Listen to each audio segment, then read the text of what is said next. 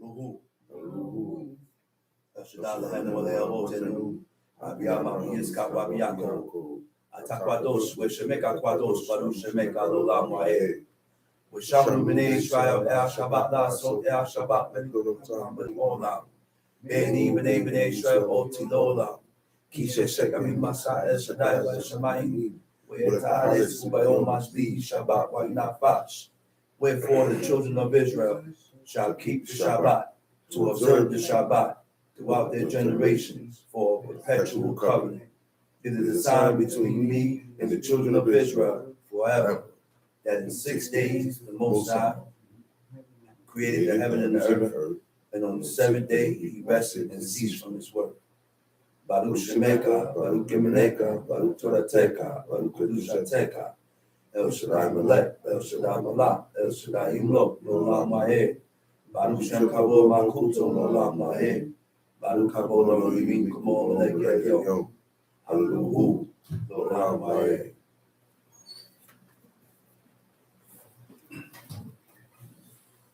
First of all, I'd like to give all honor and praise to the God of Abraham, the God of Isaac, the God of Jacob, the great, mighty, revered God, the Most High God, who bestows his loving kindness, possesses all things, who remembers the pious deeds of the patriarchs, the Most High, slow of anger, great in kindness, forgiving iniquity and transgressions, but who will by no means clear the guilty, visit their iniquities or fathers upon the children to the third and fourth generation. The Most High's work is perfect, for all his ways of justice, a God of faithfulness and without iniquity, just and right is he. You may be seated. Shalom. Giving due respect and honor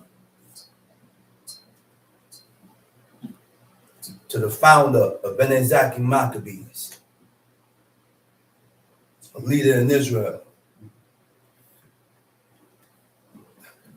my father, Chief of Chief Eliezer, to the chief men, princes, mother in Israel, brothers and sisters, visitors, I say unto you with the tongue of my forefathers, Shabbat Shalom. Shabbat Shalom Lekah. I was reading about Job, and when you start to dig into certain ones and certain godly men in this book, they show you and they give you a description of how they was naturally.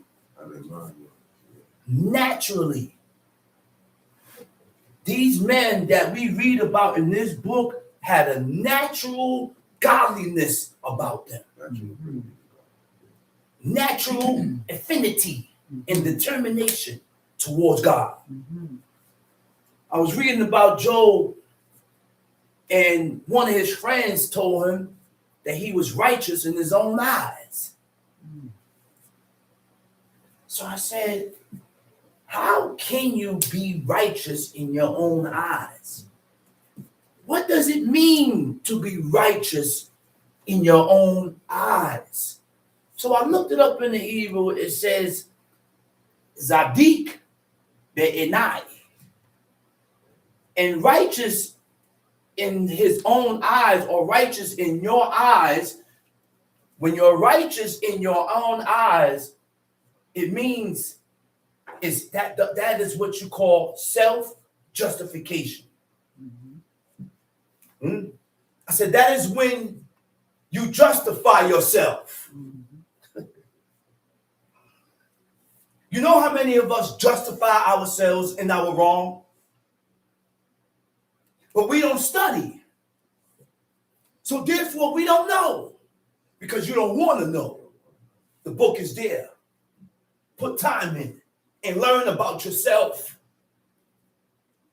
I said, put time in and learn about yourself. Learn about who you are.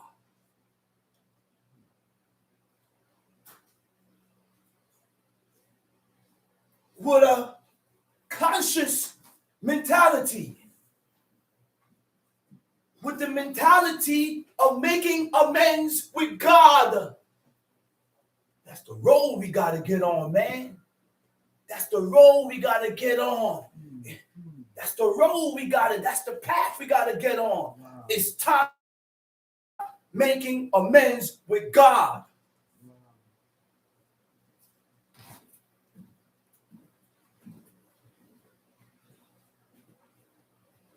You cannot make amends with God being proud. You cannot make amends with God being vain. Because these two things are things that detour you and separate you from God. These are the things that separate you from God. So, again, righteous in his own eyes. When you are righteous in your own eyes, it means self-justification. Self-justification. That is what? When you justify yourself in your wrong. You refuse to acknowledge your faults. You refuse to acknowledge that you the one that did this uproar and started all this commotion. And then you put a handle on a person. Why? Because you dislike him. Oh, he's doing this, he's doing the other, he's doing the other. When the person only did this and this and this, and he didn't mean nothing by it. You say he meant something by it. You said she meant something by it. But this is why God said, go to your brother. It may be not so. These are the things, search out the matter. And when you're searching out a matter, you have to inquire what happened, what took place. But because we are so evil and we think we got the determination to serve God, you think you got the determination to serve God, but when the situation comes at hand, you fail. When God put the situation before our face, we fail. Because we talk a good one. We talk a lot of machismo, like Paul used to say. And now God is going to try you according to your words. I said, God won't try you according to your words because you're talking too much. Righteous in your own eyes is when you justify yourself in your wrong. It's when you defend your actions. It's when you defend your actions instead of examining yourself. I said, righteous in your own eyes is when you defend your actions instead of examining self. And that also is a form of pride. You think you ain't proud? Pride, there's a vast, long meaning that denotes pride. I don't know all the meanings of pride. But as I read, I ask God to open my eyes towards his ways and his laws so that I may change. Not you, me. That's right. So that I don't remain the same. So that I don't continue in this walk with being pride, with pride and vanity and larceny and grudges. We are a grudgeful people. We hold on to things too long. How I can tell you have a grudge? Because at every situation you run out your mouth and you talk about it. Certain things ought not to be talked about. You wasn't there. You going off of what someone else told you. What are you doing voicing it? Exactly. Why are you talking it? Why are you voicing it? Why are you talking like that? Huh? Certain things need to be buried because it was nasty. It's nasty. It's so nasty that I don't even want to tell it. I can't even speak about it. That shows righteousness and godliness. That's righteousness. Right. When a person can't put a lid on their tongue and don't want to talk about decrepit things just to denounce the other person, check yourself. Check yourself. Yeah. And these are the things that I'm learning reading this book. When we sit down in here like these words are not for you. Like you got it all right. You got it right, huh? You got it right? Keep playing. You keep playing. You're going to block yourself. With all the laws that we doing, we can still block ourselves. You think you ain't blocked? Oh, I keep SHABBAT. Oh, I do this. Oh, I do that. But you can still be blocked. God can still limit you. And he won't allow you to excel. He will keep you at a certain level. Keep doing that and you're going to stay there. Keep you limited. Because we only point and check out and do things. We're choosy. I said we're choosy. We are people. We are a choosy people. Can't be picky with God, Lord. We choose what we want to excel in with God's law. Can't be picky. But when it starts talking about your ways, when it starts showing you your ways, when it starts showing you what vanity is, when it starts showing you what pride is, you back up. Wait a minute. You back up. Those are the things that you shun. You won't step through the fire. You say, yeah, okay, I'm that way. I'm not going to be that way no more. Because this is self-work. You got to work on yourself. Say it again. Work on yourself.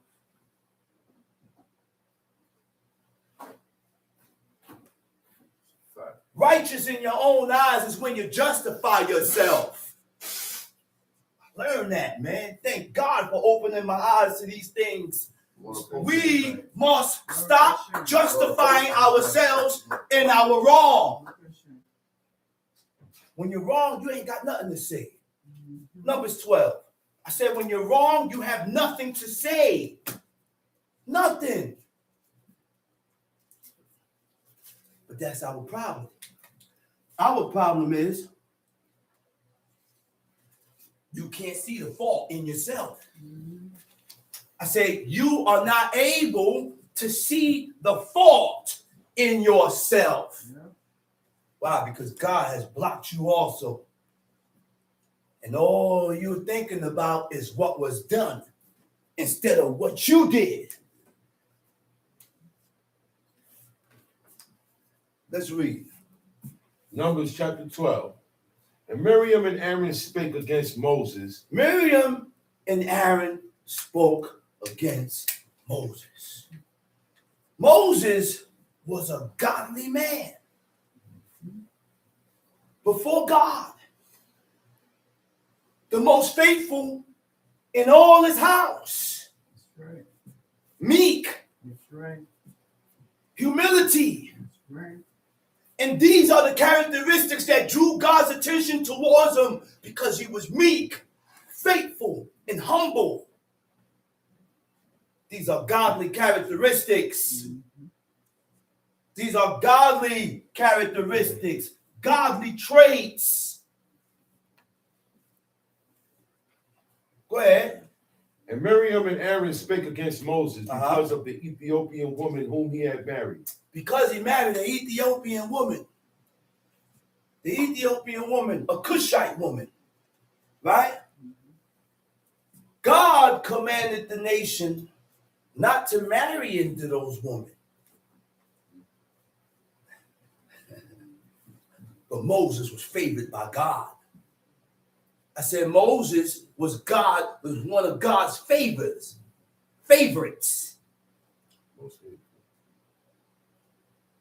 See, there are certain laws. If you're favored by God, you get to go ahead. You get privileges. But you only receive these privileges being a certain way with God. being a certain way with God. And this man was like this naturally. He didn't have to develop none of this. He was born with this meekness and humbleness and faithfulness, born with the fear of God, to where we have to develop it. But we can't develop it still walking in the prideful way, still doing things, pride acts. When you can't let things go, it straightens your pride. Because your pride is what commands you and tells you to answer it. Your pride is what's telling you to answer it. You ain't got to answer everything because you straighten the evil that's in you. So we got to learn. We got to learn and start putting these things into action. Into action. Go ahead. Spake against Moses because of the Ethiopian woman whom he had married. For he had married an Ethiopian woman. And they said, had the Lord indeed spoken only by Moses? Had he not spoken also by us? Miriam, Aaron, those are his brothers. His brother and his sister. So Miriam, Aaron goes and said, God didn't only spoke by you. Prime example. God ain't only spoke by you, but he spoke by us also. But God didn't look at them as the same. Different brackets, man. Different levels. I said God did not look at them as the same.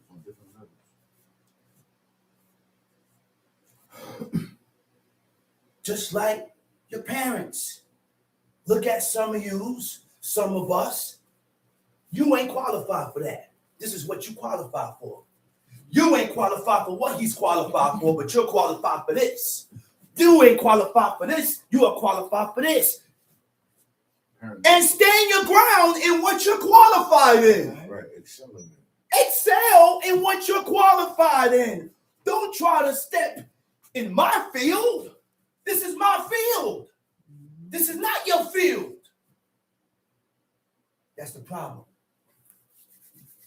This is why God destroyed the 250 princes and the earth opened up and swallowed up Dayton, Korah, and Abiram because they wanted to step out of their places.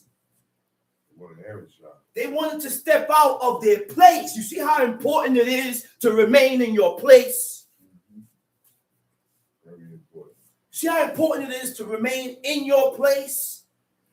And don't come out of your place. We all have a place. Even God have a place. Even God got a place. Let's read. Numbers chapter 12, verse 3. Now the man Moses was very meek above all the men which were upon the face of the earth. Oh my goodness. He said the man Moses was meek among who? Above all the men. All the men. Which were upon the face of the earth. Okay. You know what meek means? We're going to dig into that word. We're going to learn, okay, what was Moses' character? So the word meek is ayin nun wow, anah, right? It means humble. It means meek. Meek or being meek signifies humility.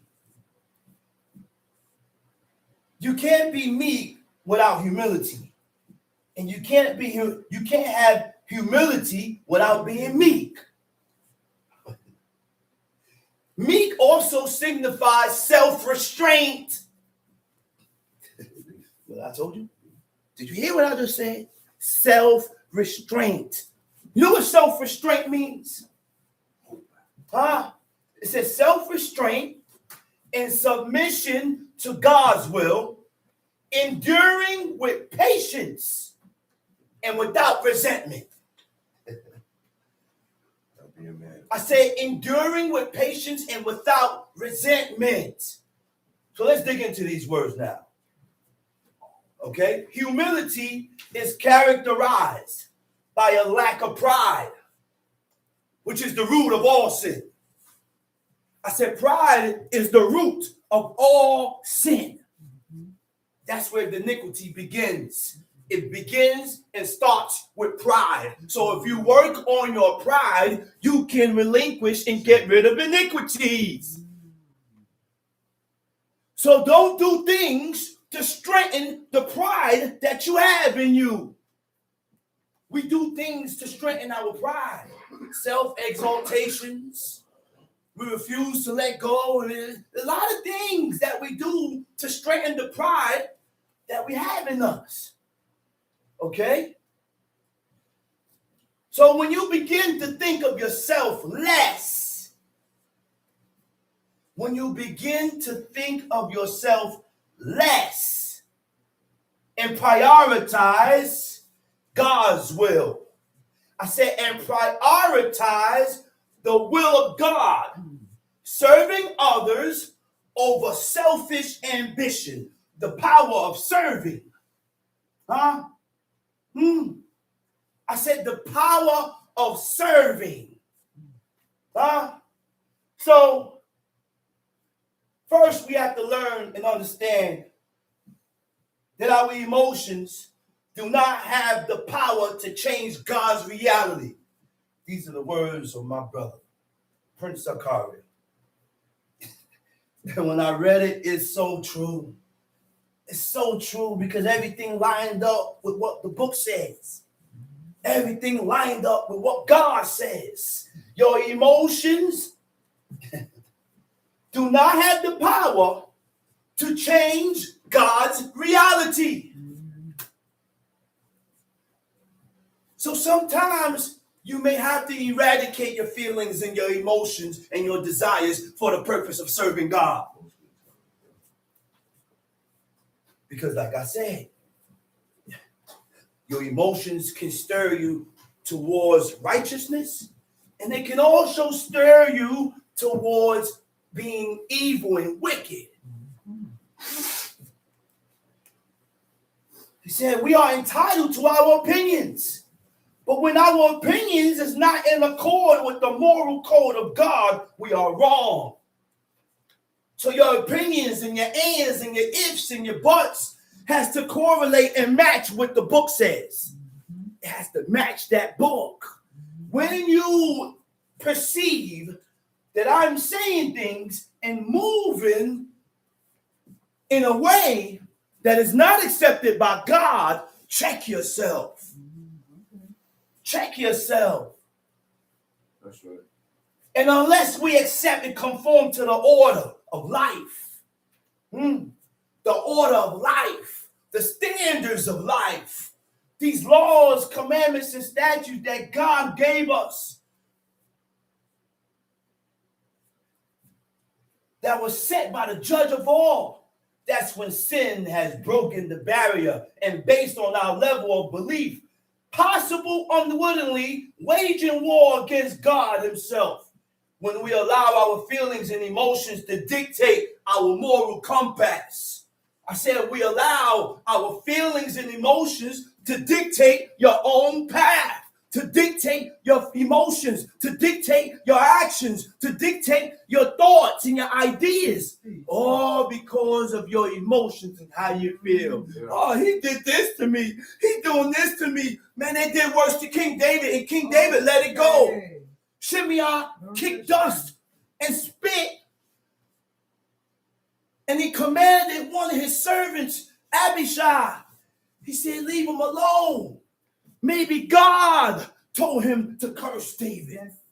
Think about that. Think about that. Yeah. Why is God moving this man to taunt me? Yeah. We think like that? No. We get angry when we get taunted. We get tight and we feel the way and we have to react. These things is what strengthens the pride in you. This is why I keep telling you that we have to learn to let certain... I'm jumping on the thing, right? That's why we have to learn to let things go. Yeah. Because if we don't let things go, then guess what happens? You strengthen the pride in you. That's right. I said you strengthen the pride that is in you. Yeah. Hate feeds hate. What you say? Hate feeds hate. Hate feeds hate. If you continue to grudge, you're going to hate. That's right. I said if you continue to have grudges, you're going to hate. That's right. Purchase a heart, man. Your moral compass is a set of beliefs about what is right and wrong. I said your moral compass is a set of beliefs about what is right and what is wrong. And what shows us what's right? The book. Reading the book shows us and tells me what is right, what is wrong, what God accepts, what God don't accept, what God hates, what God loves. The book shows us that. So now we have to discipline and train ourselves to love what God loves, hate what God hates, Yeah. accept what God accepts, Yeah. despise what God despises. Now we getting somewhere. Yeah. I said, now we getting somewhere. Now we getting somewhere. Okay? Now these set of beliefs guides one's actions.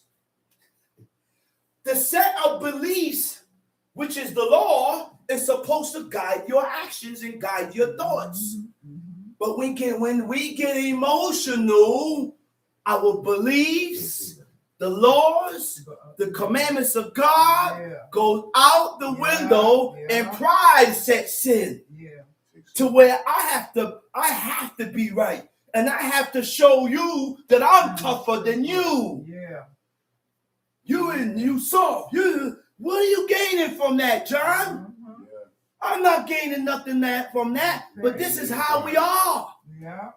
And as long as we remain this way,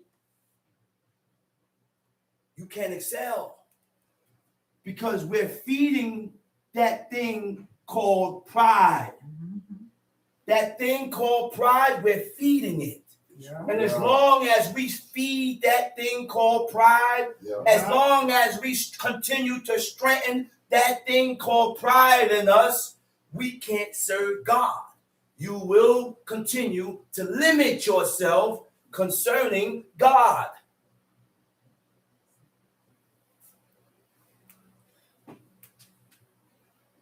The laws of God are foundation. It's a foundation of ethical, what guides one's action. It's a foundation of ethical decision making. Yeah. Okay? Now, this is what I wanted to get to. There is no greater power. So take time. There is no greater power than the power of serving others. And as you read the book,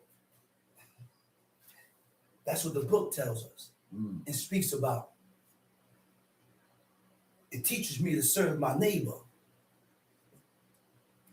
And if we on the same path, and if we on the same wavelength, then you will serve me. So now we're both serving each other and considering each other. That's the only way this is going to work. It has to be two-way, not one way. And if you don't want to take the soft shoulder, I will continue to take the soft shoulder. Because what are we proving? Somebody got to take the soft shoulder. And by me backing down, don't make me soft. I said, by me backing down doesn't make me soft. It makes me godly. That's right. It makes me righteous. That's right. It shows that you have more meekness That's right. and humility with yourself than that person. That's right. That's what it shows. What is the purpose of the earth? When he said that, I say, wow. The purpose of the earth, the purpose of the sun, the purpose of the moon, the purpose of the stars, the rain, the trees, the bees. These things serves us. That's why God created these things. Life cannot endure without their service. The power of each of these is manifested in their purpose to serve. And they empower each other by serving. Without serving, their purpose would be defeated. The greatest display is that they serve without the intent to receive. That last one was a banger. Yeah. I said the last one was a banger. Yeah. Don't serve me looking for something back. Yeah. And that's the problem with us. That's the problem. Oh, I did this, but he never did. Don't worry about what this person didn't do for you. You continue doing. Yeah. You continue doing. Wow. Self-restraint. You know what self-restraint means? Self-restraint is also a trait of being meek and humble. Because if you are not self-restraint, look, you can't hold yourself back. And this is the qualities of Moses. Self-restraint is the ability to control one's impulses. So before I go on, I'm going to explain to you what is impulse control. Impulse control is the ability to resist immediate urges. I said impulse control is the ability to resist immediate urges, desires, or temptations to move in a way that affects oneself or others. You hear that? I said to move in a way that affects yourself and others. It ain't only about you. Okay. It's not only about you. Okay. It's also about others. You also got to think and have the mentality for others. Uh-oh. Then and only then you can serve God. I said, self-restraint is the ability to control one's own impulses, emotions, desires, and actions. Okay? And enduring with patience. Enduring with patience and without resentment. Was a type of strength that Moses had in him naturally. Moses was like that naturally. He was able to endure without seeking vengeance. Yeah. He was able to go through it and endure without seeking vengeance. Time sheet. Numbers chapter 12, verse 4. And the Lord spake suddenly unto Moses and unto Aaron and unto Miriam. Come out, ye three, unto the tabernacle of the after congregation. God heard these, the talk coming from Miriam and Aaron, God ain't like it. I said, God didn't like that. Why? Because he favored Moses and he dealt with Moses more. And he favored him more than Aaron, than his own sister. But we're not on the same level, man. We're not on the same level. Why? Because what you would do, I won't do. Right. What you would say, I won't say. Yeah. How you act, I don't act. What you consider, I don't consider. And I prioritize God's will over my own will. I had different priorities. Number one, our first priority in life is to serve God and keep his commandments. That's our number one priority.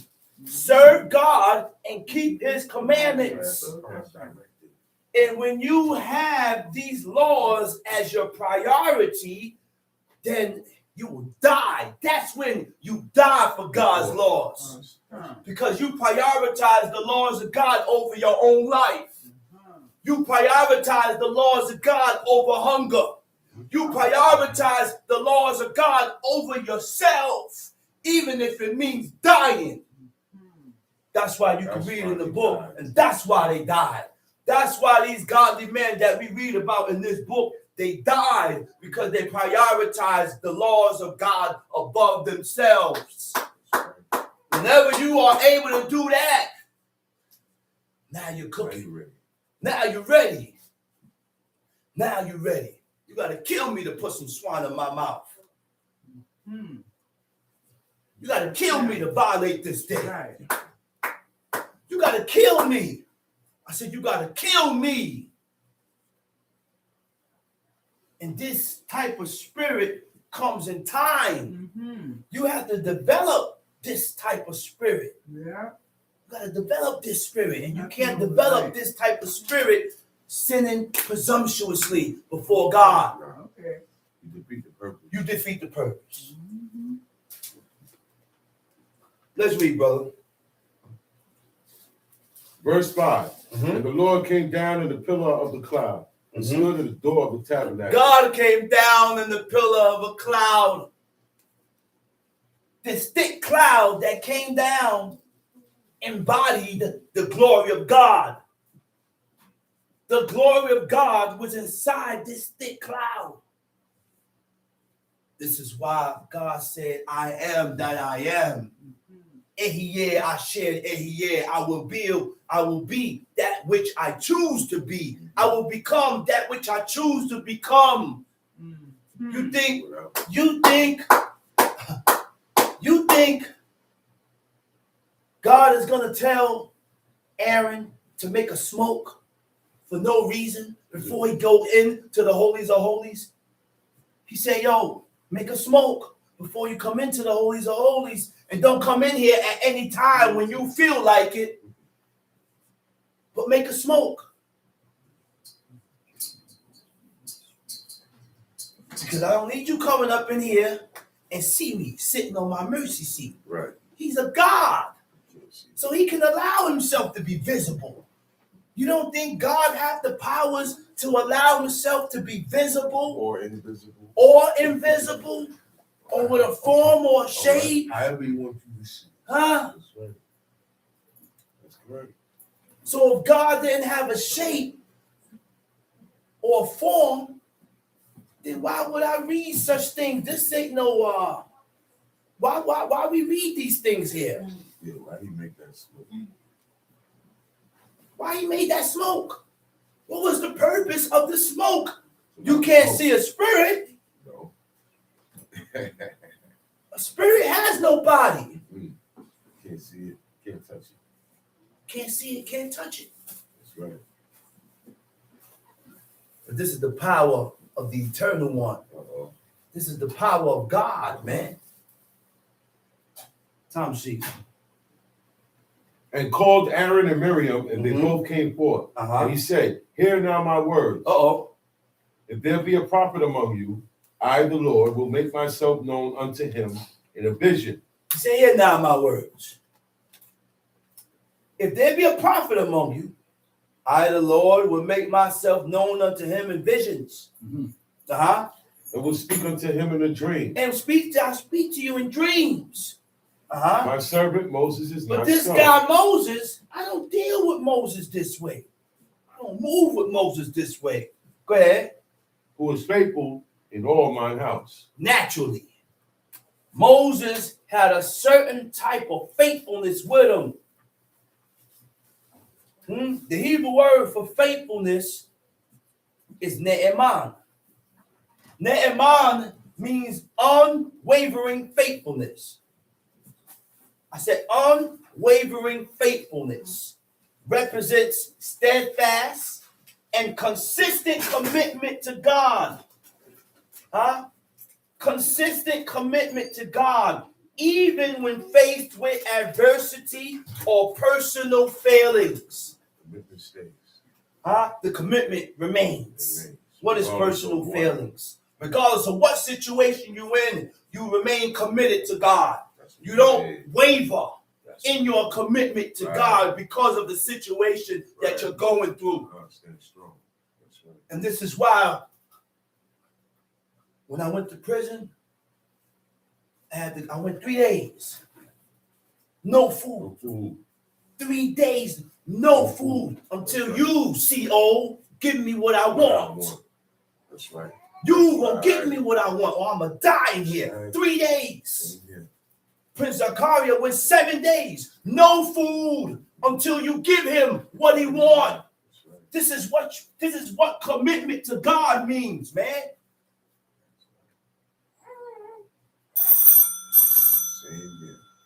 My father said, he said, Lord God, if you don't get me out of here, I'm not eating. I'm gonna die here. And his mind was made up. I'm not eating. Facts. Until you get me out. Facts. Facts. That's belief and commitment to God, man. Yeah. You're not gonna fall under pressure. We don't fall under pressure. When your mind's made up, when your mind's made up, there is no folding. There is no folding because your mind is already made up. Steadfast means to be determined. Conscientiously fulfilling duty is a strong moral obligation based on principles. I said based on your principles. Not everybody's principles is the same. Some people got different principles than some. Go ahead, Tom Sheep. With him will I speak mouth to mouth, even apparently and not in dark speech. And the similitude of the Lord shall he behold. Read that over. With him will I speak mouth to mouth. He said, man, I speak to this guy mouth to mouth, face to face. Go ahead. Even apparently. And not in dark speeches. And the similitude of the Lord shall he behold. And the similitude of God he beheld. Only he saw the similitude of God. He said, you can't see my face, Moses. He said, but this is what I'm going to do for you. He said he took Moses and put him in the cleft of the rock. Removed his hand and he showed him his back parts. Which means what? God made himself visible. Visible. Go ahead. Wherefore then were ye not afraid to speak against my servant? He said you wasn't afraid to speak against this man. You don't see how I deal with this man. You don't see how I deal and how I'm connected with this guy here. With him. Go ahead. The anger of the Lord was kindled against them. So now God is angry now. God tight. Go ahead. And he departed. And the cloud departed from off the tabernacle. And behold, Miriam became leprous, white as snow. And Aaron looked upon Miriam. And behold, she was leprous. And Aaron said unto Moses, Alas, my Lord. I beseech thee, lay not this sin upon us, wherein we have done foolishly. And wherein we have sinned. Let her not be as one dead, of whom the flesh is half consumed, when he cometh out of his mother's womb. And Moses cried unto the Lord, saying, Heal her now, O God, I beseech thee. And the Lord said unto Moses, If her father had but spit in her face. Moses turned to God. He said, Heal her now, I beseech thee. Heal her right now. Look what God told him. Go ahead. If her father had but spit in her face, should she not be ashamed? Should she not be ashamed 7 days? Let her, go ahead. Let her be shut out from the camp. Let her be shut out from the camp. 7 days. 7 days. Go to Exodus 32. He said, let her be shut out from the camp 7 days. After that, let her be received again. And Miriam was shut out from the camp 7 days. And the people journeyed not till Miriam was brought in again. And afterwards the people removed from Hazerot and pitched in the wilderness of Paran. Go to Exodus 32, Tom Sheep. And when the people saw that Moses delayed to come down out of the mount, the people gathered themselves together unto and when Aaron. The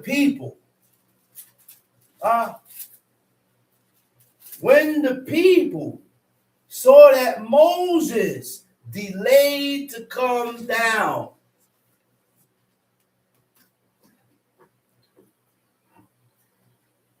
In the Hebrew for delayed is boshesh. Boshesh means disappointed. The people perceived that Moses was disappointed in their actions against God.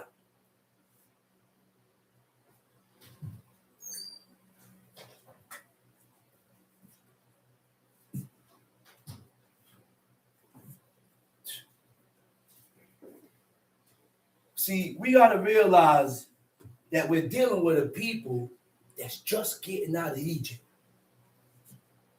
Just leaving Egypt. And they served the Egyptians for 430 years. So when they left Egypt with the mentality of Egyptians. Egyptian mind. Kemoaksha. American. Huh? I said Kemoaksha, just like today. American mind. The Israelites of today are Americanized. The men are Americanized. The women are Americanized. The children are Americanized. We are all Americanized. And we cannot serve God with that American mentality. Can't serve God with an American mentality. Because when you have this American mentality, then you perceive the law according to Americans.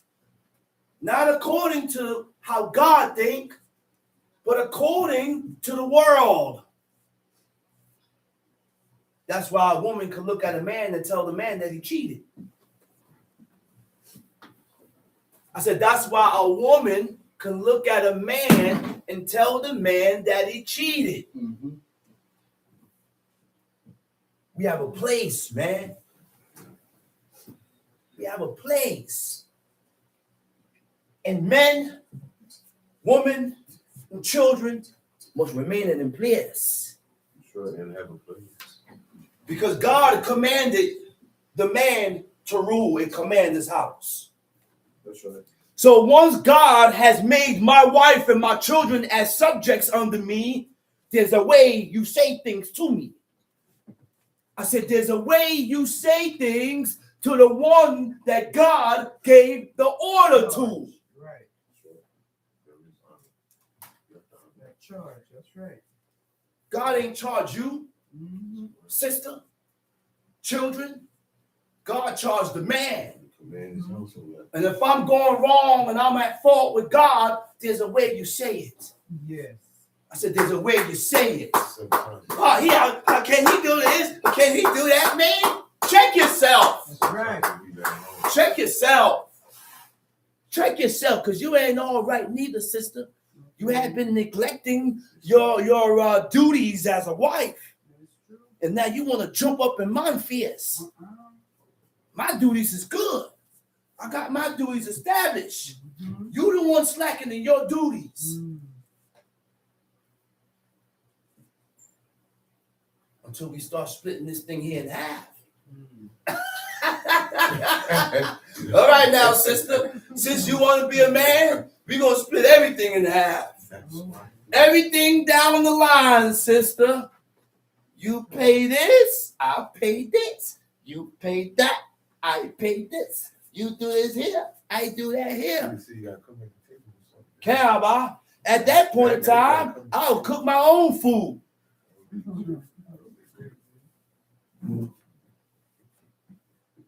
Why I say that? We have a place, right, that we all need to be in and remain in. I said we have a place. True. Time sheet. And when the people saw that Moses delayed to come down out of the mount, the people gathered themselves together unto Aaron and said unto him, a mob of people gather themselves against Aaron.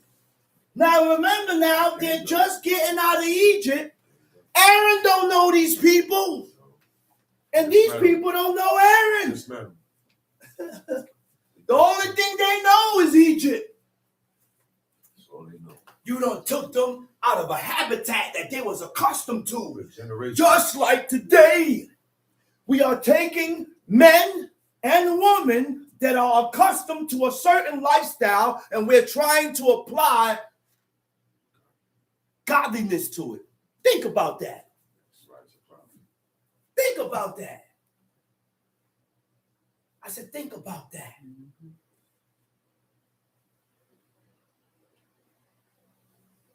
These people don't know God. They've been serving gods of wood and stones all their lives. I'm just learning about who God is. And I only have 1 year of you showing me and telling me who God is. Now, it's only natural for them to reject. Yeah. In the beginning, you're going to reject. You're going to feel away.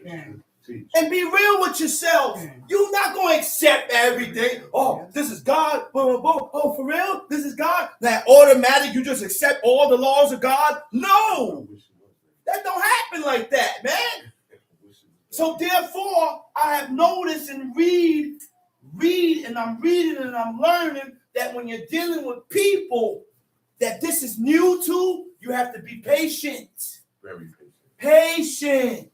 You know why I say you got to be patient? Because Moses was patient with the people. So I have to be patient with you. They were trying to kill him. And I have to empathize and have empathy with you and realize that you don't know God. You don't know this God. You've been living in this way of life all your life. And you've been doing this and applying this to yourself all your life. So it's more natural with this person than with that person.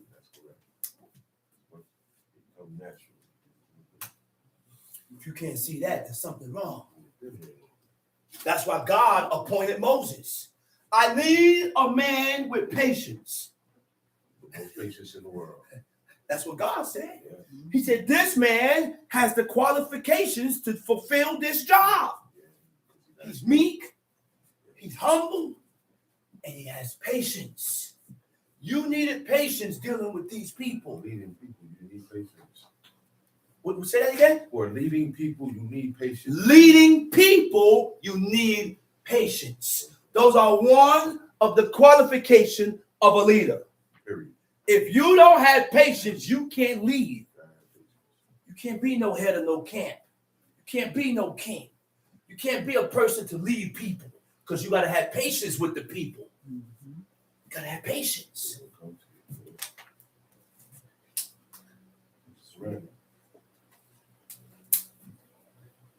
And a lot of us like to say, oh, that's just this time.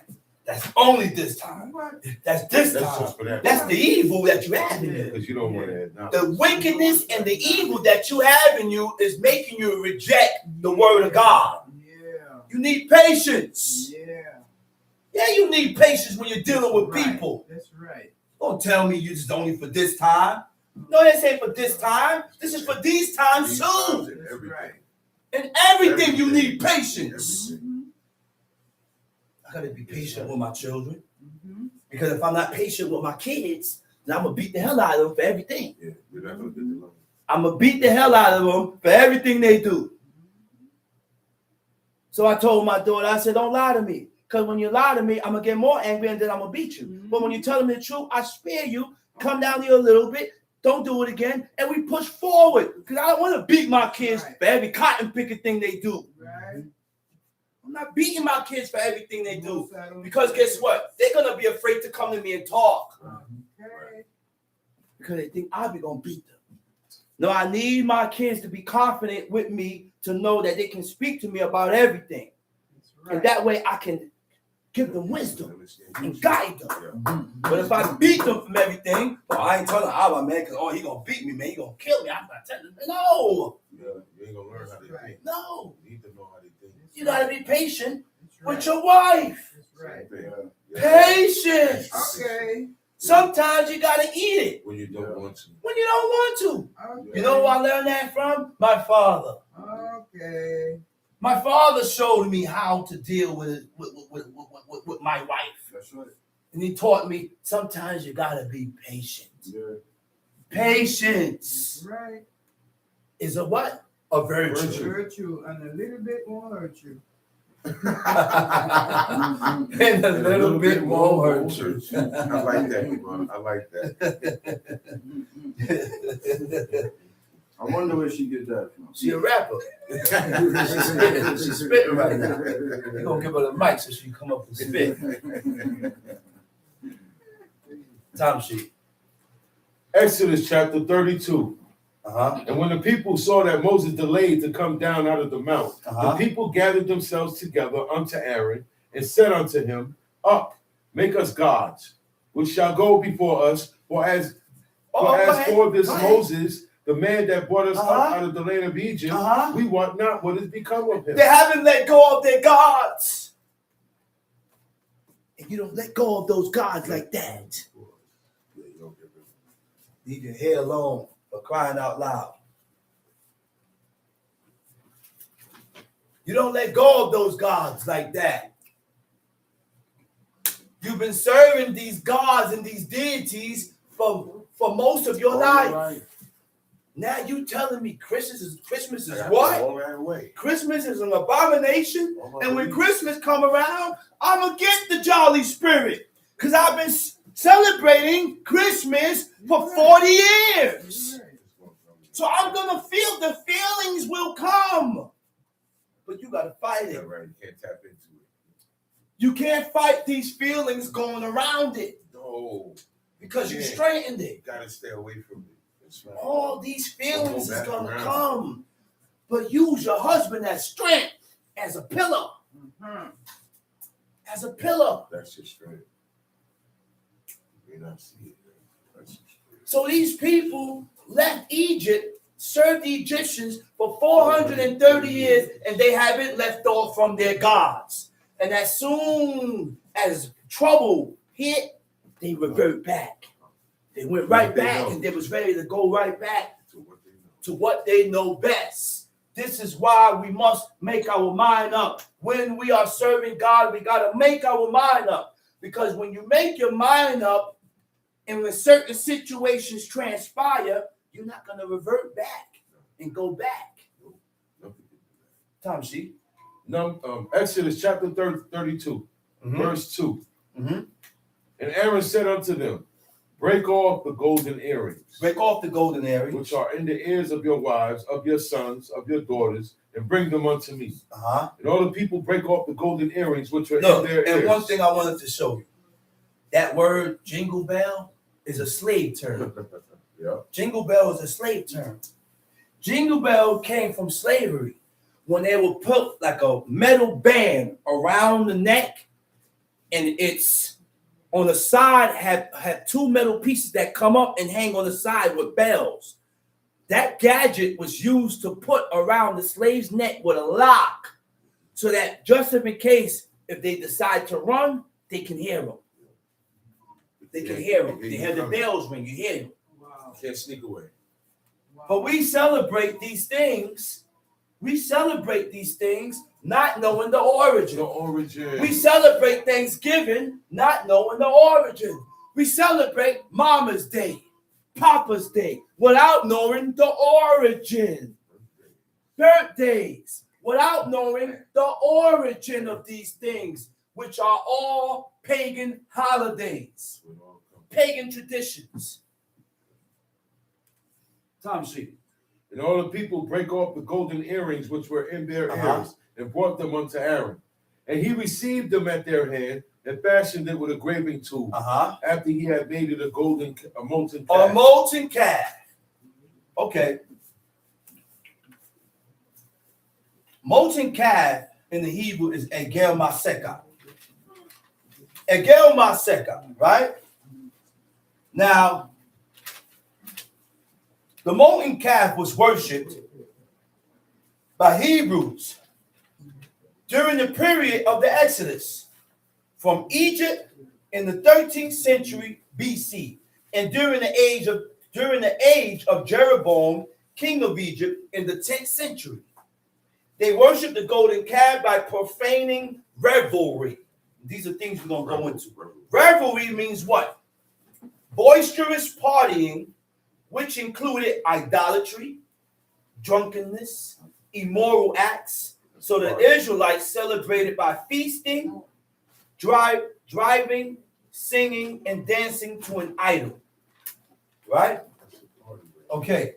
So now what is debauchery? Debauchery is excessive indulgence in pagan and sensual pleasures. Sensual pleasures.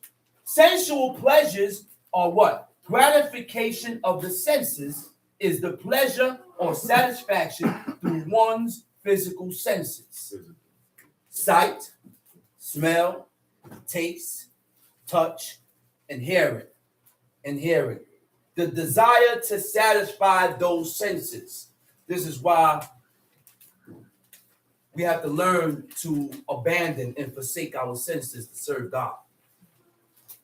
Because your senses is what is used against you to violate the commandments of God.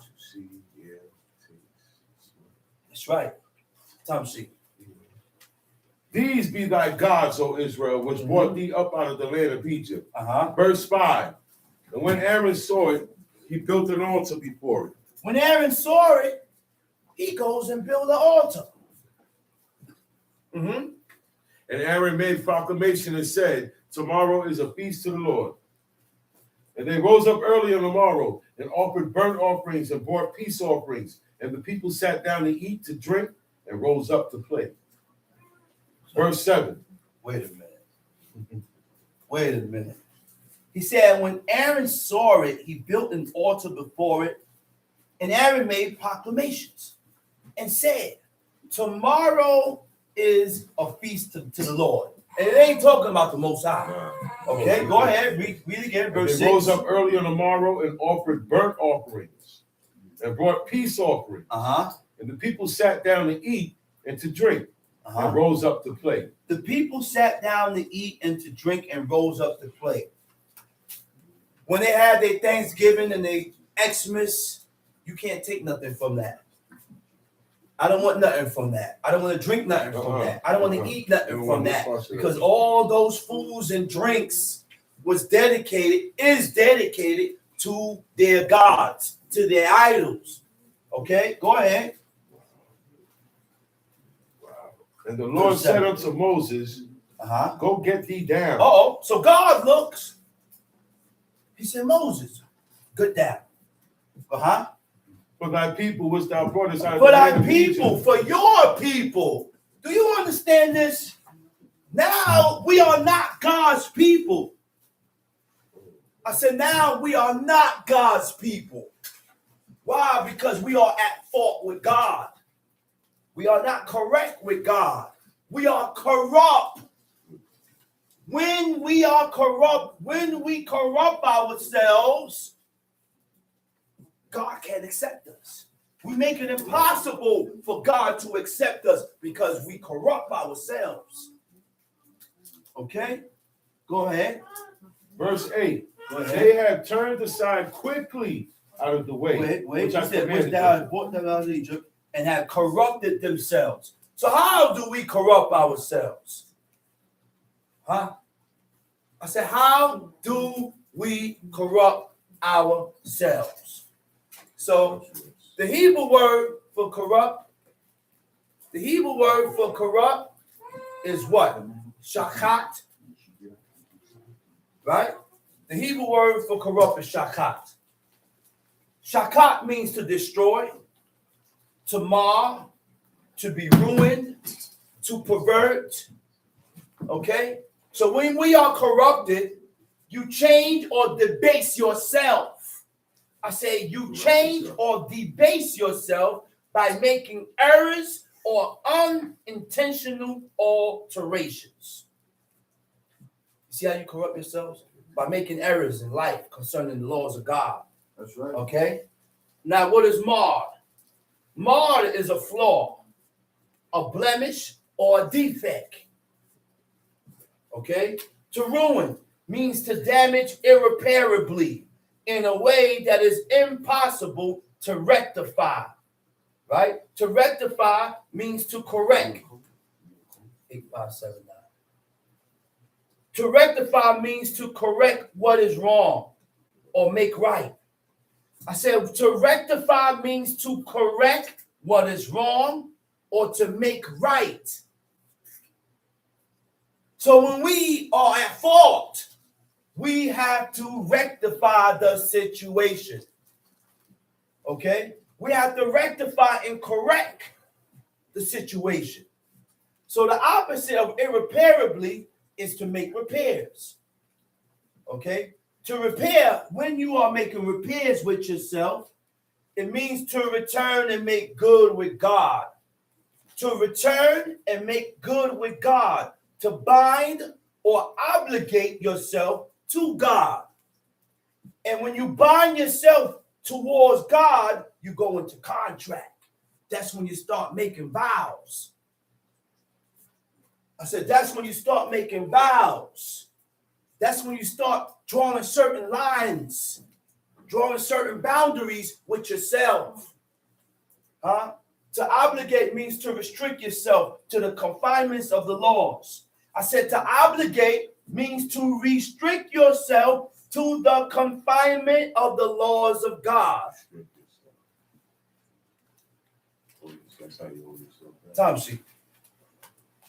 Verse 8. They have turned aside quickly out of the way which I commanded them. They have made them a molten calf and have worshipped it and have sacrificed thereunto and said, these be thy gods, O Israel, which have brought thee up out of the land of Egypt. And the Lord said unto Moses, I have seen this people, and behold, it is a stiff-necked people. Now, therefore, let me alone. He said, man, these people are stiff-necked. Amazingly stubborn. These people are stubborn. And the same people that I'm reading about here is the same people today. We are some stubborn people. Highly stubborn. Highly stubborn. And we continue to reject the word of God. We continue to reject God. We're highly stubborn, man. Unyielding. We won't yield for the purpose of serving God. I said we won't yield just for the purpose of serving God. Just for the purpose of pleasing God. We won't even yield to our own parents. So how you going to yield to God? Ain't gonna happen. And you won't yield and submit to your own father and mother who God told you to honor and glorify. I said who God told you to honor and glorify. So how you going to yield and submit to God if you can't yield and submit to what God gave you to honor? Right in front of you. Time sheet. Now, therefore, let me alone that my wrath may wax hot against them, and that I may consume them. And I will make these people are stiff-necked. A stiff-necked person, a person that don't yield, again, a character trait of being pride, or being proud. Proud, because you become unwilling to fulfill the will of God. All right? Lack interest and concern for God. Unwilling to change for the purpose of serving God. Go ahead. Now, therefore, let me alone, that my wrath may wax hot against them, and that I may consume them, and I will make of thee a great nation. And Moses besought the Lord his God and said, He said, and Moses besought God. That word besought, the Hebrew word is kala. It means to entreat God's favor. It means to beseech. It means to supplicate. So when you are entreating the favor of God, it means to plead with, especially in order to persuade. So Moses is talking to God, trying to persuade him or change him from destroying a whole nation of people. Because God was going to wipe these people out.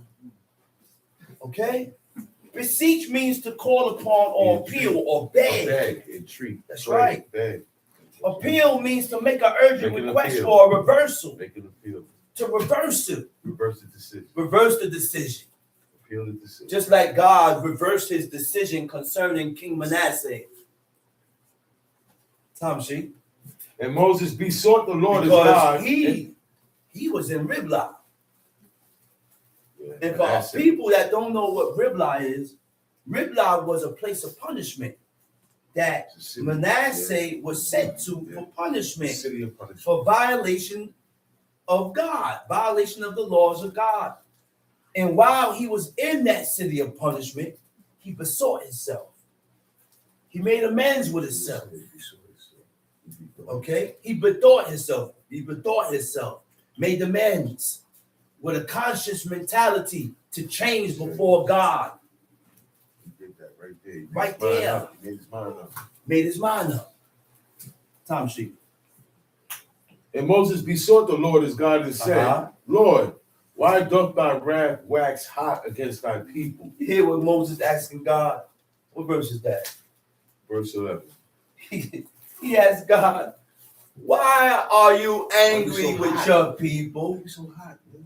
These are your people. Just like when your wife comes to you, say, man, that's your son, man. Don't be angry at him. Easy. Easy,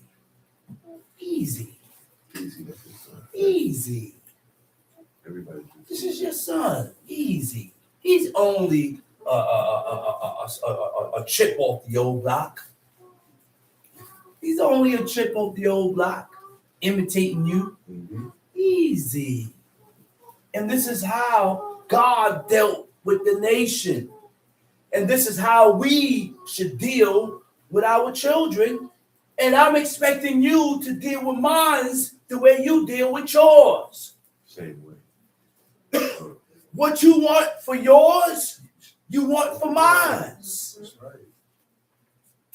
And what I want for mine, I want for That yours. shows that you love. And that shows you love. love. That's right. That shows love and consideration, That's right. thoughtfulness. That's how you show love. That's right. Time sheet. Which thou hast brought forth out of the land of Egypt with great power and with a mighty hand. With great power and with a mighty hand, he said, Lord God, you done took these people out of Egypt with great power Right, you made it. and with a mighty hand. Go ahead. Yeah. Wherefore should the Egyptians speak and say, for mischief did he bring them out, to slay them in the mountains, and to consume them from the face of the earth. Turn from thy fierce wrath. Now, Moses is thinking about the name of God. I said Moses is thinking about the name of God, God's name. I'm thinking about what the people is going to say concerning my God, which means these are things that are held in high regards. It's held in high regards, which means when I'm outside and I'm representing my God with my garments and my turban and frontlet and bracelet, it requires a certain type of behavior. I say it requires a certain type of behavior, actions, and mannerism. That's correct. Because I don't want to move in a way that's going to cause you to speak against my God. Reflect on God. It's going to reflect on the name of God. And that's one of the ways of your parents also. That's one of the ways of considering the name of God. Go ahead.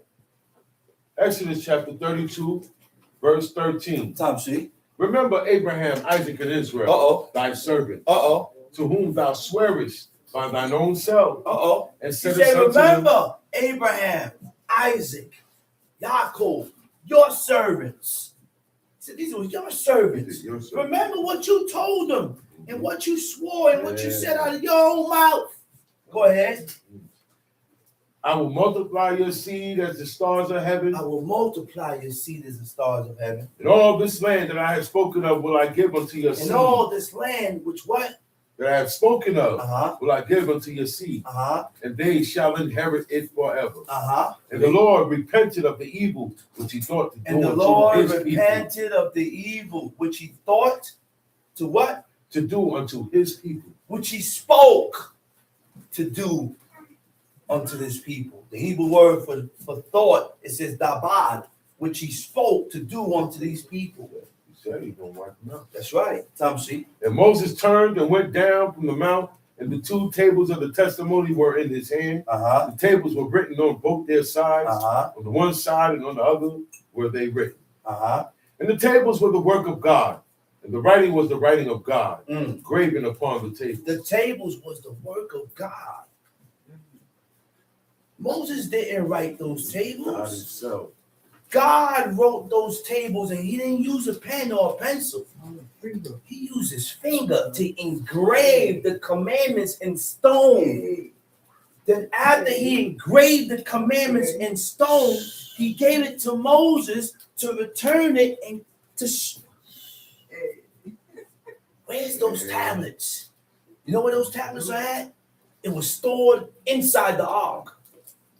Those tablets were stored in the ark. The rod, Aaron's rod, stored in the ark. And the omer, or a measure of manna, was stored in the ark for proof. And when Joshua heard the noise of the people as they shouted, he said unto Moses, He said, when Joshua heard the who? The noise of the people. Read. As they shouted, he said unto Moses, there is a noise of war in the camp. He said, man, listen. He said, listen. There's a noise of war going on in that camp right now. Sound like they're about to get there. But Joshua wasn't with it. And this is why he separated himself. He wasn't there. That's right. This is how important it is to separate yourself That's right. from people that have not made their mind up to serve God. We keep talking this unity. But before we unify, you have to unify yourself with God. That's right. Unify with God first. Now we can unify in the flesh. Think like God. Move like God. Agree with what God says. Now I can agree with you. Yeah. Now we can walk together. Because you agree with God. But as long as you do not agree with God, I cannot agree with you. Because I agree with God. Go ahead. And he said, it is not the voice of them that shout for mastery. For mastery. Neither is it the voice of them that cry. For being overcome. Okay. But the noise of them that sing do I hear. And they wasn't singing. When you look up the definition of sing in the Hebrew, it says anut. Anut means voice of affliction. It wasn't singing. There was a lot of moaning and groaning. A lot of moaning and groaning sound like people that's hurting. Go ahead. And it came to pass as soon as he came nigh unto the camp that he saw the calf and the dancing. So now as he came nigh to the camp, he saw the molten calf. While the calf is there, he see the people dancing. They dance. Moses waxed hot. Moses got angry. Immediately, he got angry. The meekest man that has ever lived on the face of the earth got angry. Why? Because he seen he was anger with the anger of God. There was some displeasure going on. There was certain things going on here that wasn't right. And because he was right and one with God, when he see things that's opposite or contrary from what God said, it makes you angry. Now you're going to get tight. See? And Moses' anger waxed hot, and he cast the tables out of his hands and brake them beneath the mount. And he took the calf which they had made and burnt it in the fire, and ground it to powder, and strawed it upon the water, and made the children of Israel to drink of it. Made them drink. Right?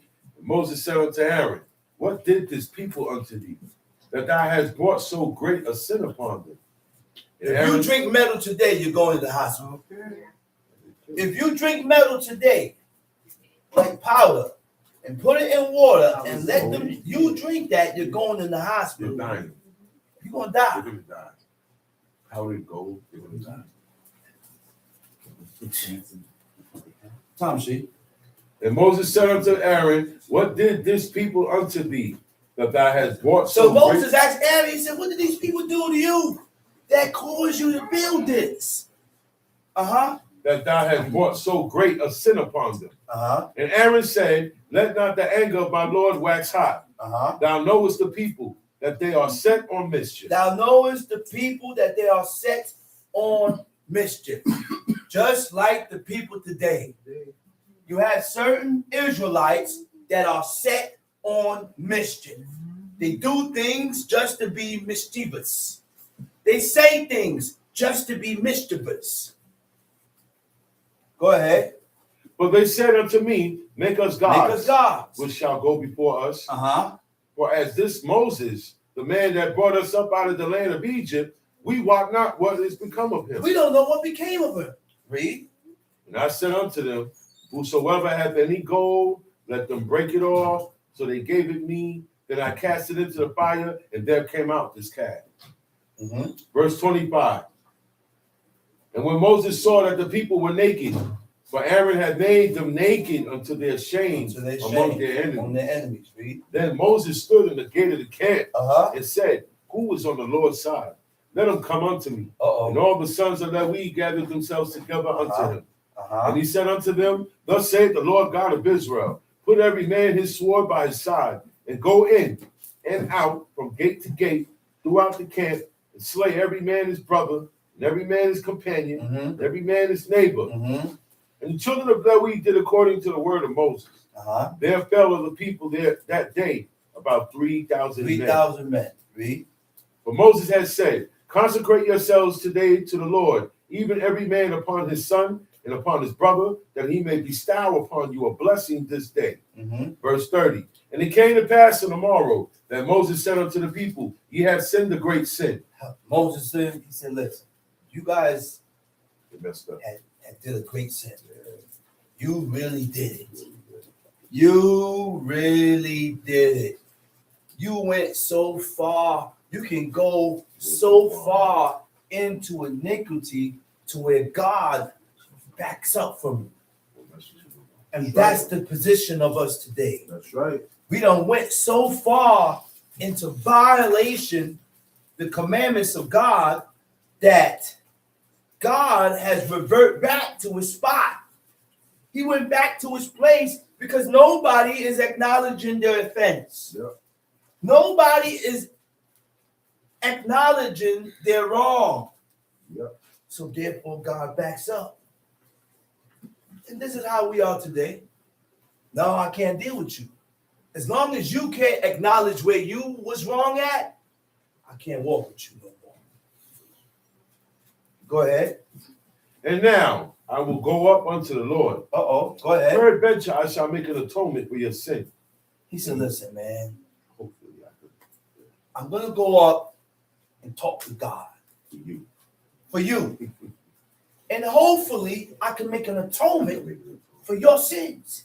He will accept my word on your behalf They give you a pardon. and give you a pardon. Because this is a great sin. Great. Someone there. This is a great sin. This is nothing light. Yeah. Tom Sheep. And Moses returned unto the Lord and said, oh, this people have sinned a great Now sin. Moses returned to God. Now Moses goes to God. He says, oh, this people have sinned a great sin and had made them gods of gold. Tom Sheep. Yet now, if thou wilt forgive their He sin, said, yet now, if thou wilt forgive their sin, because in order to forgive, you can't continue to be angry. You gotta forgive. Say it If again, you say it can't again. forgive, Say it again. you can't continue to be angry. If you can't forgive, you can't continue to be resentful towards someone for an offense, for a flaw, or a mistake. So if we can't forgive, you cannot move forward. You won't be able to. Can't move forward. Stuck. Go ahead, read, Tom C. Yet now, if thou wilt forgive their sin, Uh-huh. and if not, blot me, I pray thee, out of thy book which thou hast written. So Moses told God, he said, if you won't forgive them, then blot my name out of that book. Well, he don't even know what he's asking God to do. He really don't know what he's asking God to do to himself for the purpose of saving the people. Do you know what that means?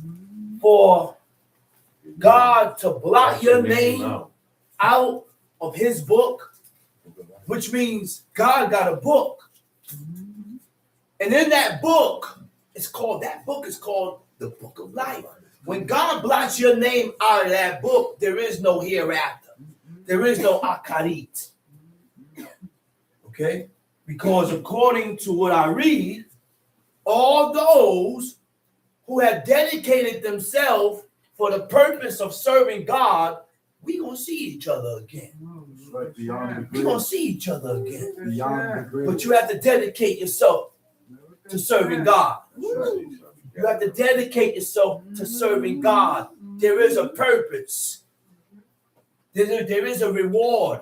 And all through the book, it speaks about this. That's why King David, God told King David, he said, listen, King David is going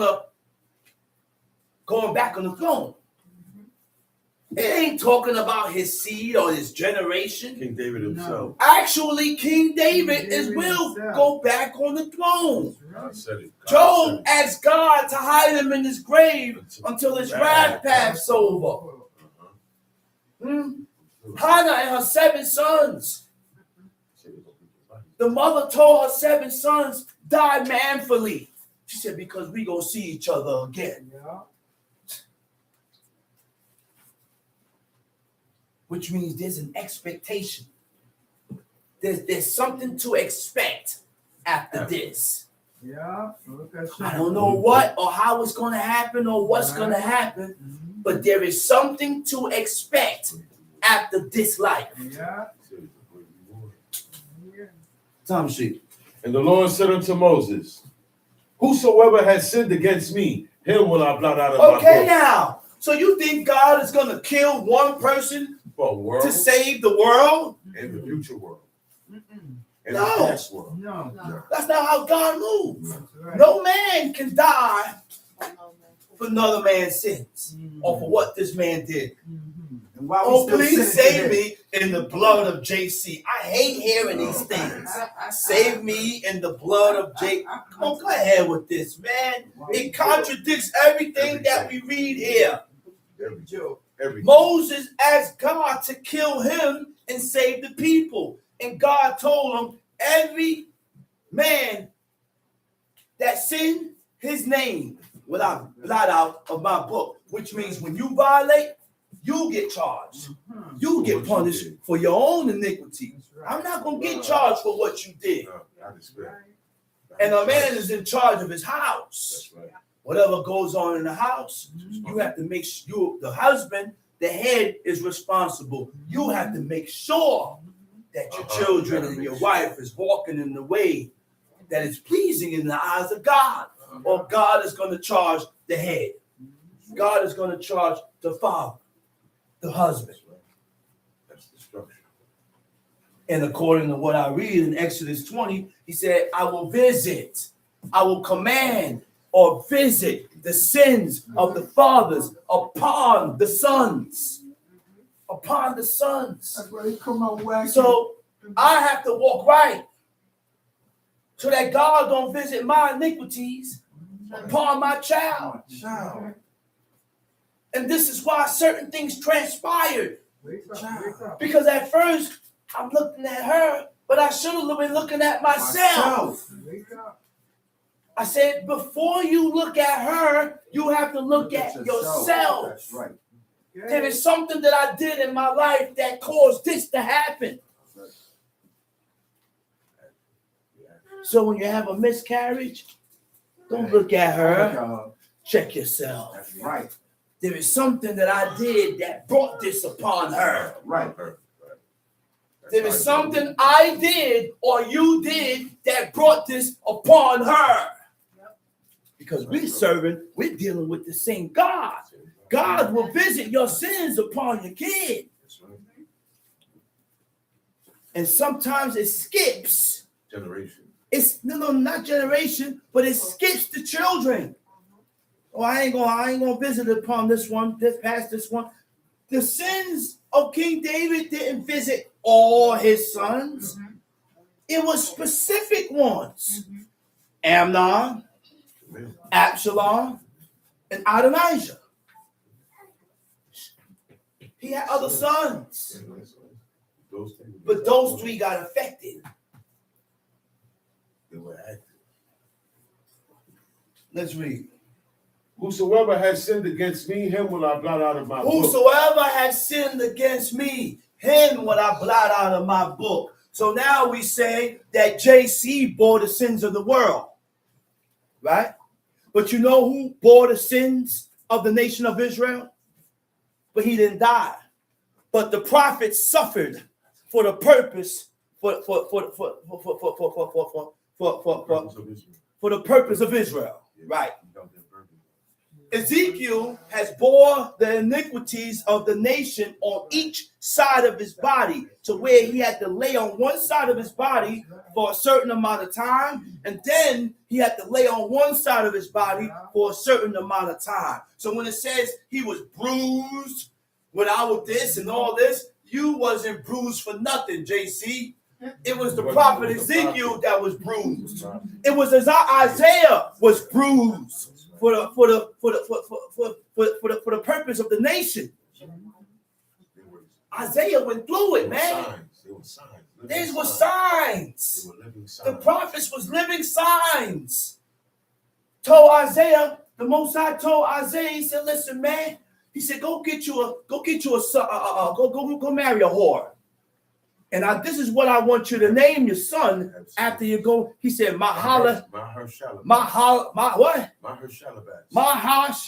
Shalabaz. Lo Ami. Rukama. Lo Ami means not my people. We hearing this, man? He ain't claiming us no more. He ain't claiming us, man. Lo Ami. We can't be claimed because we're not allowing ourselves to be claimed by God. Okay. That's why. Because we have chosen our own wanting ways. Roll on the dark side. We chose our own wanting ways, man. We chose ourselves instead of God. Go ahead. Exodus chapter 32, verse 34. Therefore now go, lead the people unto the place of which I have spoken unto thee. Behold, mine angel shall go before thee. Nevertheless, in the day when I visit, I will visit their sin upon them. You see, God is so angry. I said, God is so angry with this people. He said, I can't even lead these people. He said, listen, I'm backing up. He said, my angel gonna lead them. He said, because if I come before them, I'm gonna wipe them out. So just to keep me from wiping out this nation, I have to put distance. Distance. God considered that. And we have to consider these things also. Yeah, I'm angry and I don't want to do you in. So therefore I have to put space. Because if I come around you, I don't know what I'm going to do. Right. Go ahead, read. And the Lord plagued the people because they made the calf which Aaron made.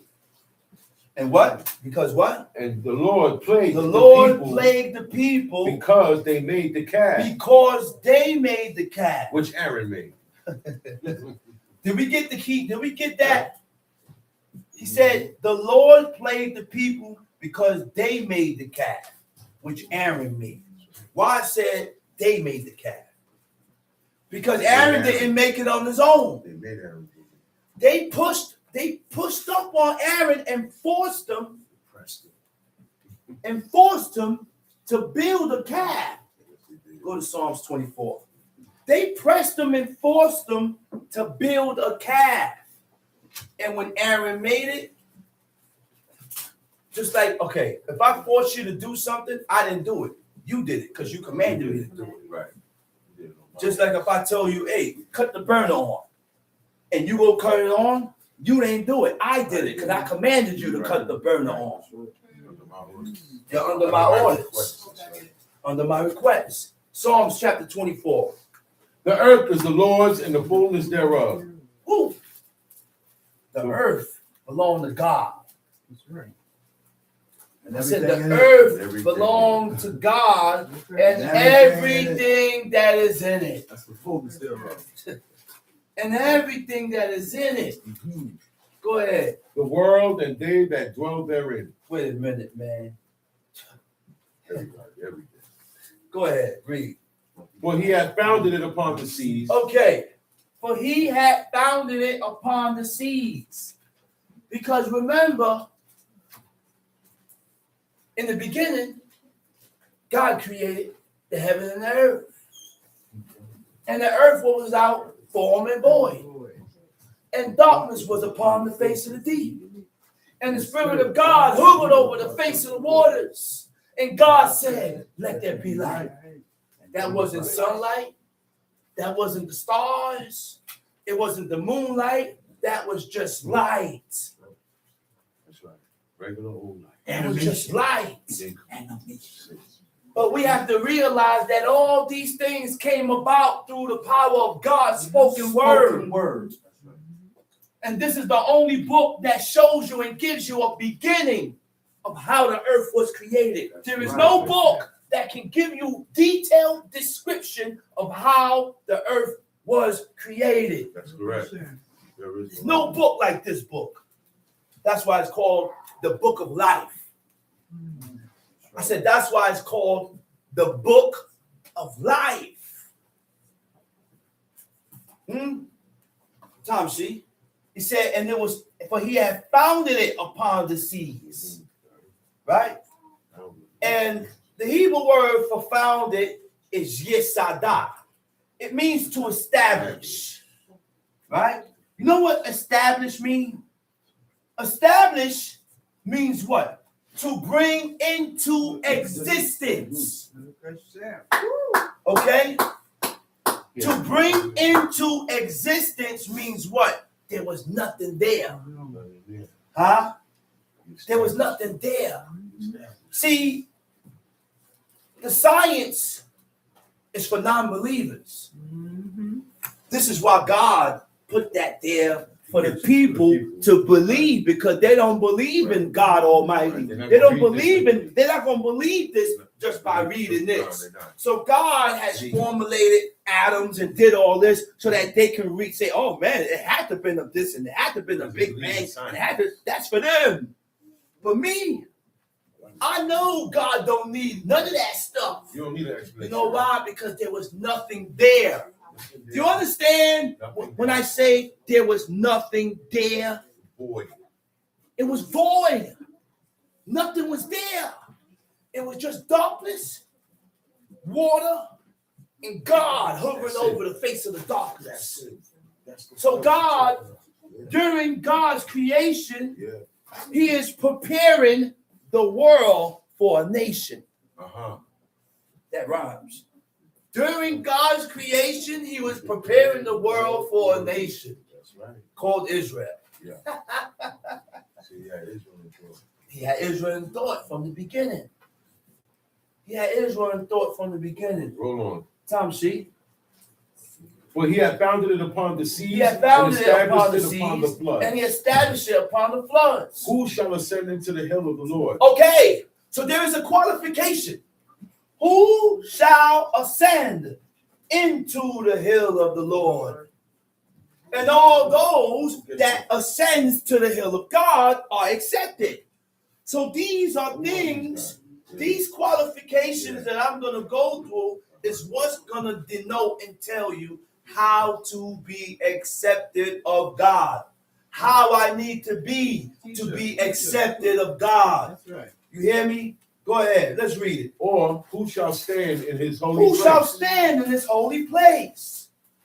He that hath clean hands and a pure heart. And a pure heart. Lord have mercy. Lord have mercy. So when you have a pure heart, you don't talk against you don't, God. Oh my goodness. When you have a pure heart, I don't say nothing negative about you. Nothing. Have nothing. I don't say nothing negative about you. Even though you may have something negative to say about me. Yeah, I don't say But I'm led, a clean, sincere, or worthy of. Okay? Clean, sincere, or worthy of. So what is a pure heart? A pure heart is a state of moral integrity, adhering to ethical principles, values, and beliefs based off of what is and is not acceptable to do. That is the first stages of having a pure heart before God. Fools. So when I do things, when I say things or do things that is not acceptable by God, you don't have a pure heart. You don't have a pure heart. Because to have a pure heart is to be on point with yourself. Be on point with your actions and your words so that I don't offend you or say things that's contrary or forward from what God says. It also means clean. Clean, right? It means free from moral corruption. I said free from moral corruption and offensive treatment. Observing to rules. Observing to rules. And we're talking about the commandments, the standards, and the statutes. And also the rules that are set amongst ourselves. We set rules here. But do people hearken to the rules that are set? No. They run off. So when you don't hearken to the rules that are set, then you are not pure. There's nothing pure about you, and there's nothing clean about you. And you can't serve God because you don't understand protocol. Moral corruption is when you decline in ethical standards. I said moral corruption is when you decline in ethical standards. You begin to drop, which causes you to deviate from godly principles. I said, which causes you to deviate from godly principles. So what are ethical standards? Ethical standards are principles. Ethical standards are rules that guides your decision makings. He said, he that had clean hands and a pure heart, who had not lifted up his soul unto vanity, nor sworn deceitfully. To lift up, the Hebrew word for lift up is nasa. Nasa means to bear or to support. Watch what you support. Lord have mercy. I said, watch what you support. Because in our wrong, we look for people to support us, and we at fault, and we wrong. And it's very important to investigate matters. Don't take sides. It's very important to investigate matters to search out the truth so that you can judge righteously in the eyes of God, so that I will be able to condemn who is wrong and uplift who is right. But we do the complete opposite. We condemn the innocent and uplift the guilty, the guilty one. We uplift the guilty one. Vanity is inflated pride. I said vanity is inflated pride in oneself. Inflated pride in oneself. Okay? Pride can be a nurturing emotion. Yes, sir. You know why I said pride is a nurturing emotion? Because you continue to feed it. What you feed your heart. I said you continue to feed it. See, we have to realize that we have good and evil in us. You're only going to be according to what you feed yourself. That's right. You feed yourself righteousness, you will be righteous. That's I correct. said, you will be That's righteous. correct. So I continue to feed myself righteous things by reading the book. And that's why God said, read the book. What do you think? What do you think why God told us to read the book? Well, we need it, man. Because we need to read this book because you're trying to change something that you can't grab. You're trying to change something that you can't touch. It's intangible. You can't touch it. You will become whatever you feed yourself. That's correct. You will become whatever you feed yourself. So again, pride is a nurturing emotion, manifested. You know what manifested means? Shown. Through what?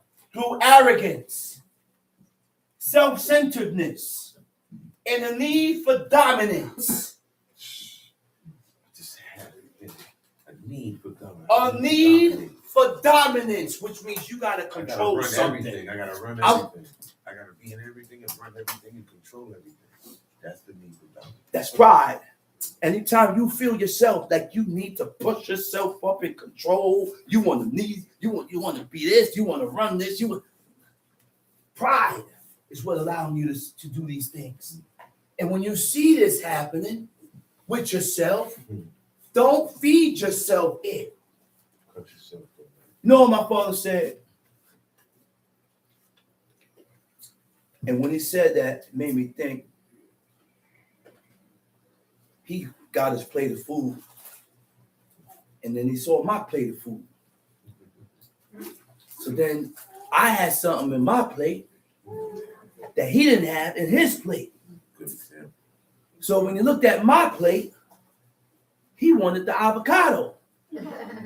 But then you know what he told himself? He didn't give it to himself. He didn't feed himself that. He didn't feed into the lust and because the coveting, that coveting desire that started to stir up within him. He said, because if I wanted it, I would have took it in my plate from inside. I only want it because I see you with it. That's right. I learned that from my father. Me too, brother. Me And too. you have to control and dominate your spirit. Control your spirit concerning these things and not give in to the lust and that covetous soul, the covetousness that we have in us. He said dominance because you begin to be overbearing with a desire to control others, to bend to your will. It causes you not to acknowledge your faults. So now we're going to learn what is the difference between pride and humility. The difference between pride and humility, pride, a person that's pride or has pride in them is concerned with who is right. A person that is humility or has humility in them or humble is concerned with what is right. Not who is right. What is right? Okay? Accountability.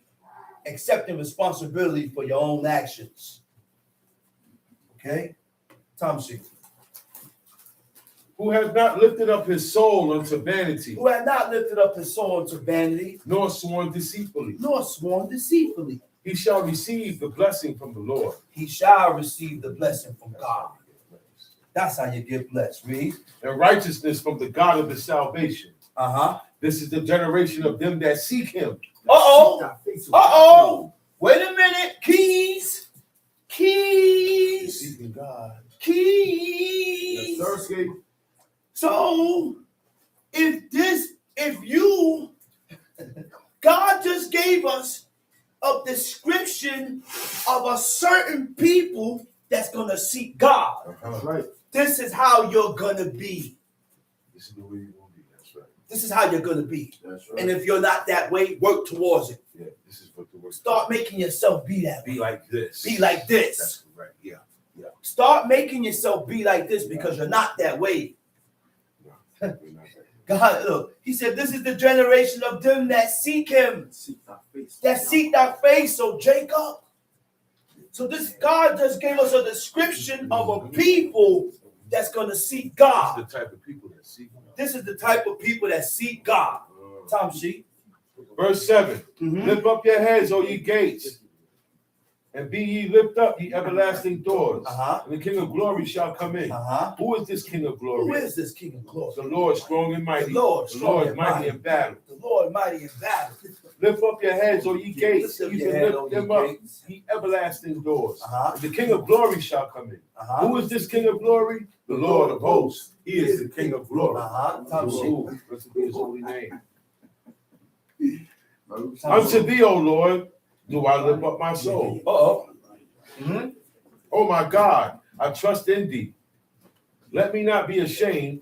Let not mine enemies triumph Let over not me. my enemies rejoice over me. Let me not be ashamed.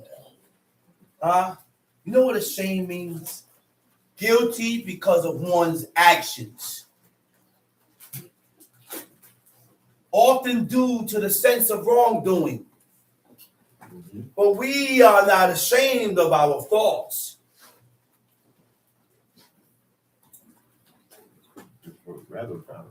We are not ashamed of our wrongdoings.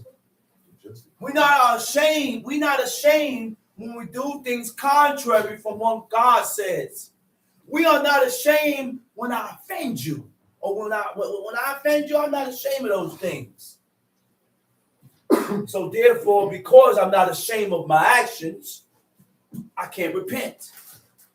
I can't make amends. I can't do better. I can't improve because you are not ashamed of your faults.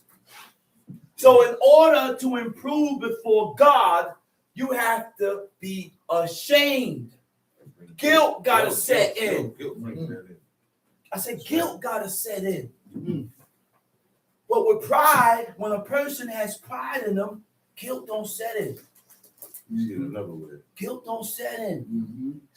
You always see it your way and you come up with a reason of why. Why?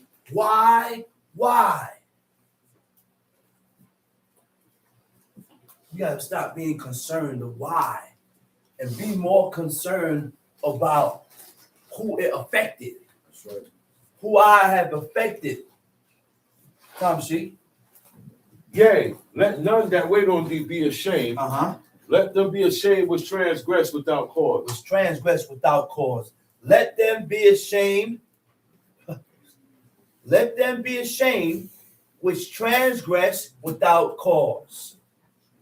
In the Hebrew, it don't say without cause. He said, let them be ashamed who transgress in vain. Oh God. Who transgress in your pride. Oh God. Huh?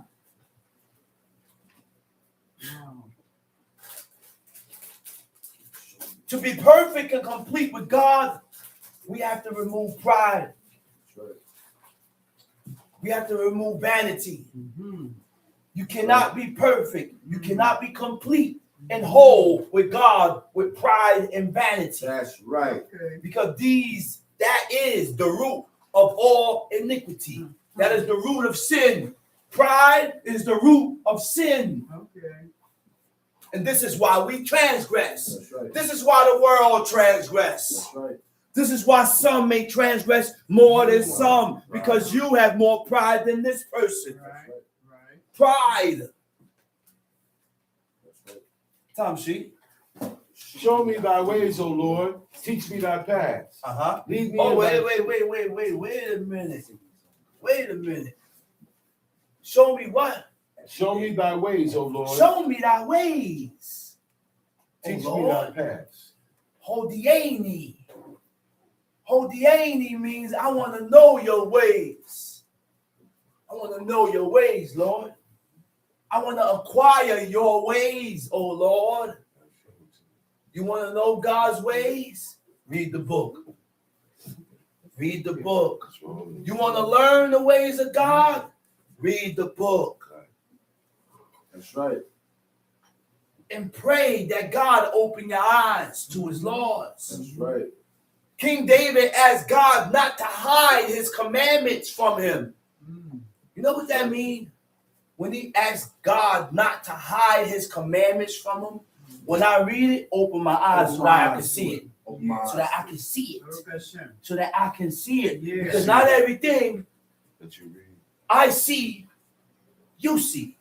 And not everything you see, he sees. That's right. Not one person sees Right. That's correct.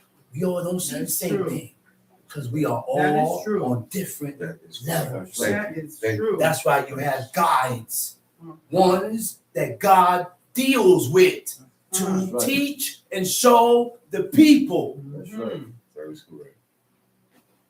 That's why God said, listen, man, don't curse the ruler of your people. Okay. You have to be patient with them too. Shema, Don't curse Shema. the ruler of your people. Yeah. Because the ruler of your people are the ones that are the Nasik and the cheese, are the ones that comes up, do the studying, and they teach you and show you the That's ways right. of God. That's So right. that you can save yourself from Okay. yourself. That's right. They can use it for you. That's a law. Yeah. Exodus chapter 22. That's right. Go ahead. Verse 5. Verse 4. Read it over. Psalms chapter Show me thy 25. ways, O Lord. Psalms chapter 25, verse 4. Uh-huh. Show me thy ways, Show me O thy Lord. ways, O Lord. Teach me thy path. Wait a minute. He said, teach me your path.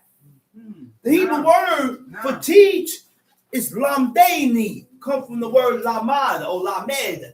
It means to teach. It means to instruct. It means to guide. Guide me, O Lord, because without the guidance of God, I'm lost. Yeah. I said, without God guiding me, I'm lost. Yeah. Without God teaching me, I'm lost. Yeah. Without God instructing me, I'm lost. Yeah. Right. That's I right. need that God. My father didn't have his vision and he couldn't read, so all he did was listen to the law. He Yeah. said, oh Lord God, you know, he said, I can't see. He said, but whatever you show me, I'm going to do. I'm going to do it. That was his deal. And my father found out certain things about the law and he didn't have to read. That's right. All he did was listen. That's right. Use your hearing. It's your senses. All he did was listen. Not more than once. To where certain things he would say, hey, check this out. Rewind that. Rewind this. Look up this. And then when we would look it up and check it out in the book, boom, boom, he was on point. Every time. He was on point. Every time. Hey. This was a man that meditated on God all day. From morning to evening. That's a fact. I'm gonna stand up to that. I'm gonna stand up to that. We just talked about. He meditated on God every day. Every day. That was his meditation. He lived Psalms 1. Time sheet. Lead me in thy truth and teach me. Uh-huh. For thou art the God of my salvation. On thee He do said, I lead me in thy truth. Lead me, guide me, direct me. Implies to align. You know what that means when God is leading you and guiding you and directing you towards the truth? It means to align my actions.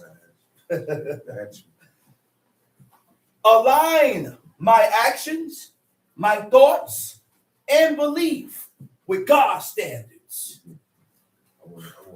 Your actions, your thoughts, and your belief got to be compared to the standards of God. You hear this? I say your actions, how you think, and your beliefs has to be aligned with the standards of God. Go ahead. For thou art the God of my salvation. She said, for thou art the God of my salvation. Go ahead. On thee do I wait all the day. Uh-huh. Remember, O Lord, thy tender mercies. Remember, O Lord, thy tender mercies.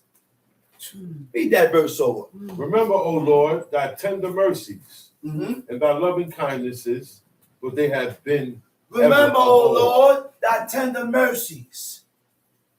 godly traits, godly characteristics. God is merciful. You got to be merciful. That's right. God has pity, and he's pitiful. You have to show pity at some point in time. That's right. God is compassionate. You got to be compassionate. That's right. I can't be hard and rough. God speaks against the violent man. Ezekiel 18. I said, God speaks against a violent man. You be violent when it's concerning God. Violent in war concerning God. That's right. But just to be violent, God speaks against those things. Right. Okay, so what is mercy? What is compassion? What is mercy? What is compassion? Mercy is forgiveness shown towards someone whom it is within one's power to punish when the individual have not earned or deserved it. Compassion is sympathetic pity, concern for the suffering of others, often accompanied by a desire to help and alleviate their distress. So now you're concerned with what with their distress or whatever they're suffering from. Your eye has become And now you have an eye towards them to alleviate them from whatever they're suffering from. with a keen eye now. Okay? Okay? Loving kindness is consideration towards others. That's what loving kindness is. That's all loving kindness is. Consideration. Tamshi. Verse 7. Tamshi. Remember not the sins of my youth, nor my transgression. Remember not the sins of my youth. You hear what King David is asking God? And these are things that we got to ask God because nothing goes unanswered. So these are prayers with the intentions, or am I saying not intentions? Okay, with the determination to make amends with yourself. I said with the determination to make amends with yourself, you are praying to God to ask God to not remember the sins that I have done in my youth. Because he said, man, I made a 360 turn. I changed. And this is why when you hear certain people say, I hope I'm doing enough. I hope I'm doing enough. I don't know if I'm doing enough to answer for everything that I've done in my past. And this is why we have to continue to serve God with a guilty conscience. I'm never off the hook concerning God, because we have to remember where we came from. That's right. Remember where you came from. Right. That's right. Remember that you wasn't always here. Oh my gosh. You hear that, man? I said, remember that you wasn't always here. Remember that there came a time that you threw God to the side. Knowingly, knowing the laws, being raised up in this truth, but you had thrust God to the side for your purpose. So we gotta always remember where we came from, so you don't get big-headed. So you don't get big-headed. I said, so you don't get big-headed. Because a lot of us get big-headed. And we think we're doing something. If King David didn't think like that, King David never thought it was enough. King David never boasted about what he did. He just did it. And he always reflected on his faults. That's right. So why you can't reflect on your faults? Yeah. Who are us? Uh-huh. Why are we not reflecting on our faults for the purpose of doing better? Wake up. Talk Wake about up. it. That's the only time you can do better before God. That's right. Reflect on yourself Yeah. That's right. and recognize that I wasn't always here. Mhm. Wake up, It's Jacob. true. It's true. Where's all this pride and boisterous talk and Yeah. exalting yourself, chest pushing Yeah. out? That's Man, right. you won't get deflated. Yeah. Safety pin. Here's You the won't get thing. deflated. Safety pin. I have a Come pin. on, man. We got a bag full. But this is only the mentality of a people that wants to serve God. Yeah. This is only the mentality of people that wants to serve God and have made their mind That's right. up. Yeah. Because there's a certain mentality that comes That's right. with this. That's right. You're right. Let's read. Psalms 25, verse 7. Uh-huh. Remember not the sins of my youth, nor my Remember not the transgressions. sins of my youth. Remember not my transgressions. Please don't remember what I did before. Right. Please don't remember what I did in the past. Because I have sinned presumptuously. I have violated the laws. I have violated your laws knowingly. It's not talking. No, it's not. I have violated your laws knowingly Yeah. for the purpose of pleasing myself, Yeah. for the purpose of pleasing others. Mhm. And I put people and myself above God's laws. Yeah. That's when you begin to choose people and others and families and wives and children above what God says.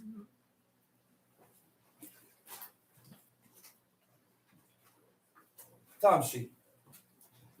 According to thy mercy, remember thou me for thy goodness' sake, O Lord. Uh-oh. He said, according to thy mercy, remember thou me for thy goodness' sake, O Lord. Notice the Hebrew word for sake, for thy goodness' sake. Lema'an. It means, remember thou me for thy good purpose. Remember me for a good purpose. Good deed. Remember me for a good purpose, for good That's intentions, what for Nehemiah good said. deeds. That's what Yeah. Nehemiah Not said. evil. And these are the things that you want God to remember you for. Don't remember me for evil. That's right. Because these are the things that's going to draw my soul to the Yeah. pit. That's right. These are the things that's going to, these are the things that condemns me to the pit. Mhm. So remember me for my righteous deed, O Look at Lord. them. Remember me for my righteous deeds. Mhm. Time sheet. Verse 8. Uh-huh. Good and upright is the Lord. Wait a minute. Wait a minute. Understand? He said God is what? Good and upright is the Lord. Good and upright is the Lord. Look at Shem. Told where Yashar. Good and upright is God. What is good? What does it mean to be good? Because a lot of us call good and they ain't good. That's right. Right. A lot of people call evil Yeah. evil and they ain't evil. That's right. Because we determine what is good and evil according to our mindset. Yeah. Not according to what God said is good and evil, but according to how we think Mhm. and what we say is evil or good. Yeah. So good means what? First description of a good person. Number one, he's agreeable with God. That's right. I said a good man and a good woman agrees with God. That's right. Look at Shem. That's what makes him good. Yeah. So if you disagree with God, you ain't good. That's right. Right. Plain and simple. Plain and I simple. don't care who you with. It's so plain that a man with wooden eyeglasses glasses can see that. Yeah. That's right. Not just any man, a That's blind right. man. man. A blind man can see that. Blind man With wooden glass. Can't hear nothing. You understand that? To be agreeable with God. Good is also moral excellence. You know what moral excellence is? Moral excellence is doing what is right and avoiding what is wrong. Doing what is right according to what God said, and you avoid what is wrong. Okay? To be upright means to be just. Mhm. I said to be upright Yeah. means to be just. Yeah. You know what just means? Mhm. Just means fair. Yeah. Just Right. means equal. Right. And we have to be just with each other. If we are not just with each other, then you ain't just. That's right. You ain't just. You know what denotes being just? You don't violate a law and you don't accept the consequences that comes with the There violation. you go. Don't accept it. You don't violate God's law without accepting the consequences.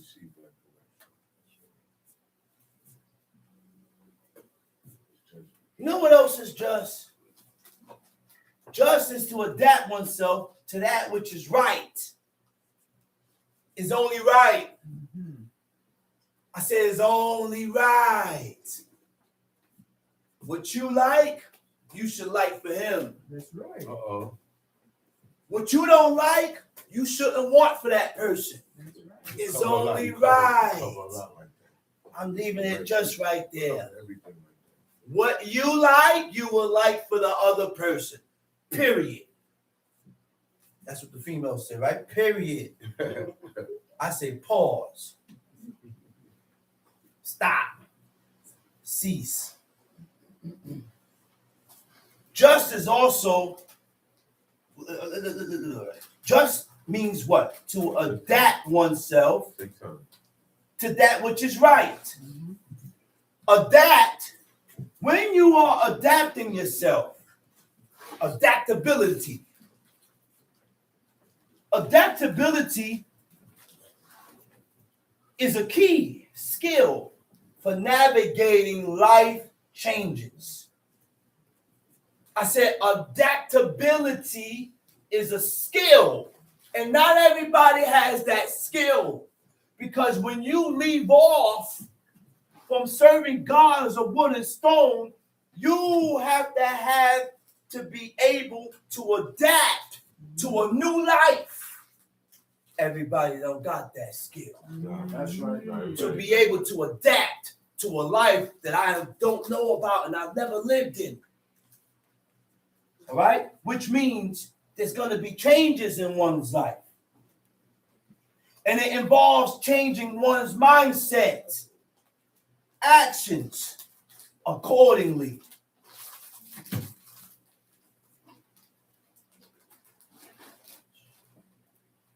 Upright, showing regard to that which is morally right. And an upright man or an upright person is conscientious. So conscientious is the feeling of obligation to make right that which was done wrong. You will begin to make amends with God and man if you have a conscience. Only if you have a conscience. Now I can make amends with who I offended. Okay? What verse are you at? Verse 9? Psalms chapter 25, verse 8. Verse 8, okay. Good and upright is the Lord. Therefore will he teach sinners in the way. Good and upright is the Lord. Therefore will he teach sinners in the way. Go ahead. All the paths of the Lord are mercy and truth unto such as keep his covenant and his testimonies. Wait, read that over. What verse you at? Verse 10. All the paths of the Lord are mercy and truth unto such as keep All his the covenant. paths. Well, let me back up. Back up to 9. The meek will he guide in judgment, The meek will he guide in judgment. and the meek will he teach his way. So, in order for God to guide you, you have to be meek. That'll be me. In order for God to guide you, you got to be humble. If you are not meek, if you are not humble, then God is not going to guide you. Okay.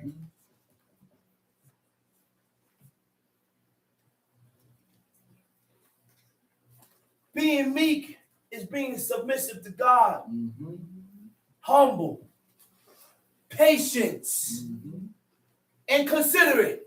Okay. See, it ain't just being submissive to God. Oh, all I gotta do is I gotta submit to God, and I'm meek, I'm submissive, but you ain't considerate. Oh, I'm meek, but you ain't humble. Okay. But you ain't patient. There's a vast meaning of meek. Yeah. This is all describing how Moses was. Moses was submissive to God. He had humility. Very considerate. He had patience. Yeah. He was considerate.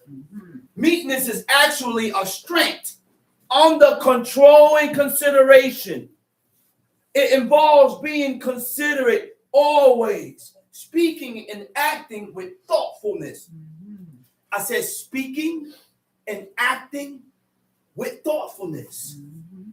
Okay? Which means I watch what I say Yeah. because I don't want to offend you. And I watch my actions and the things that I do because I don't want to offend you. Okay. The meekness of Moses was a strength under control, characterized by humility. His willingness to serve others without the intent to receive.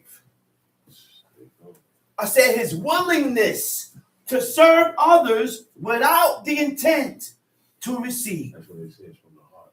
That's why it says from the heart. Oh, okay. Because I ain't looking for nothing back. I don't want nothing back. Time sheet. Verse 10. Verse 11. Verse 10. Verse 10. Mhm. All the paths of the Lord are mercy and truth unto All the such ways of God. Uh-oh. You heard this man? He said, all the paths, the ways, the path, the ways of God is being merciful. It's being truth. It's mercy and truth. Unto such as keep his covenant and his testimonies. Kesed where emet. Mercy and truth. Mercy and truth. Kesed where emet. That's the path of God. And as we read, God reveals to us his ways. God reveals to us his ways. Go ahead. and to such as keep his covenant and his testimonies. For the name's sake, for thy name's sake, For thy O name's Lord, sake, O pardon Lord. mine iniquity. Pardon my iniquities, for it is great. Nah, I should. At this point in time, look, you know what this shows me, man? This shows me the character of King David.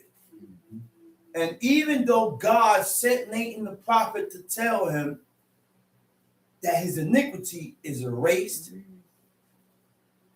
he didn't use that. No. No, he didn't. No. He didn't use He that. acted as if it was still there. He moved as if Nathan the prophet didn't tell him nothing like that. That's correct. And he was going to be condemned in the eyes of God. Thank you. And this is why God clung. See, let me explain something to you. The reason why God can't move with us the way he moved with these people, because we got too much pride. And we're going to use that to push, to big yourself up and exalt yourself. That's fuel for you. That's fuel for you. See, King David ain't move like that. He lived his life being guilty in an era with God, when God told him your iniquity has been relinquished, has been erased. This is the way we need to be. That's right. Even though you don't move like that no more, you still walk and live your life like you did it. That's the guilty conscience. Oh, I don't do that no more. I don't care. You did it. Then my father said that. He said, man, you did it. Oh, I don't move like that no more. I'm not changed. Yeah, but you did it. And even in that, it was a lesson. But I didn't pick it up until after. Okay, Abba, I understand what you're saying. I need to continue moving like I'm still doing it. Like I'm still in violation. That's right. Remember your faults, man. Remember where you came from. Right. Because you tend to forget it. And when you tend to forget it,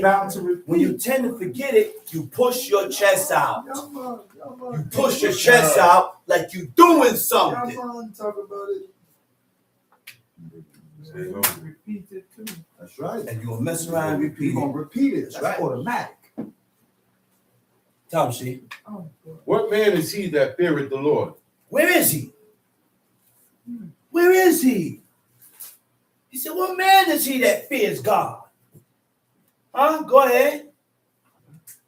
Him shall he teach in the way that he shall choose. Okay. So he said, for thy name's sake, O Lord, pardon my iniquities. Huh? Pardon means asking for forgiveness for a fault, for willful disobedience. I have willfully disobeyed the commandments of God. And a hardened heart against what is right by God. See, we harden ourselves against the things that is right. I said we harden ourselves against the ways of God. And the God, now we have to ask ourselves, why am I hardened against the things that is right by God? Is God hardening my heart against doing the things that is right? Why am I not changing? Why am I not changing and seeing and recognizing my faults? Why I keep offending people and not checking myself? God must be hard in your heart in certain, look. Certain areas, God hard in your heart concerning certain areas. Oh, I'm doing this. I wear my fringes every day. I do this every day. I do this over there, but what you're not doing. Maybe God is hard in your heart from doing that. And he's holding you back. And you don't see none of that. And you don't see none of it. Because it ain't for you to do, because you don't, your pride won't allow you to see it. Tom sheet. What man is he that feareth the Lord? Him shall he teach in the way that he shall choose. Tom sheet. His soul shall dwell at ease. His soul shall dwell at ease. The word for ease is tob. His soul shall be good, shall dwell, shall be good. Why is King David saying this? What do you mean by my spirit is going to be good? Again, there is something that goes on after this. Go ahead. And his seed shall inherit the earth. And his seed shall inherit the earth. Tom sheet. Verse 14. The secret of the Lord is with them that fear him. The secret of God is with them that fear God. Only. So if you don't fear God, God ain't going to reveal nothing to you. God ain't going to reveal nothing to you because there's no fear in you. Go ahead. And he will show them his covenant. Mine eyes are ever toward the Lord, for he shall pluck my feet out of the net. Verse 16. Turn thee unto me and have mercy upon me, for I am desolate and afflicted. The Hebrew word for desolate is yahid. It means alone. He said, I'm alone and afflicted. He said, I'm alone and afflicted. David stayed by himself, man. He didn't walk with too many people because not everybody was on the same wave that King David was on. Yeah. So because you wasn't on the same wave, King David backed up and put some type of separation between you. Right. Tom, see? Turn thou unto me and have mercy upon me, for I am desolate and afflicted. The troubles of my heart are enlarged. O bring thou me out of my distresses. Look upon mine affliction and my pain, and forgive all my sins. Consider mine enemies, for they are many, and they hate me with cruel hatred. Verse 20. Oh, keep my soul and deliver me. Let me not be ashamed. Let me not be ashamed. For I put my trust in thee. I put my trust in thee. Let integrity and uprightness preserve me. So what is integrity? Integrity is consistently in accordance with your moral principles. Alignment of your thoughts, your life choices, your actions, your ways, according to the values of God. So you align and you compare your thinking pattern, your thoughts, your life choices, your actions, your ways, comparing it with the ways of God, comparing it with the way God thinks, comparing it to God, to the ways of God. So now, before I think, or when certain things formulate in my mind, you have to ask yourself before reacting or before acting on your thoughts, is this godly? Should I be thinking this way? Should I have done this? Is this godly? Let integrity and uprightness preserve me, for I wait on thee. Uprightness is yashad. Uprightness is also moral implication. Moral implication refers to the potential ethical consequences or effects of your actions. I said consequences or effects of your actions. Consequences or effects of your decisions or situations, considering what is right or wrong according to your moral principles. We're not getting it, man. We're not getting it. Let's go to Proverbs. Proverbs chapter 18. Proverbs chapter 18. It says, through desire, a man having separated himself. Through desire, a man seeketh and inquires. The only way you're going to seek and inquire of God is some type of desire.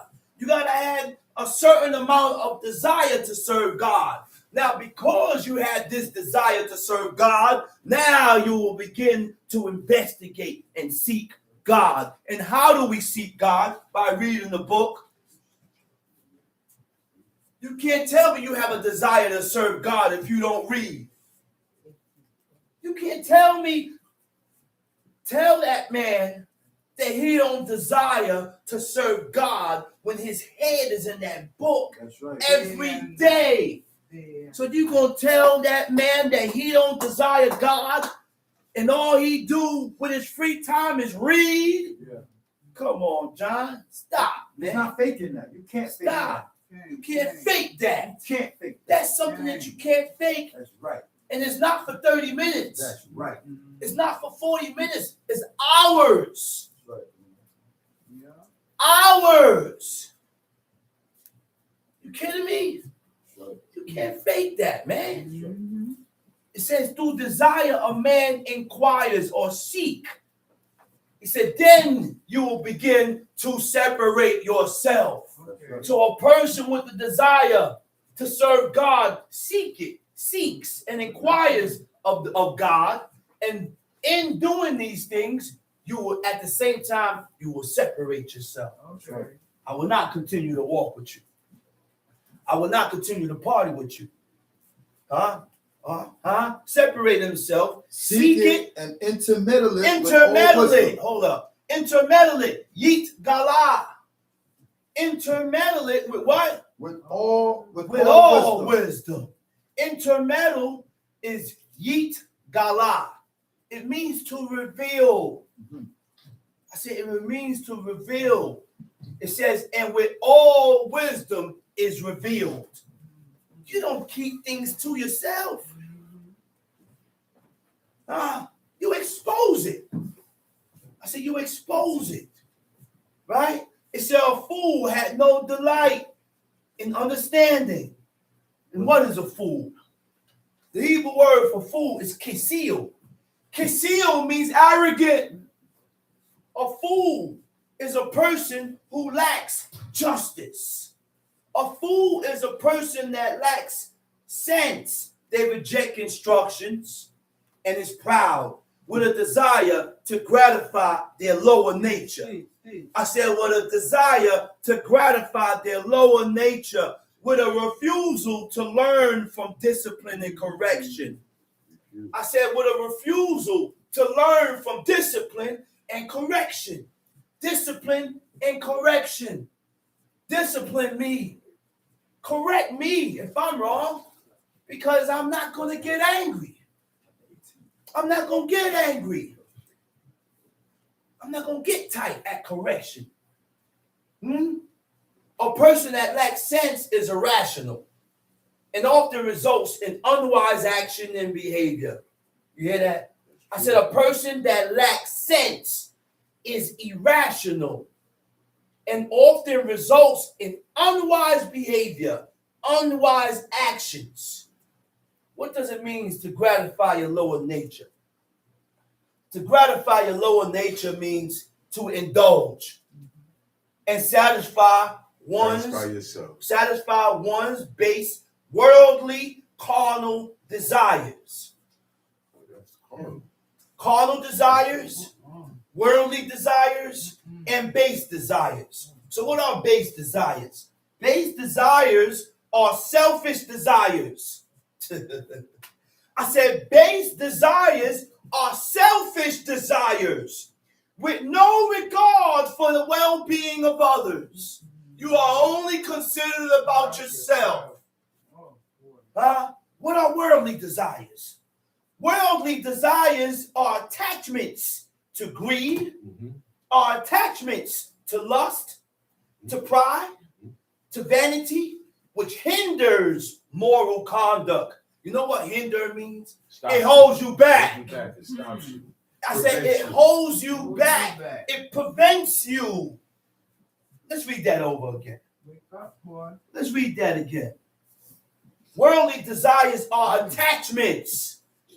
Let's get into that word attached.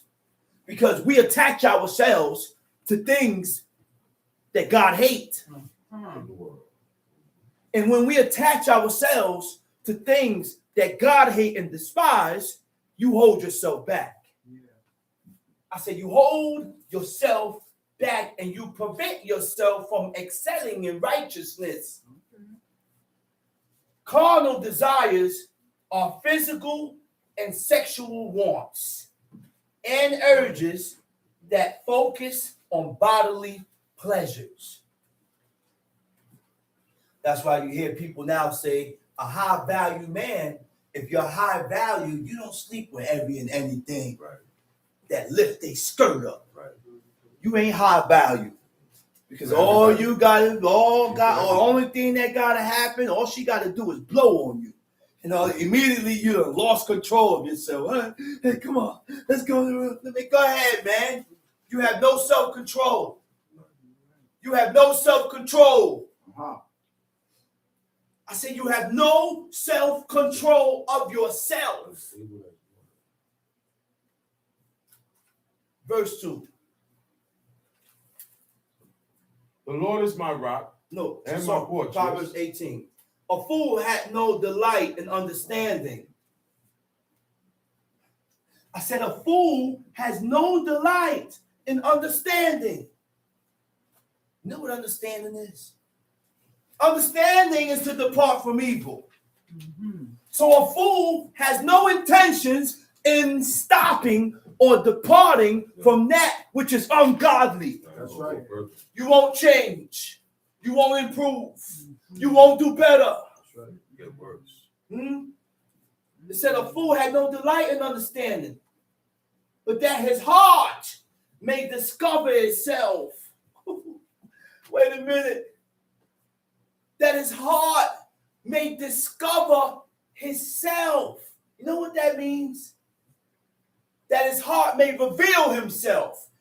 How you think shows me who you are. That's right. You talk. I said, how you think shows me who you are. Okay. How you think shows me who you are. That's right. This is why we gotta watch the words that comes out of our mouth. Yeah. Certain things ought not to be spoken of. That's right. Because when you speak about certain things, it tells me who you are as a person. Okay. You done revealed your character. Now I know how you get down. Now I know how you are. That's right. Now I know who you are as a person. That's right. Time sheet. When the wicked cometh, then cometh also contempt. Wait a minute. He said, when the wicked comes, then cometh contempt. So a wicked person is contempt. It's contemptible. So what is contempt? Right? He said, when the wicked cometh, then cometh contempt, and with ignominy reproach. So we're going to get into these words now. So we can learn how we shouldn't be. Or who we are and what we need to eradicate. Contempt is stirred up feelings that a person is beneath consideration.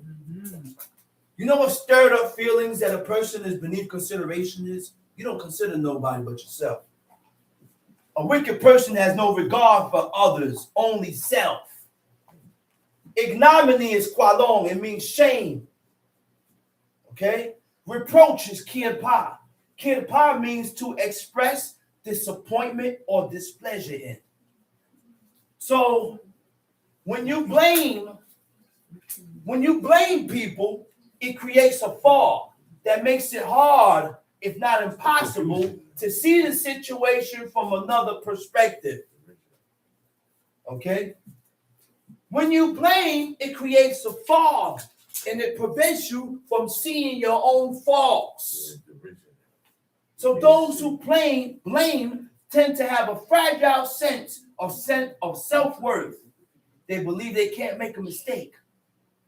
Or accepting responsibility for something negative will make them flawed. No, it don't make you flawed for accepting your fault. It makes you better. Yeah. It makes you better. And you will be able to improve and excel with God by accepting and acknowledging your faults. Tom Sheik. Verse 4. The words of a man's mouth are as deep waters, and the wellspring of wisdom as a flowing brook. Go ahead. It is not good to accept the person of the wicked. It is not good to accept the persons of the wicked. The Hebrew word for accept is nasa. It's not good to support. It's not good to lift up. It also means to be partial in judgment. That's what it's talking about. To be partial in judgment. Which means I can't agree with you. And why you get mad at me for not agreeing with you? Okay. Why you get mad at me for wanting to investigate the matter? Why you tell me don't investigate the matter? Oh, no. Why you don't want me to investigate the matter? Because I'm I gonna don't find You out want the truth. me- out the truth. You want me to agree with you. Yeah. Right. And Find I'm out wrong. the truth. I don't want you knowing the truth. Uh-huh. A fool's lips enter into contention, and He his said, mouth. hold up, stay right there. He said, it is not good to accept the person of the wicked, to overthrow the righteous in judgment. You know what overthrow means? To pervert or to change the judgment. Go ahead. A fool's lips enter into contention, and his mouth calleth A for strife. fool's lips enter into arguments and strife and debate because of your mouth. Because of the things that I done voiced and said out of my mouth is what caused this debate. Is what caused this strife and this argument. Go ahead. And his mouth calleth for strokes. Mm-hmm. A fool's mouth is his destruction, and his lips are the snare of his soul. A fool's mouth is his destruction, and his lips are the snare of his soul. The snare is the stumbling block. Huh? That which means your words will cause you to fall into sin. Trapped up by your own You done words. trapped yourself. Tom, see? The words of a talebearer are as wounds, Uh-huh. and they go down into the innermost parts of the belly. The Hebrew word for talebearer is nirgan. It means a mischief maker. Yeah. A person that do Troublemaker, things troublemaker. to start trouble. Troublemaker. A person that do things or say things and he didn't have to do it or say it. Right. There was no purpose to do that. There was no reason for you to say that. True. Go ahead. They go down into the innermost parts of the belly. Verse 9. He also that is slothful in his work is brother to him that is a great So waste. now, when you look up talebearer, it also means a backbiter, near God. Now, a backbiter, let's learn and understand what a backbiter is. A backbiter is a person that speaks negatively, spiteful words about a person. Lord have mercy. When they are not present. It sounds personal. You see what happened? When they're not present. You see what happened? I told you don't say that. Didn't I tell you don't speak like that? Didn't I tell you don't say that? Didn't I tell you don't voice it? But you still went and said it. Now God looking at you as a Now backbiter. you're backbiter. Yeah. Because even though it's true, Even but though it's true. It's Even yeah, though it's That's true, right. That's right. it's still That's talebearer. not supposed to be said. But you still go on and said it. Mhm. So now you don't violate it. Now God is looking at you like you're a backbiter because you done spoke negative and spiteful words about a person when they are not present. See, that's the key. We speak negative about people behind their back. Back. Yeah. Now you have become a backbiter. Huh. So if I have a problem with you, why do I go and speak to him about you? If I have a problem, I have to come to you. All the answers is with you. We have all been guilty of That's this. correct. Yeah. I got a problem with you. I go and talk to him about you. Mm-hmm. Accuse and But why don't charge. you go to that person and say that? Say what you gotta say. And everybody don't have to be a crowd. I It don't can have to be take a you, show. That's sit right. you down, Right. we can go over these things That's together. right. It don't have to be a show. It don't have to be a Pride. show. That's pride. Because when you make it a show, Pride. Say it again. It's pride. it denotes and shows Pride. what? Pride. Say it louder. It denotes Pride. pride. It denotes pride. It denotes pride. Yeah. We gotta learn the ways of God and start putting it into actions, man. Right. Learn the ways of God and start putting it into action. Yeah. It's not only this, and this. Mhm. It's not only It's all- that, it's all- that, and that. All his commandments, That's true. all his ways. That's why we gotta be humble. It's the best way. That's why we gotta be humble, man. Yeah. That's why we gotta have some type Wake of up, humility wake with up. ourselves, man. Correct. Because we ain't all right. No, we're not. We still learning. And in our mind, the reason why we move like that, because in your mind, you think you're doing enough. Mm-hmm. Ha ha ha! Yeah. He said, Yeah. Yeah. You think you're doing enough. Yeah. But my father said, I'm not doing enough. So who's right? Who got the righteous mentality? The one that think that they're doing enough, or the one that said, I'm not doing enough? That's why I look. That's why I say you're not doing nothing. Why I say you're not doing nothing is because that's the mentality that we have to have. That we have to have before God to excel. Yeah. That's the mentality that my father had. He said, I'm not doing nothing. That's what he said. He did a lot of laws. Yeah. He did laws, man. People don't do. Okay.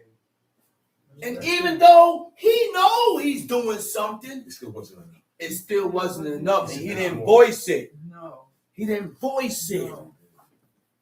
To remain humble and meek before God. And having that guilty conscience is what caused him to move that way. Yeah. You don't get it, man? Yeah. You don't get it. Yeah. Let's read. Teach.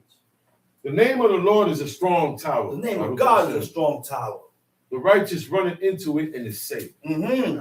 Let's read. The rich man's wealth is his strong city. The rich man's wealth is a strong city. Yeah. It has a high wall in his own conceit. It has a high wall in his own imagination.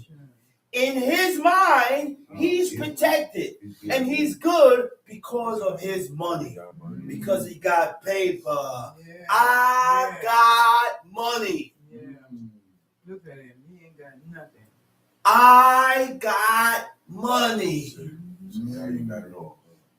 But you don't have the concern for others. No. Maybe if I had a little concern for others, I would still have that money. Okay. Let's read. Before destruction, the heart of man is haughty. Before destruction, the heart of man becomes haughty.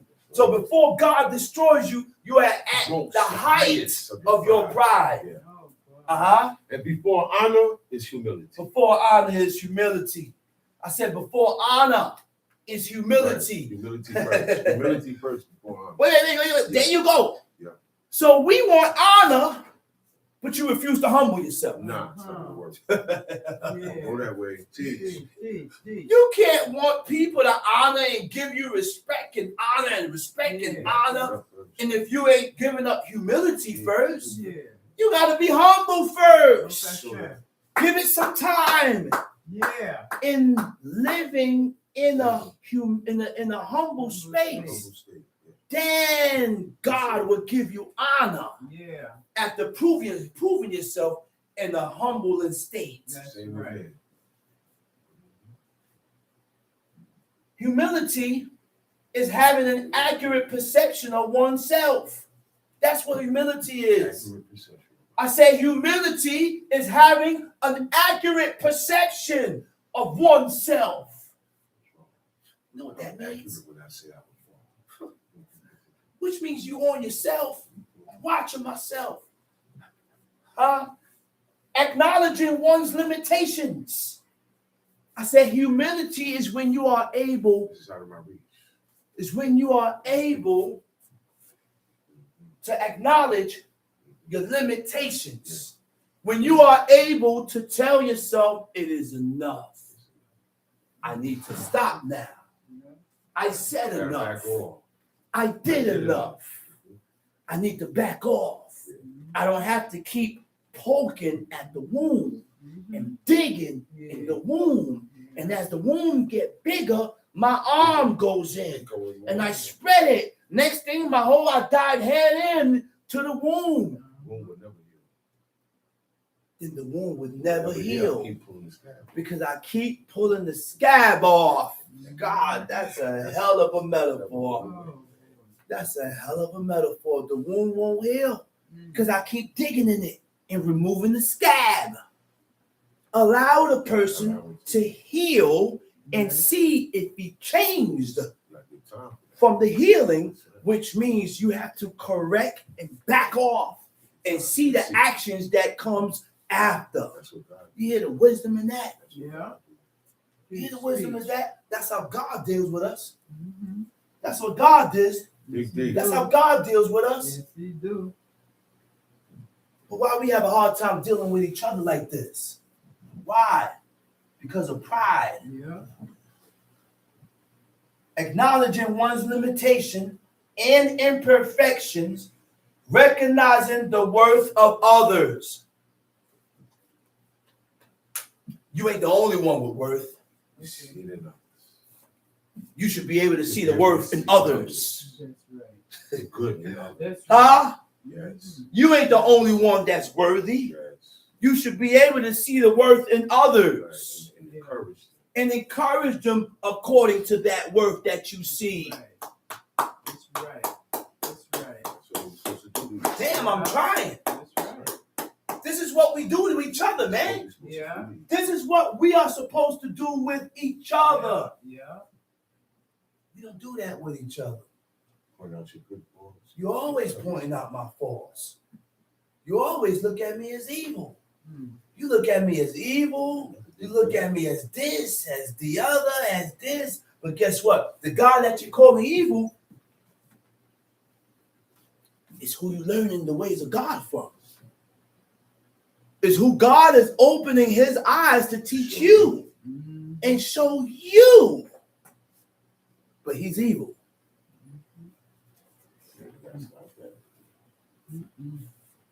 Come to conclusions too quick with each other. You say that again, brother? We come to conclusions too quick with each other. The man said we come to conclusions too quick with each other. Too quick. Too quick, man. Too quick, man. We too quick. Let's read. Proverbs 18, verse 13. Proverbs 18, verse 13. Read it. He that answereth a matter before he heareth it, it is folly and shame unto He him. that answereth a matter before he even heard what happened is folly. Huh? Folly and shame unto him. Go ahead. The spirit of a man will sustain his infirmity. Oh my goodness. The spirit of a man will maintain his infirmity, will hold his infirmity. Huh? In the Hebrew, makaleh. That's what the word is. The spirit of a man will maintain his infirmity according to the type of spirit you have. Because you can maintain your infirmity in God, and you can maintain the evil and the wickedness in you. It goes both ways. All according to your spirit. Top sheet. But a wounded spirit, who can bear? But a wounded spirit, a broken spirit, a smitten and afflicted spirit, huh? A wounded and afflicted spirit, who can bear or endure? Go ahead. The heart of the prudent getteth knowledge, and the ear of the wise seeketh knowledge.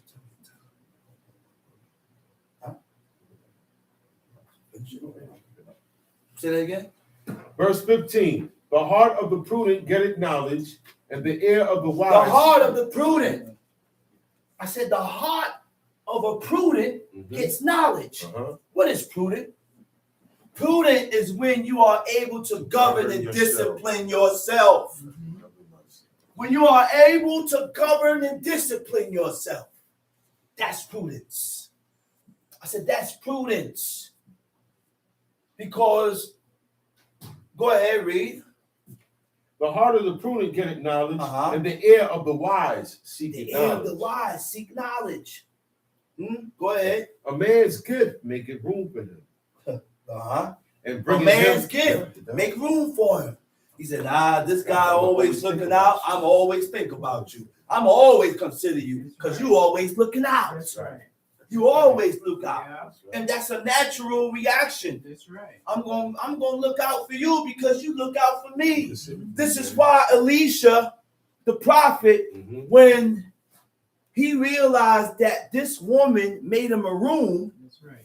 He called the woman, he called Gehazi. He said, what can I do for this woman for all the good that she has done for me? That's right. Which means when a person do you good, it's for me to return the good to you. I know.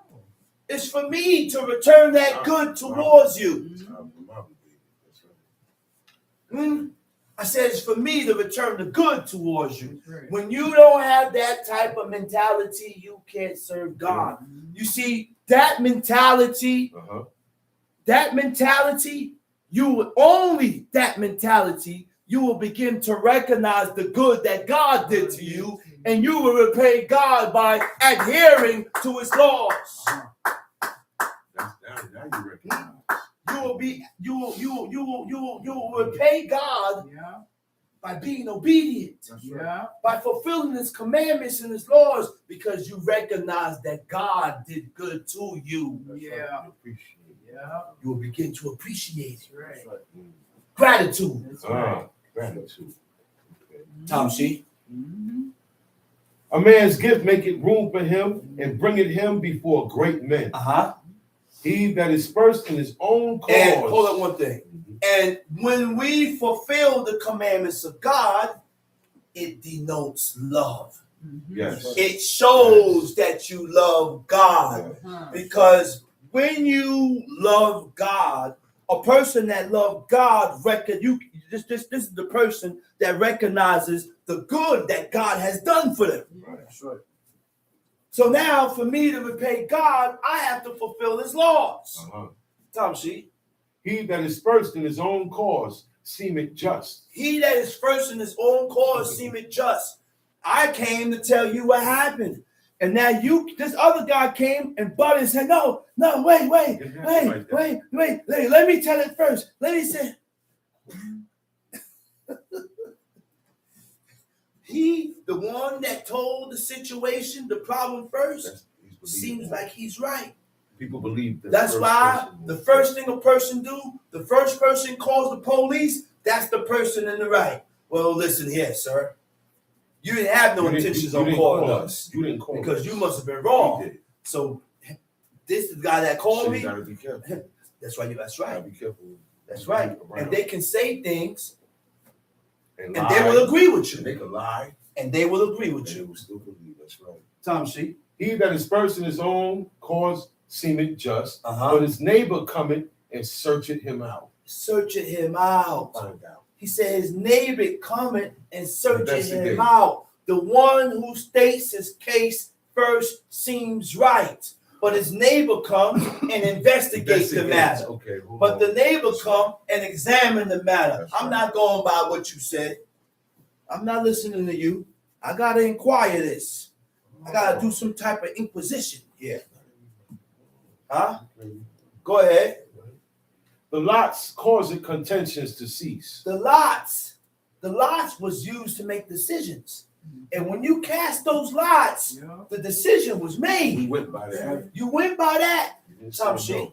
And parted between the mighty. A brother offended is harder to be won than a strong. Trying to reconcile with a family is difficult. That's what that means. That's what it means. Yeah. It symbolizes how offenses can create a person to put up strong barriers to understanding forgiveness and peace because the person hasn't changed. A brother offender is harder to be won than a strong city. Oh, yeah. You want me to reconcile and accept you, but you ain't showing, you haven't even announced your faults. You haven't admit your faults. And this is what caused people to hold on to certain things because you moving like you right. You moving like you ain't did nothing wrong. And this is why King David, these men in this book had the epitome of righteousness in them, to where these men was done wrong, ultimately wrong, and they still didn't hold it without the other person acknowledging their faults. Yeah. Tom shit. A brother offended is harder to be won than a strong city, and their contentions are like the bars of a castle. What verse is that? That was, I'm up to 20 now. Go ahead. 19.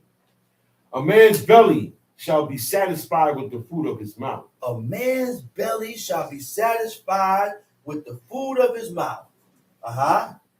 And with the increase of his lips shall he be filled. Tom sheet. Death and life are in the power of the tongue. Death and life are in the power of the tongue. And they that there are certain things you can say out of your mouth that will bring death to you. Yeah. There are certain things that you can say out of your mouth that will bring life to you. Go ahead.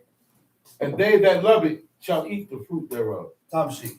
Whoso findeth a wife findeth a good thing. Whoso findeth a wife has found a good thing. I said has found a good thing. Oh yeah. Now that not every woman are wives, because there are certain qualities and characteristics that comes with being a wife. There are certain duties that comes with that title. Yeah. And if you are not living up to your duty as a wife, then you're not a wife. That's right. There are certain things that you need to learn, or you should have known what to do, how to do when you became a wife. It's a training. Steve. So the woman has to be taught how to be the wife, how to be a wife by their mothers. Yeah. By the mothers. But if the mothers was never a wife, then what kind of daughter you think she's gonna have? The daughter ain't gonna be a wife. And now you have to do a whole Same thing with the men. same thing with the men. Men gotta be taught how to be husbands. They're not being taught. They're not being taught. Tom sheet. And obtain favor of the Lord. The poor use it in treaties. The poor use it in treaties. The poor use it. The poor speak it or declare in treaties. Declare or speak supplications or mercy. Okay? That's right. It said the poor speaks or pleads humbly. They speak cool. Yeah. They're not boisterous. They're not coming like you owe them something. Right. They're not coming like you owe them. The poor, the poor. Now we have poor people that don't got nothing, and they answer you rough. They ain't even rich. They're not even rich. They ain't got hot water to cry with. The poor got pride down. This was the characteristics of a poor man in the book. It changed now. Poor people today don't speak humbly. They talk to you rough, and they come at you hard. Even when they asking you for something. Even when they asking you for something. Need this something. Let's read. Verse 24. A man that had friends must show himself friendly. Wait a minute. Close the book. You can close the book. Get ready. I close it. Close the book. You open. A man that had friends have to what? Must show himself friendly. A man that had friends must show himself friendly. You must show yourself to be friendly. Huh? Say it louder. Oh, okay. One more part to that. Go ahead. And there is a friend that sticketh closer than a brother. And there is a friend that stick closer than your own brother. And that's facts. It's not supposed to be that way. It's not supposed to be that way. Yeah. But it's true. You have friends that stick closer towards you than your own flesh and blood. That's right. Than your own flesh and blood, man. And when you have friends, you have to show yourself friendly, which means you put yourself out there first. You put yourself out there first and extending your hand to show this guy that it's okay to let your guard down. That's right. I'm here to accept you with open arms. That's right. I'm not going to stab you in the back. You can let your guard down and come on in. And in return, you show me the same. And with that, everybody has gotten what was bought. Yeah. I'm going to say Shabbat Shalom. And I'm going to call up the next speaker, Teacher D. Chief Mika Ben Level. Oh.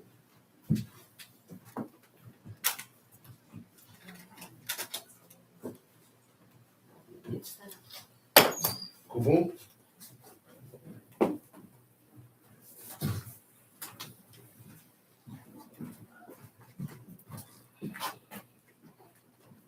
Giving all praises to the God of Abraham, the God of Isaac, and the God of Jacob. There is none holy as the Lord, but there is none beside you. Neither is there any rock like our God. Talk no more so exceeding proudly. Let not arrogancy come out of your mouth. For the Lord is the God of knowledge, and by him actions are weighed. The bows of the mighty men are broken, and they that stumbled are girded with strength. They that were full have hired out themselves for bread, and they that were hungry ceased, so that the barren had borne 7, and she that had many children is waxed feeble. The Lord kill it and make it alive. He bring it down to the grave and bring it up. The Lord make it poor and make it rich. He bring it low and lift it up. He raised up the poor out of the dust and lifted up the beggar from the dunghill, to set them among princes and to make them inherit the throne of glory. For the pillars of the earth are the Lord's, and he has set the world upon them. He will keep the feet of his saints, and the wicked shall be silent in darkness, for by strength shall no man prevail. The adversaries of the Lord shall be broken to pieces. Out of heaven shall he thunder upon them. The Lord shall judge the ends of the earth, and he shall give strength unto his king, and exalt the horn of his anointing. Please repeat after me, Exodus chapter 20. And God spake all these words, saying, And God spake all these words, saying, I am the Lord thy God, I am the Lord thy God, which I have brought thee out of the land of Egypt, which I brought thee out of the land of Egypt, out of the house of bondage. out of the house of bondage. Thou shalt have no other gods before me. Thou shalt have no other gods before me. Thou shalt not make unto thee any graven image, Thou shalt not make unto thee any graven image, or any likeness of anything or any likeness of anything that is in heaven above, that is in heaven above, or that is in the earth beneath, or that is in the earth beneath, or that is in the water under the earth. or that is in the water under the earth. Thou shalt not bow down thyself to them, Thou shalt not bow down thyself to them, nor serve them. nor serve them. For I, the Lord thy God, am a jealous God, For I, the Lord thy God, am a jealous God, visiting the iniquity of the fathers visiting the iniquity of the fathers upon the children, upon the children, unto the 3rd and 4th generation of them that hate me, unto the 3rd and 4th generation of them that hate me, and showing mercy unto thousands of them that love me, and showing mercy unto thousands of them that love me, and keep my commandments. and keep my commandments. Thou shalt not take the name of the Lord thy God in vain, Thou shalt not take the name of the Lord thy God in vain. for the Lord will not hold him guiltless that taketh his name in vain.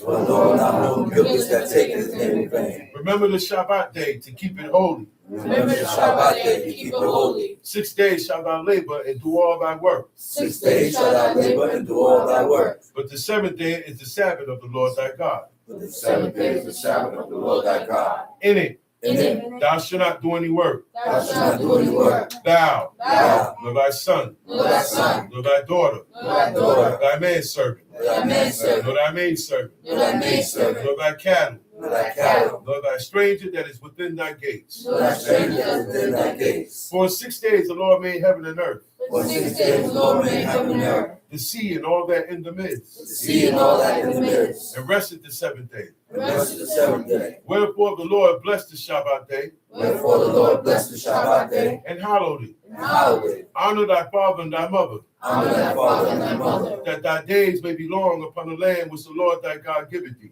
that thy days may be long upon the land which the Lord thy God giveth thee. Thou shalt not murder. Thou shalt not murder. Thou shalt not commit adultery. Thou shalt not commit adultery. Thou shalt not steal. Thou shalt not steal. Thou shalt not bear false witness against thy neighbor. Thou shalt not bear false witness against thy neighbors. Thou shalt not covet thy neighbor's house. Thou shalt not covet thy neighbor's house. Thou shalt not covet thy neighbor's wife, Thou shalt not covet thy neighbor's wife, nor his manservant, nor his manservant, nor his maidservant, nor his maidservant, nor his ox, nor his ox, nor his ass, nor his ass, nor anything that is thy neighbor's. nor anything that is thy neighbor's. May be seated.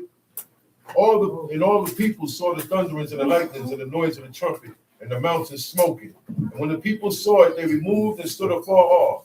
And they said unto Moses, Speak thou with us, and we will hear. But let not God speak with us, lest we die. And Moses said unto the people, Fear not, for God has come to prove you, and that his fear may be before your faces, that ye sin not. And the people stood afar off. And Moses drew near unto the thick darkness where God was. And the Lord said unto Moses, thus thou shalt say unto the children of Israel, ye have seen that I have talked with you from heaven. Ye shall not make with me gods of silver, neither shall ye make unto you gods of gold. An altar of earth thou shalt make unto me, and shalt sacrifice thereon thy burnt offerings and thy peace offerings, thy sheep and thine oxen. In all places where I record my name, I will come unto thee and I will bless thee. And if thou wilt make me an altar of stone, thou shalt not build it of hewn stone, for if thou lift up thy tool upon it, thou hast polluted it. Neither shalt thou go up by steps unto mine altar, that thy nakedness be not discovered thereon. Shalom Aleichem. Shalom Aleichem. We're going to move straight ahead to the book of the law. First stop is in Deuteronomy chapter 31. Deuteronomy chapter 31.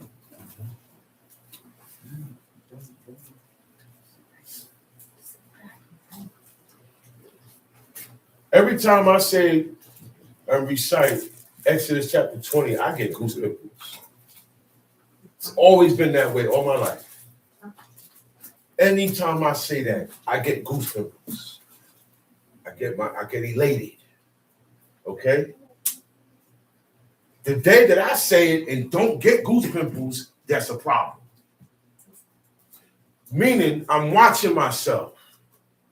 I'm watching my reactions to what I'm listening to. I'm watching my reactions to what I read, to what I see, what I'm hearing. Not everything I see and hear is funny to me, like it used to be. Things that interested me before don't interest me now. And I thank the Most High for that. Things that used to attract me don't attract me now. It don't even get my attention. And if it does, I shake my head at it. Only these things a person is able to say because what? They recognize this about themselves first. Right? And came to terms with themselves. And made, like the man said, I made a deal with my eyes, not to look upon a maid. You're going to have to make deals with God, make vows. Okay? Look, you're going to have to command yourself. All these things are part of getting right with the Most High God. Certain people have to do certain things with themselves in order to stay right with God. Yeah. This guy don't have to do that. I have to do that. You know why? Because I know myself. So I can't move the way you move. You got certain things covered. I don't. I got certain things covered. You don't. So the path is going to God the same, but we're not on the same track.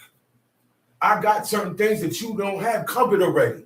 And you got certain things that I don't have covered already. So what we said earlier, we look at that instead of always looking at each other's faults, because we're good for that. I could point out all my family's faults, my wife, my children, everything. But man, you got good in you too. Something got you here. Something's keeping you here. Something has got you coming here every week, but you have to tap into it before it fades out. Right.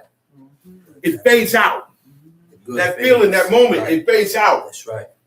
Okay? That's right. So you have to remember, right. That's why I tell you, That's right. if I read these 20, the Exodus 20 and don't get the goose pimples, something is wrong with me.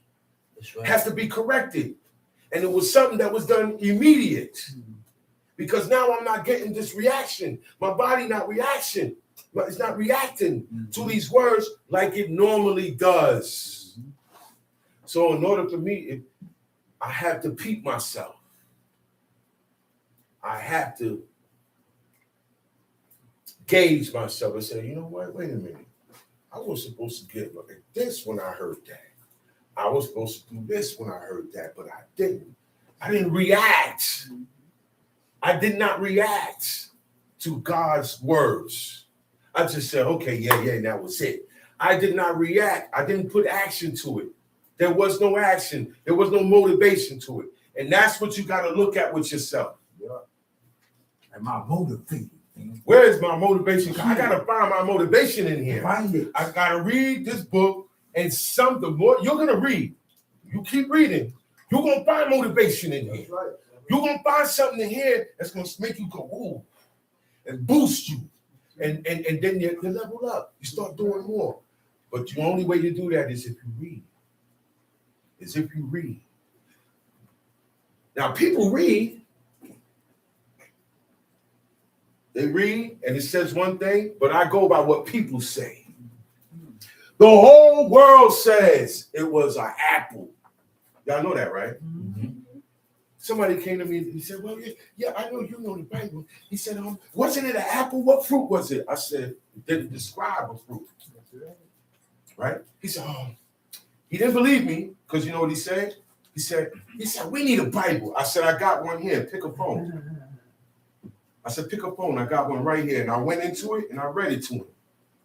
And he was, no. Whatever he was trying to tell somebody by me showing him what it says in the book, his spirit went down. Yeah. It went. He was just like quiet. And the girl was next to him. She said, well, your point got slayed.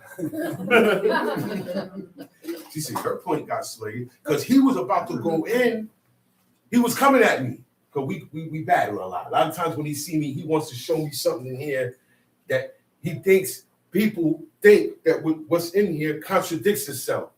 People think they can read the Old Testament and find something wrong in here. Yeah. So a lot of times I get confronted with that. Okay? Especially this one person. Every time I see him. Yeah, the Lord said this. Well, how come? Like he asked me one day, well, you said God don't deal with suicides, right? And human sacrifice. Where he went to try to prove his point in Judges. Because the man said the first thing that come out my house, I'm a sacrifice to you, God. If you be with me and help me go to war and deliver these people into my hand, I'm gonna do that. So now, right? People say, I heard somebody say last night, that was a senseless oath. All his life, his daughter never was the first thing that come out of his house. Yeah. First of all, he said, you don't know nothing about living in the country. When you live in the country, the flocks, the animals, the goats, the goat, man, one time I'm walking around, the goat keep following me. Because I've been put to work in the country. I've worked in the mountains, I've worked in the country, I've worked on farms, I've been agricultural. I know what it is to herd flocks. I know what it is to be up in the mountain with mountain goats. All right? I don't have goats follow me, and they try to headbutt you too. So the first thing that come out most of the time when you come to the house, what's the first thing? If you got a dog in the house, what's the first thing that comes to the door when somebody knock? The dog, even the cat. We even had a cat. As soon as somebody knocked on that door, he run to the door. We said, man, he act like a dog. The first thing that comes to the entrance is animals, y'all. This is common sense thing. She's not a thing. She's not a thing. He said thing. He didn't say person. He said thing. Because normally this is what happens. But just today, man, she came out first. Right. Because of the situation, y'all. He just came back from a victory that God was with him. This is a celebration. When we went to war and we won, it was a celebration throughout the whole city, throughout everybody. You see how Labor Day come? And everybody, you can't even go to the store. You don't have to go to the parkway. Anywhere you go, everybody's partying. That's how it was in Israel when we rejoiced. Yep. And God delivered our enemies to us. We weren't laughing at our enemies, but we rejoiced because, hey, it's a happy occasion. Because if they would have won, everybody would have been Amorite by now. So when she came out, it's because of the victory. But he had to keep his word to God. That's why he said, alas, daughter, you grieved me to the grave, man. So she don't know what she did. But when he told her, she said, hey, Abi, my father, you got to keep your word. Yeah. And she's the one that got to die. Yeah. So don't tell me nothing about that was a senseless. Stop using these words. None of them. Look. If the prophet said, I have done foolishly, I'm not going to say that prophet did foolishly. I let the prophet say he did foolishly on his own. I let the narrative say it did that on its own. I'm not doing that. Yeah. Watch your mouth. Because you can't touch these people. These people had direct contact with angels, with God and angels and his hosts. These people had direct dominion over the elements. Okay, they had foresights. They had insight also. They knew things the regular world didn't. So I'm not going to judge these people like that. So this is why that had to go down like that. And no, God don't enjoy any human sacrifices, or else he wouldn't tell you, bring a goat or a bullock. He'll tell you, bring yourself or bring your kid. Like you Moab, that's what they do in Moab. In Moab, your firstborn son, you take him, you stick him on a wall, bang. Okay? Okay? That's what he do. That's what they do to their gods. That's why God said, ye shall not be so. You can't follow these people. All of their ways are abominable to me. So when you follow them, you become abominable to me also. That's how this thing goes. So I explained this to the dude, and he said, oh, wow. So, you know, the girl said, wow, he keep getting you stuck. He's never going to win because he's trying to disprove the book. But I like it, though, because I don't know what he's going to come at, and I'm ready for it. I'm ready for it. And this is the mindset of people. Before we go into Deuteronomy 31, I want to go back to Exodus 32 real quick. Exodus 32, yeah. Okay. Just the reader is going back to Exodus 32. Everybody stay in Deuteronomy 31. I want to show you the mentality of the wicked. Go ahead, from the top. Read it from the top. And when the people saw that Moses delayed to come down out of the mountain, the people gathered themselves together unto Aaron and said unto him, up, make us gods, which shall go before us. For as for this Moses, the man that brought us up out of the land of Egypt, we wot not what has become of him. We don't know what became of him. Go ahead, keep going. And Aaron said unto them, break off the golden earrings which are in the ears of your wives, of your sons and of your daughters, and bring them unto me. And all the people break off the golden earrings which were in the ears, and brought them unto Aaron. And he received them at the hand and fashioned it with a graven tool, after he had made it a golden calf. And they said, these be thy gods, O Israel, which brought thee up out of the land of Egypt. Yeah. And when Aaron saw it, he built an altar before it. And Aaron made proclamations and said, tomorrow is a feast of the Lord. And they rose up early on the morrow. This is the verse, yeah. Go ahead. And they rose up early on the morrow. They rose up early the next day. On the morrow and offered burnt offerings. And brought peace offerings. And the people sat down to eat. Now check this out. And to roast. See. The Most High, they said they brought burnt offerings and peace offerings. But God didn't set up the priesthood or none of that yet with them, right or wrong. Right. What peace offerings, what burnt offerings were they doing? Of Egypt. This is the worship that they got from Egypt. Okay? That calf is what they used to worship in Egypt. So they already knew the procedure, how to worship it. Did they have to be taught that? No. They already knew the procedure. When they came, they said, oh, wow, these be thy gods? Okay, we know what to do. We know the procedure, and we know how to celebrate the day of this idol. How they celebrated it. And they wrote. And the Lord said unto Moses, go. And they rose up early on the morrow and offered burnt offerings and brought peace offerings. And the people sat down to eat and to drink and rose up to play. And the Lord said, rose up to play. Yes. What kind of play you think they rose? What kind of playing you think they got to do? You know what it said in the Hebrew word? In the Hebrew for play, it says sakak.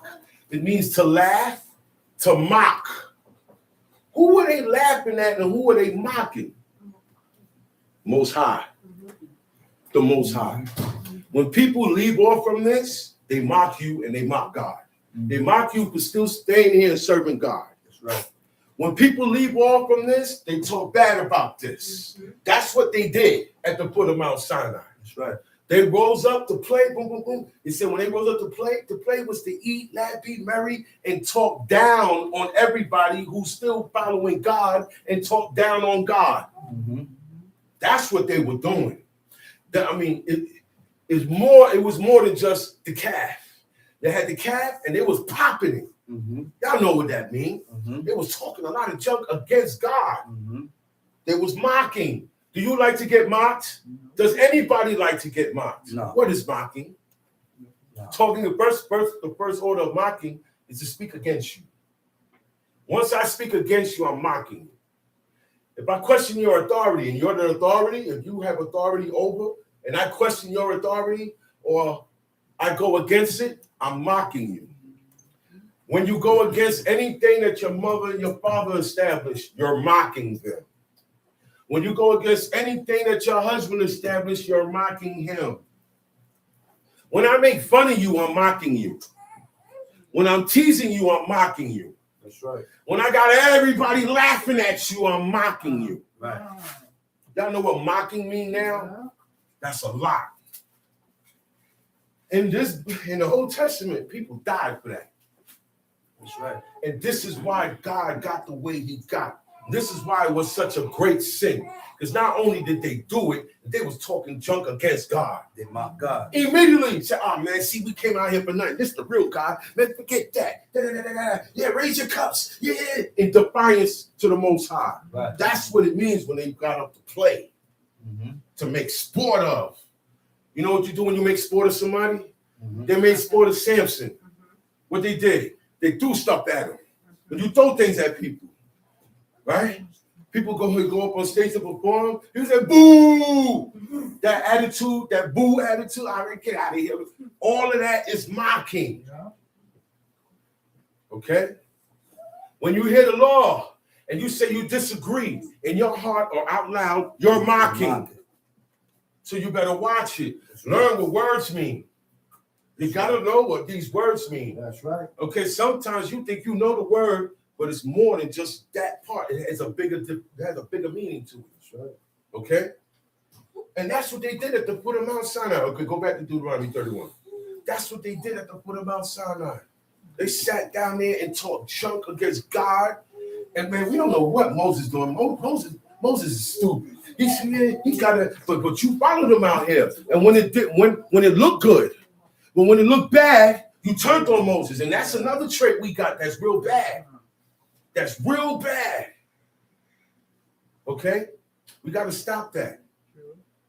Remember, these are the people, you can't fault them. They're coming out of Egypt. That's why God dealt with them and he let them roam 40 years in the wilderness and killed them all. He killed them all. All right? Who was supposed to die in the wilderness died there. Why? That's right. Because they followed Billy. They followed Baal. That's what God said in Deuteronomy 4. Right. He said, everybody who I destroy is because they follow Baal Peor. Right. Bill. He said, everybody who I saved and that's left here, all of you that I'm talking to right now, the only reason why you're here, because you didn't follow them. Your better mind told you stay on this side. Don't go when the Midian woman come. When the Midianite woman come, not everybody went. Not everybody went. A lot of the heads went. The leaders, officers, the big time talkers, guys that walk with their chests out. Most of them was the ones that went there. A lot of them did not go. God said, see, that's why you are still alive today. Because you did not follow after Baal Peor.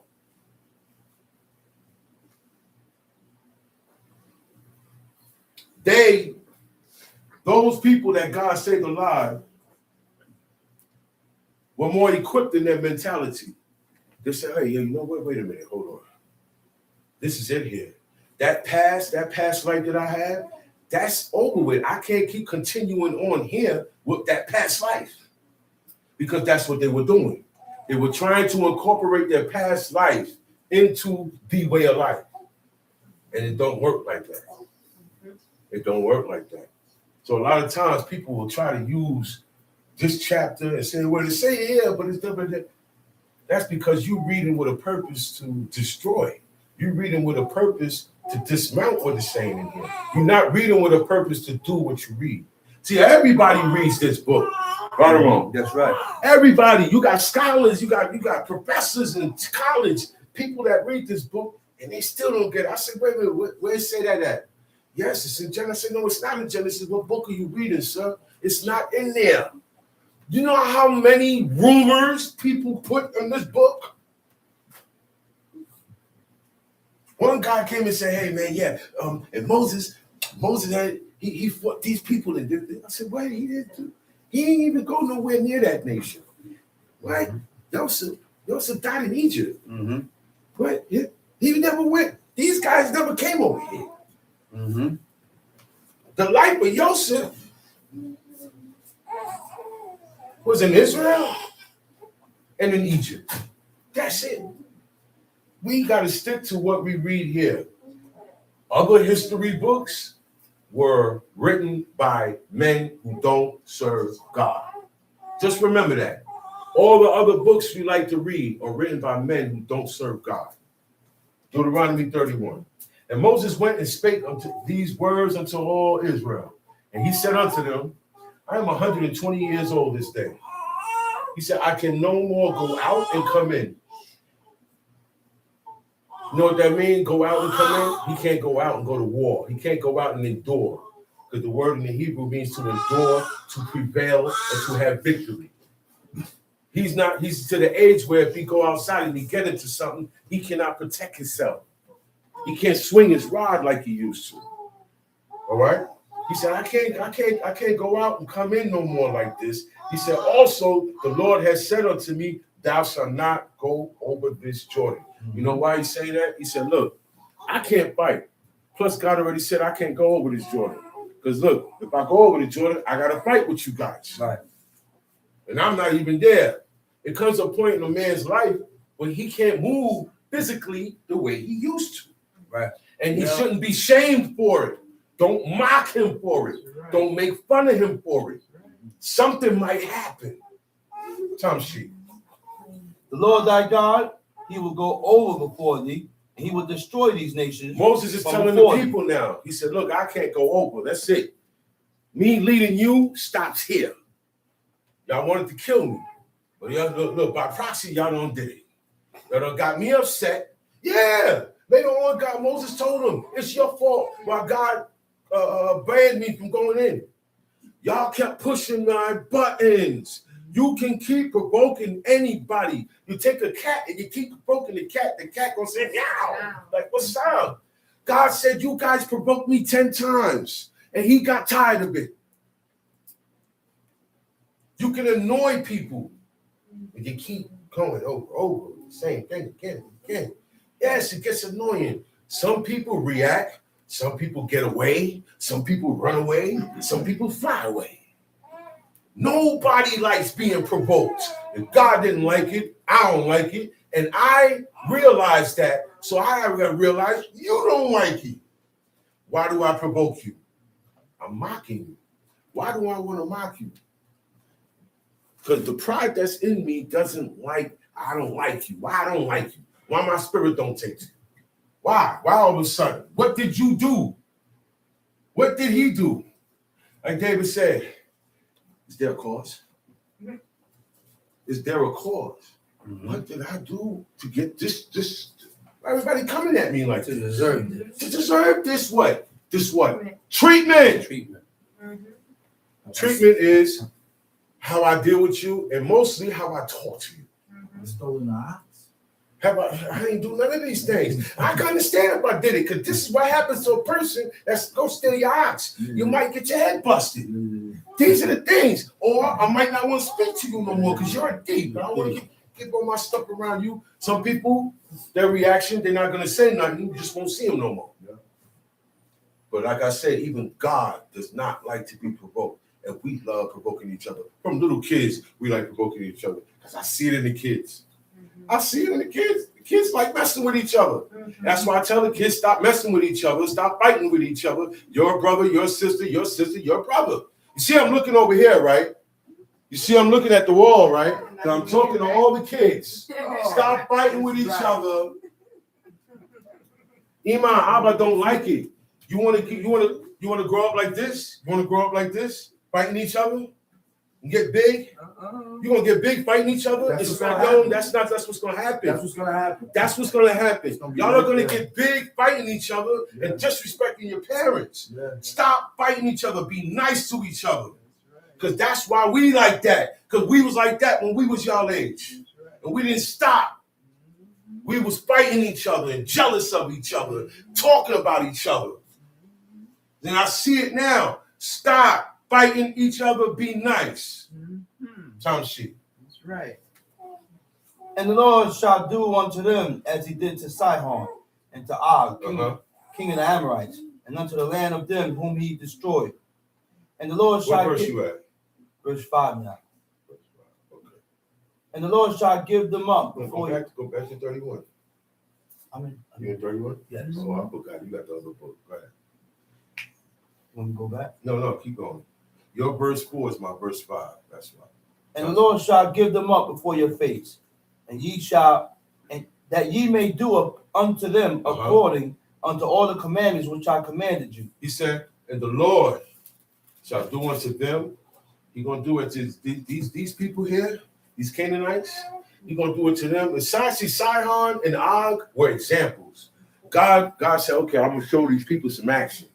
This should have the people believe in God automatically. Okay, because I'm gonna get you guys to go after Sihon, the king of the Amorites. Do y'all know the Amorites outnumbered us? Do you know the Amorites were mightier than us in battle? Yeah. Their children could beat the men. That's how bad of a warrior they were. But God delivered them into our hands. And this was the example, because Sihon, he was unbeatable. Og, unbeatable. These are guys, big man. These dudes are like giants. They were huge. All right, they're not regular. They're not They, regular. the structure of the Hebrew body was an average. Amorites, Canaanites, and dudes were bigger than Hebrews. Egyptians, Philistines, they were naturally bigger than us, y'all know.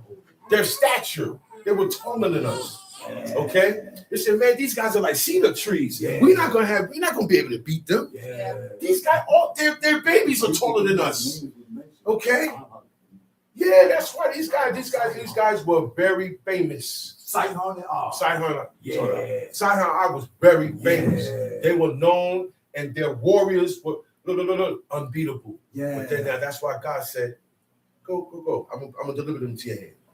I'm gonna deliver them to your hand. Now, we always hear about Sihon and Og, the king of Bashan, how they got overthrown. It's all over the Proverbs, all over the Psalms. Why? They were mighty men. They were mighty men. So God said, I'm the mightiest. Yeah, I'm the I got to take out the ones that's talking, I'm mighty, I'm God. And they said they were God also. Yeah. All these wicked men said that they were God. Pharaoh, Nebuchadnezzar, all the pharaohs, all the Nebuchadnezzars, Og, Sihon, all the kings of the heathen said that they were God himself. Okay? All of them said that they were God in the flesh, and they were here to live and die for the sins and iniquities of the people. Y'all don't know that, right? All of these guys. That sound familiar? Facts. It wasn't just on Jakey. All these guys, before they made an actual deity that didn't exist, it was men claiming that they were Jake. Yeah. Nimrod is the first one. Especially the big one. So these guys had to go as an example. And now that boosts the morale of the people. God knows how to boost you, how to break you.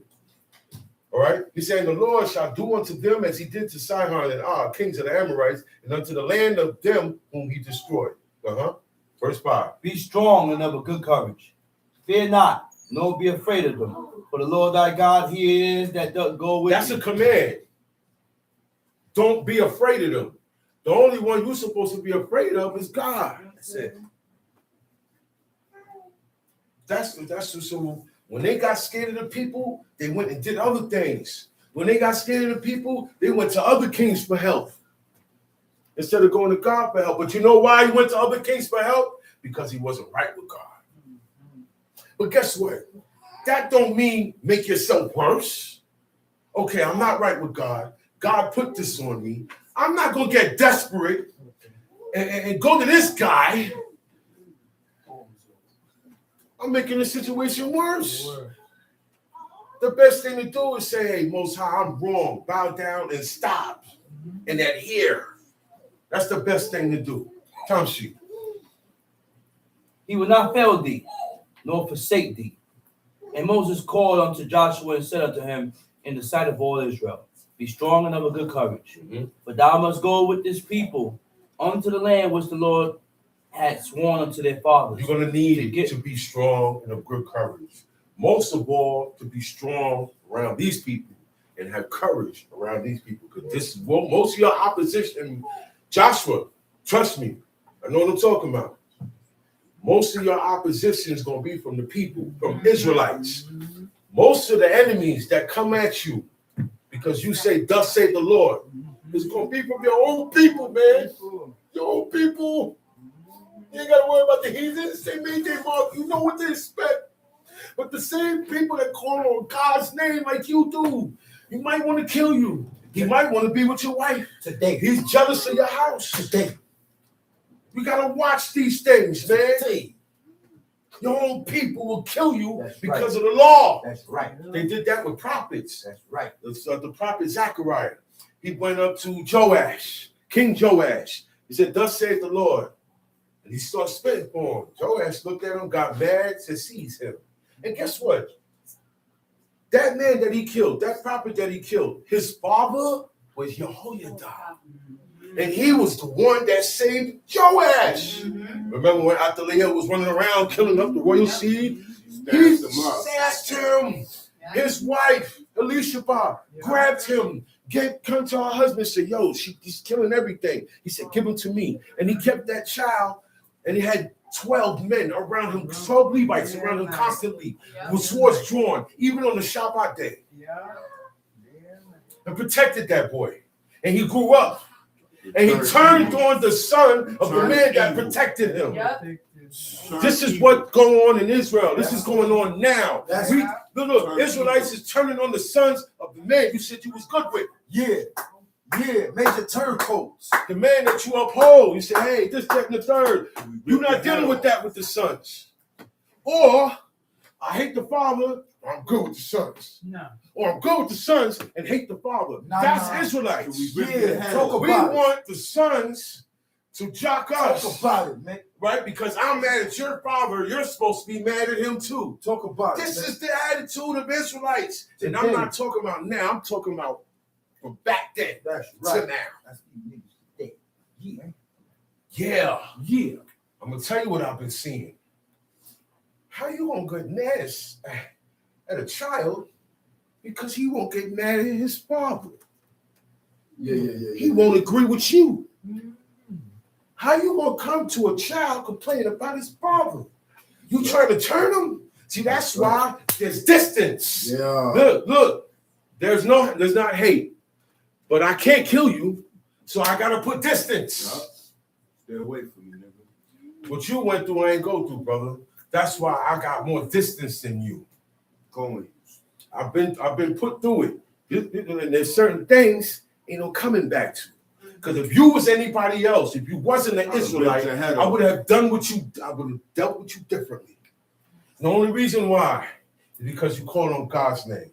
You may not be on the same page, but that matters to me more than what you did to me or what you did to him or him. God's name. But y'all better watch yourselves. I'm talking about the men. Watch yourselves. Y'all get at each other. Y'all don't get at the heathen like that. Yeah. Say it again, Mick. Say it again, Mick. Don't act with the heathen like that. Act with that heathen. Tamshi. Speak on it, Mick. Tamshi. And Lord, here it is that doth go before thee. And the Lord, here it is that doth go before thee. He Anytime you get into something, you about to go. This is for the men. Because our women didn't go into battle. Our women didn't have to go into battle. Our men didn't have to battle too much. Before when you raise, hailstone hit the dude. As you raise your sword to hit him, God already struck him down. Okay? So this was for the men. So he said, he will be with thee, he will not fail thee, neither forsake you, fear not. But you cannot be afraid. Dealing with God, the only thing you fear is God. Yeah. You don't fear darkness. You don't fear idols. Yeah. You don't fear people. You don't fear people who serve those idols. I don't fear nobody. Okay? God said, fear me. He said, love me. Give me all of that. 100% of that. So that's why these people that serve God, one man take his sword out and jump in the crowd of the enemy and don't care an outcome. These are men that fought for the name of God. Like David. David fought. Before David became king, he fought for the name of God. He said, who is this uncircumcised dude? Who is this uncircumcised? Talk about my God. They be talking about You got to be. armies of the living God. Come on, man. Come on, That's man. another one that gives goose pimples. That's The right. armies. This is not a regular army. That's right. This is an army of the living God. Yeah. You know what that means? My God lives. There's only one God, and he's alive.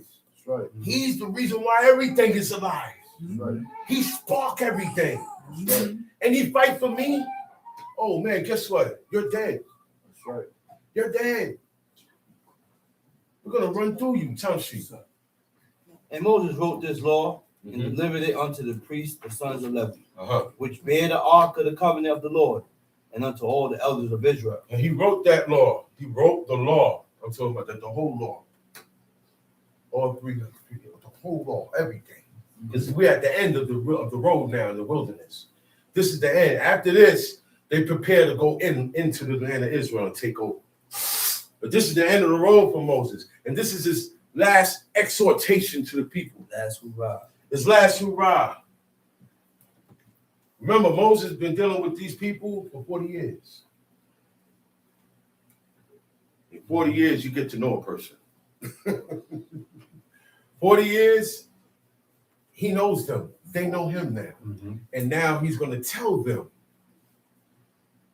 his last words. Tamshi. And Moses commanded them, saying, at the end of every 7 years, in the solemnity of the year of release, is the Feast of Tabernacles, when all Israel is come to appear before the Lord thy God, in the place which he shall choose. Thou shalt read this law before all Israel in their hearing. Gather the people together, men and women, That's what children. he's telling Joshua, this is what you do. That's why later on, right, in the book of Joshua, it said, and Joshua called all Israel together. He's keeping the commandment of Moses. Okay? Moses told him what to do this. He said, gather the people together, men, women, and children, and thy stranger that is within thy gates, everybody. He said that they may hear and that they may learn and fear the Lord your God. This is why I know it's a technique, man. It's a technique. My Abba used to say, call everybody. Yeah. I'd be in the room with him. He'd be like, okay, this, he said, this is not just for you, this for everybody. Call everybody. I got to get everybody. I will watch out. Girls, boys, everybody. And he would say things like this. Exhort us to always keep the commandments of God. These are the same things. He didn't go off and say nothing different. We got to stop going off and saying different stuff that's not in the book. That's another thing. Stop adding on details that's not in the book. Use the same words. We got to do these things over and over, the same thing over and over and over again until you die. Okay. So don't look for nothing new. Okay. Well, I heard one guy say the other day, he said, yeah. He said, you do. He said, you're doing this. Yeah, he said, it's the same code, it's the same rules, but you got to put a twist to it or else it becomes old to you. Nah, that's the wicked. Yeah. But that's what we do Mm-hmm. without saying it. We do things what the wicked say, right? We do it. We don't say it. We do it. We just do it. We act it out. No, it don't go like that, man. Okay. That's how wicked people perceive the laws. That's how they perceive this. Oh yeah, we got to put a twist. There's no twist to put on this. There's nothing to a twist. You know what a twist is? When you add something and when you take away. Yeah. Because it's not the original. Yeah. This is a remix. Tough sheet. Gather the people together, men and women and children, and thy stranger that is within thy gates, that they may hear, and that they may learn and fear the Lord your God and observe to do all the words of this law. Right. And that their children, which have not known anything, may hear. Now the children, the innocent children, they haven't seen or heard anything yet. These children not gonna grow up in Egypt like you did. These children got a chance. It's up to you to give the children an opportunity because they didn't have to come up like you. They didn't get into the corruption that you got. They didn't get so much certain things that you did as a parent, your kids never did. So you got to keep that encouragement in them so they don't never go there. You don't want your children to go the way that you came from. You don't want your children going that way, man. You don't want your children. What I said? He said, man, I deaded that. That's right. He said, I look down on that past. Right. He said, God brought me from there. He He said, now I see some of my children going there. Yeah. It hurt him, man. That's right. He said, I never showed you this. That's right. Sure. And he was a top dog in that world, the Christian world. Yeah. What he said? You can serve better than me. Nobody was a better Christian than me, right? Didn't he say that? Right. He said, nobody was a better Christian than me. And I'm here serving God now. So what are y'all doing? Why y'all can't let go of the Christianity? Because y'all still got Christianity. Yeah. Oh, yeah. That's the baddest religion out still. That's the religion that got the whole world. Yeah, Catholicism. Yeah. That's the number one religion today. Yeah. Right. All right? Most of Israel come from that background. Yeah. That's why I know what I'm talking about. That's all over. It's the Christianity is in Muslim states. All right? All right? No, so there's no, oh yeah, we're the same. No, we're not the same. No, we're not the same. What make me different and make you different is God. The true and living God. I follow him and I do what God said.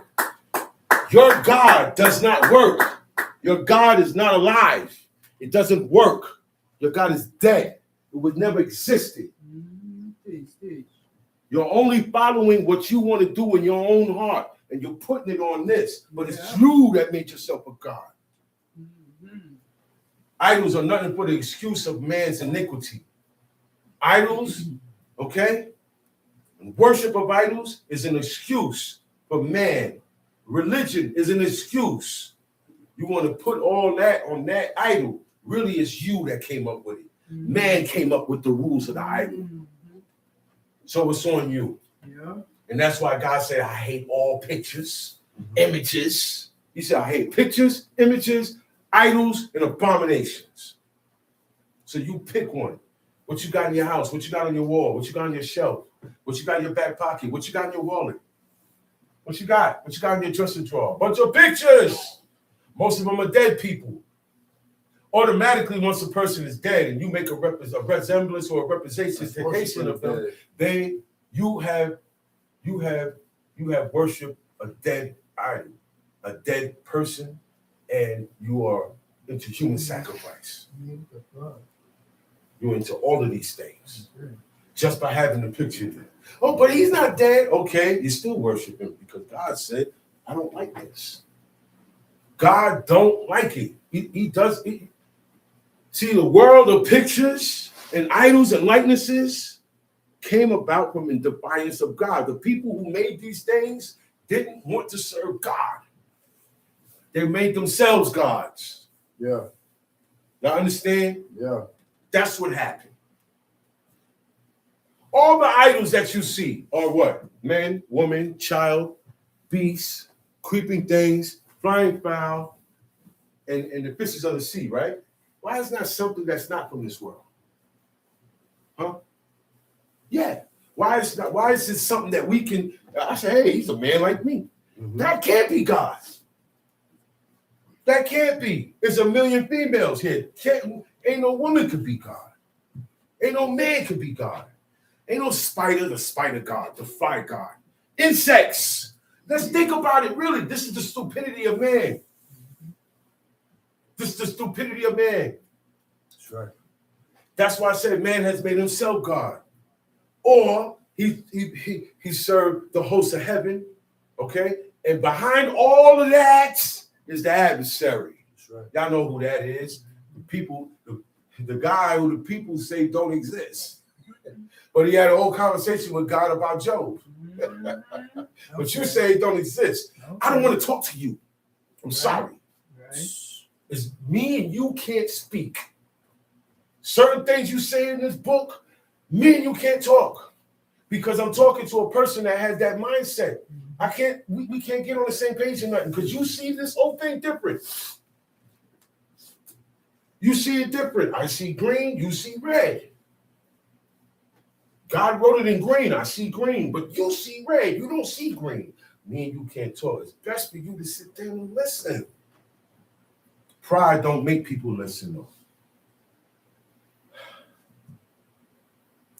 When you're in the right, or you haven't done anything wrong, and you still take rebuke or admonishment, and you don't let nothing, it's nothing to you, that's a better heart. Yeah. That's a better heart. Yeah. Because now I'm like, you know what? I can explain that it's not like that. Yeah. I can explain and show that it's really not like that, but I don't have to. I don't have to. That's a better heart. They said you can disagree and keep going because you're doing it anyway. Look, being admonished and rebuked, it's nothing. It's nothing. Correction is love. Correction is love. Where we at? Verse 13. Read. And that their children, which have not known anything, may hear and learn to fear the Lord your God. Because they're open vessels, they're sponges. All they do is watch us. They see me and you arguing. The words that we use, our expressions, they're going to do that too with each other. Yeah, but we don't care. We say and do anything in front of the children. Not realizing that we are teaching them. You are teaching the children. Once you're sitting down, let's say two adults having a conversation, the children shouldn't be sitting there. That's right. Tell the child to go inside. Because that child is going to feel like he's on the same level as you. He's going to grow up feeling that they're on the same level as Right. you. They have to learn from their age. That there's a time when you got to go over there and sit your butt down. Yeah. Right. Okay? I'm over Ema's talking. Abba's talking. Everybody shut up. Yeah. Once you hear your mother's voice, everybody shut up. Yeah. Once you hear your father's voice, everybody shut up. Yeah. Once somebody pick the book up and start reading, everybody shut up. Yeah.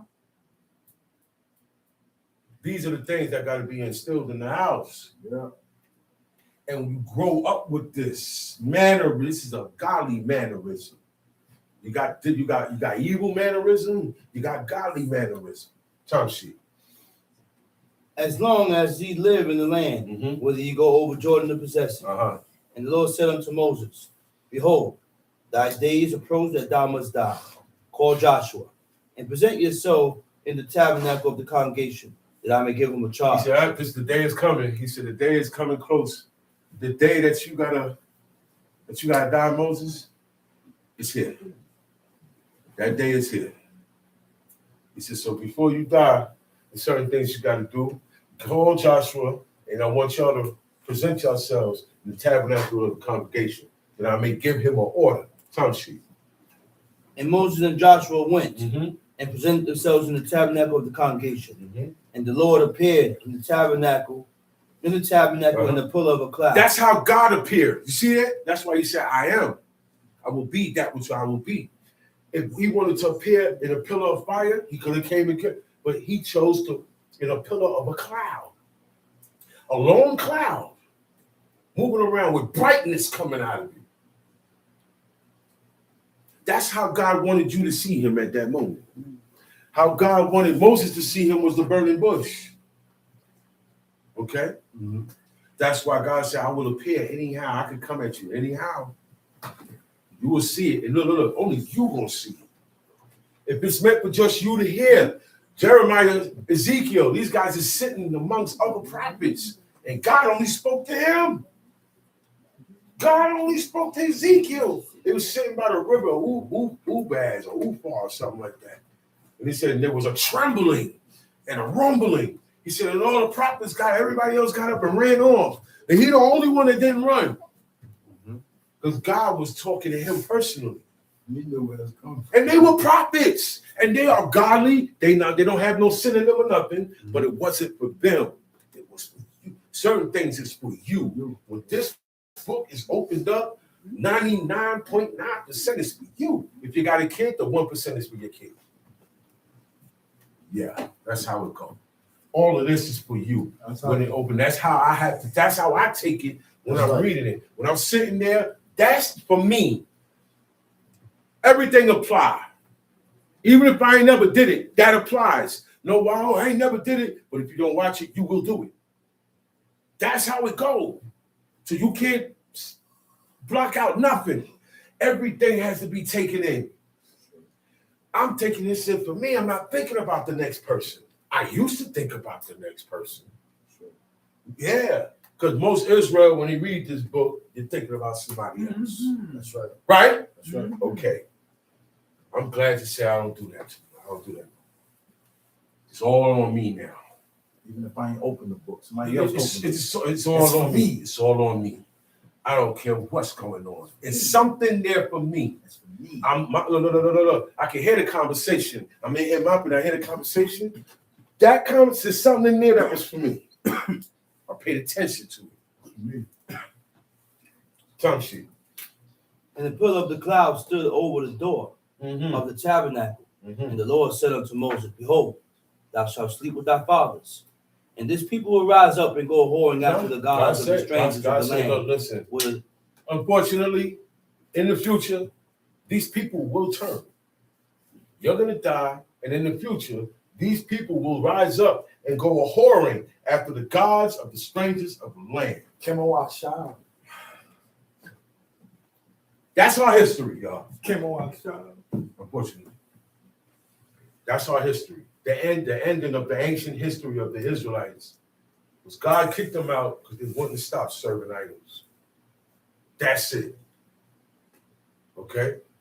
So we're not in a good, look at where you're at now. Scattered all over not just in America, all over the world, Craig. All over the world. Not just here. The seed of Israel got spread everywhere. So that's why you got all types of people saying that I'm Israel. And hey, I don't doubt it, right? The only thing I can say is if you're Israel, you're going to do these laws. You're going to do these commandments. Israel identifies by these commandments. Because we got scattered, Israel is not one color. So don't look for all Israel to be black. We got scattered through the four corners of the earth. That's right. And we became those people wherever we went. It's not a black nation, bro. You got white people that take their blood, take a DNA test, and they got then their origin of nature is from a black man. Yeah. And vice versa. Just because a person's skin color don't mean that's what he got in his blood. You got some black men that got Czechoslovakian in them, European blood in them. Mm-hmm. How he got that? We got scattered. Mm-hmm. So stop looking at the color, man. That's right. Stop looking at the color. Stop looking at the color. It's not about color. It's about your character. Is your character worthy and good enough to serve God? Okay? That's right. But they didn't do that with each other. He said, how is your heart like my heart for God? That's what mattered, man. That's what mattered. He said, yes, sir. He said, your zeal. That's what he says. Your zeal for God, the way my zeal for God is. He said, yeah. He said, come and step up in my chariot. So let's roll. Let's roll. Now we can roll together. Don't she? Where do they go to be among them, and will forsake me, and break my covenant which I have made with them. See that? See that? God said they're gonna break it, man. But look. That don't mean we're gonna just quit this. Nah, because there's gonna be individuals in the meantime of all Israel turning. You got individuals that never turn. You got families that didn't turn. Come she. Then my anger shall be kindled against them in that day, and I will forsake them, and I will hide my face from them, and they shall be devoured, and many evils and troubles shall befall them, so that they will say in that day, are not these evils come upon us, because our God is not among us? This is why, yo, man, I hate the white man. They're the slavery and they're wicked, what they do to us. And, man, stop that. Are not these evils come upon us because our God is not among us? Okay. We never said that. I never heard nobody say that today. I never heard no Israelites say that today. I never heard a group of Israelites say that today. They're always pointing, blaming. Yeah. Who told the white man to come and put you in slavery? Okay. God. Okay. Getting this wrong, man. Accept your shortcomings. No. Nobody get away with nothing. God said, I'm going to take care of him too. But I put you under him because you followed him. Okay. I put you under the white man because you following the white man. I put you under the Chinese man because you're following the Chinese man. I put you under these people because you're following them. I put you under these people because you're following them. Time sheet. Deuteronomy chapter 31, verse 18. And I will surely hide my face in that day for all the evils which they have brought. And that's why we read the Greek era. You got it the Greek era, you got it real bad. You got tortured up real bad. This is where the story with Hannah and her 7 sons come in at. Right? But if you read that, it will boost you. Because they accepted of their punishment. They accepted of the torture. They accepted of the evils. But you know what? They say, but you, Antiochus, wicked person, you're not going to get what we get. He says, you could cut whatever you want, torture me. He said, because the pain will be for a small time. Yeah. You know, y'all know that, right? Pain don't last too long. You got it. You can take affliction more when you're God. Say it again. You can take affliction more when you're God. Because and he said, in my affliction, I repented myself. That's right. That's what they say. He said, in my affliction, I repent myself. Meaning, I'm going through this now. And look. I'm gonna give it up for all my iniquities and sins. If God put me through this, I'm not even look. God ain't gotta tell me why he doing this to me. I know why he doing this to me. Okay? We ain't gotta get into detail. Time sheet. In that day are turned unto other gods. Now therefore, write ye this song for you, and teach it, the children of Israel, and put it in their mouth, that this song may be a witness for me against the children of Israel. For when I shall have brought them into the land which I swear unto their fathers, that flowed with milk and honey, that they shall have eaten and filled themselves and waxen fat. Then he said, this is when it's gonna happen. When they get what they want, and everything's fine. And I got my house, I got this, I got my money, I got everything. He said, that's when they're gonna wax fat and kick. You know what that means? Wax fat means you gained a lot. You gained a lot, and then you kicked at it. You kicked at what? At God. You put your feet up, and you didn't do your obligations that you're supposed to do towards God. God did his part. God got you in the land, houses that you built not. vineyards and olive trees you didn't plant. He said, when thou shalt have eaten and be full, beware, lest thou forget the Lord thy God. And that's what happened. They got in there, they got cool, and they got everything. Oh, we don't have to fight no more. We got the land now. And they forgot God. As soon as God hit them off, they forgot God. All right, tough shit. Then will they turn unto other gods and serve them and provoke me and break my covenant. So now that they forgot God, right? Look, if you don't serve God, you're serving the idols automatically. Once you're not serving God, you're serving the idols. That's right. All right? Plain and simple. Okay? That's right. So God said, once they wax fat and they kick, he said, that's when they're going to turn. They're going to turn and they're going to serve them and provoke me and break my covenant. Time sheet. And it shall come to pass, when many evils and troubles are befallen them, that this song shall testify against them as a witness. That's the song. This song is a witness against you. And when the evils start to go down, all right, just remember this song. Just remember this is your fault. Just remember you brought this on yourself. Just remember when you were warned. Be times to keep God's commandments. And if not, he was going to do you hurt and deliver you into the hand of your enemies. God said, how many times God said that? I'm going to deliver you into your hand of your enemies. You don't keep these commandments. If you turn on me, I'm going to give you up to these guys. Remember, your beginning was slave. How you started wasn't right. Okay? And you didn't do good in the wilderness. That's right. It wasn't right. It wasn't correct. What's the first thing that you decided to do in the wilderness? Was build a calf. As soon as you got in the land, what you did, you broke up and then you built a calf. You built two calves. And you know those two, that calf worship was in Israel from the time Jeroboam set it up, all the way to the last king, which was Hoshea. Okay? From Dan to Beersheba, those calves was there. All right? Time sheet. All right, put it to the. My point is about this is Israel been serving idols. The whole history of Israel on this planet been serving idols longer than they've been serving the Most High.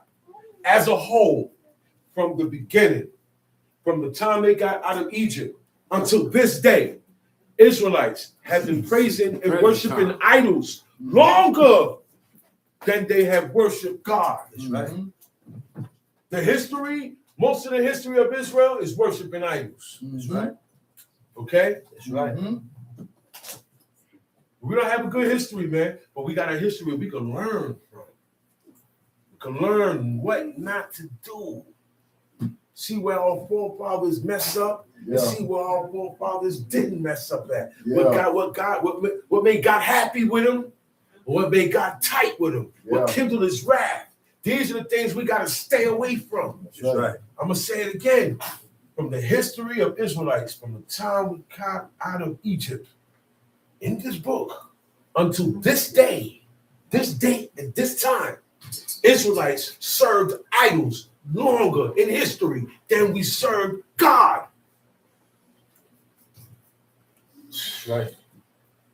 That's not good. That's why we in the situation we in now.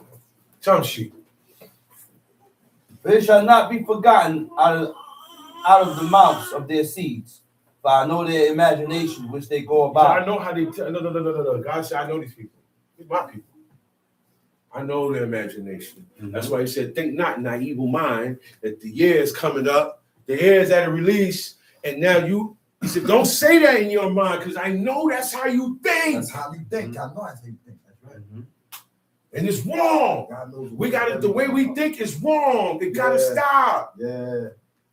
It gotta stop. Think like Americans, man. You think worse than Americans. Yeah. A true American will look at you and be like, wow. Yeah. He'll look down and get to just certain values that they even follow. Hold up. That's right. That's right, brother. But then you got the degenerate American that don't have these things. You're going to say, hey, I like that guy. Why? Because that guy spoke up to his problem. He stood up to Yeah, his he father. stood He up. spoke He up stood to up, him. yeah. Nah, I don't like no guy that do that. That's right. You weak. And the only reason why you're doing that because your father's having mercy. That's right. Yeah. That's right. Your pop's having mercy. Yeah. That's right. Okay? You That's deserve the only something. reason why, man. Because you don't deserve it, man. You deserve something. Standing up to your mother and your father, grandmother, they stand up to their grandma. They don't have no respect to their grandmothers. To the one that bore your parents. Yeah. What's up? Yeah. What's up? You want to leave here? Slugs. You must want to leave here. You must have a death wish. Your destiny must be about evil. Your God said, oh yeah, this one, not too good in this one. This one's going to be all about. So the things that you're going to do is going to cause death to come to you. Time sheet. Moses therefore wrote this song the same day Uh-huh. and taught it to the children of Israel. Uh-huh. And he gave Joshua the son of Nun a charge and said, be strong and of a good courage. Uh-huh. For thou shalt bring the children of Israel into the land which I swear unto them, and I will be with thee. And it came to pass, when Moses had made an end of writing the words of this law in a book until they were finished, that Moses commanded the Levites, which bear the ark of the covenant of the Lord, saying, You see, it's the same book we reading today. It traveled through the test of time and reached people's ears in 2026 today. No book was ever preserved this long. Okay, the book of the law. It said it came to pass when Moses had made an end of writing the words of this law in a book until they were finished. That's why it's also called the law of Moses. It's God's commandments, but it's also called the law of Moses because we received it from Moses. Okay? It said that Moses commanded the Levites, which bear the ark of the covenant of the Lord, saying, take this book of the law and put it in the side of the ark of the covenant. Like Chief Shama was telling y'all earlier, that's one of the things that's inside the ark. The book of the law, the Torah is in there. And nobody know where the ark is at. Right. Nobody found the ark. Jeremiah hid it. And Jeremiah, God made Jeremiah hide it, all right, in the Nobody mountains found somewhere, in the same mountain that Moses saw the land. He said God took him in that same mountain. He said people was trying to follow him, and they was marking the way because you could get lost. Right. They were walking the walls. Jeremiah peeped it and asked God to confound them and blind them. You know what he had? He had the tabernacle. He had the Ark of the Covenant. Man. The man is in the Ark of the Covenant. He had three things, right? He had the Ark of the Covenant, he had the tabernacle, he had the altar of incense. Those three things cannot be touched by man. Right.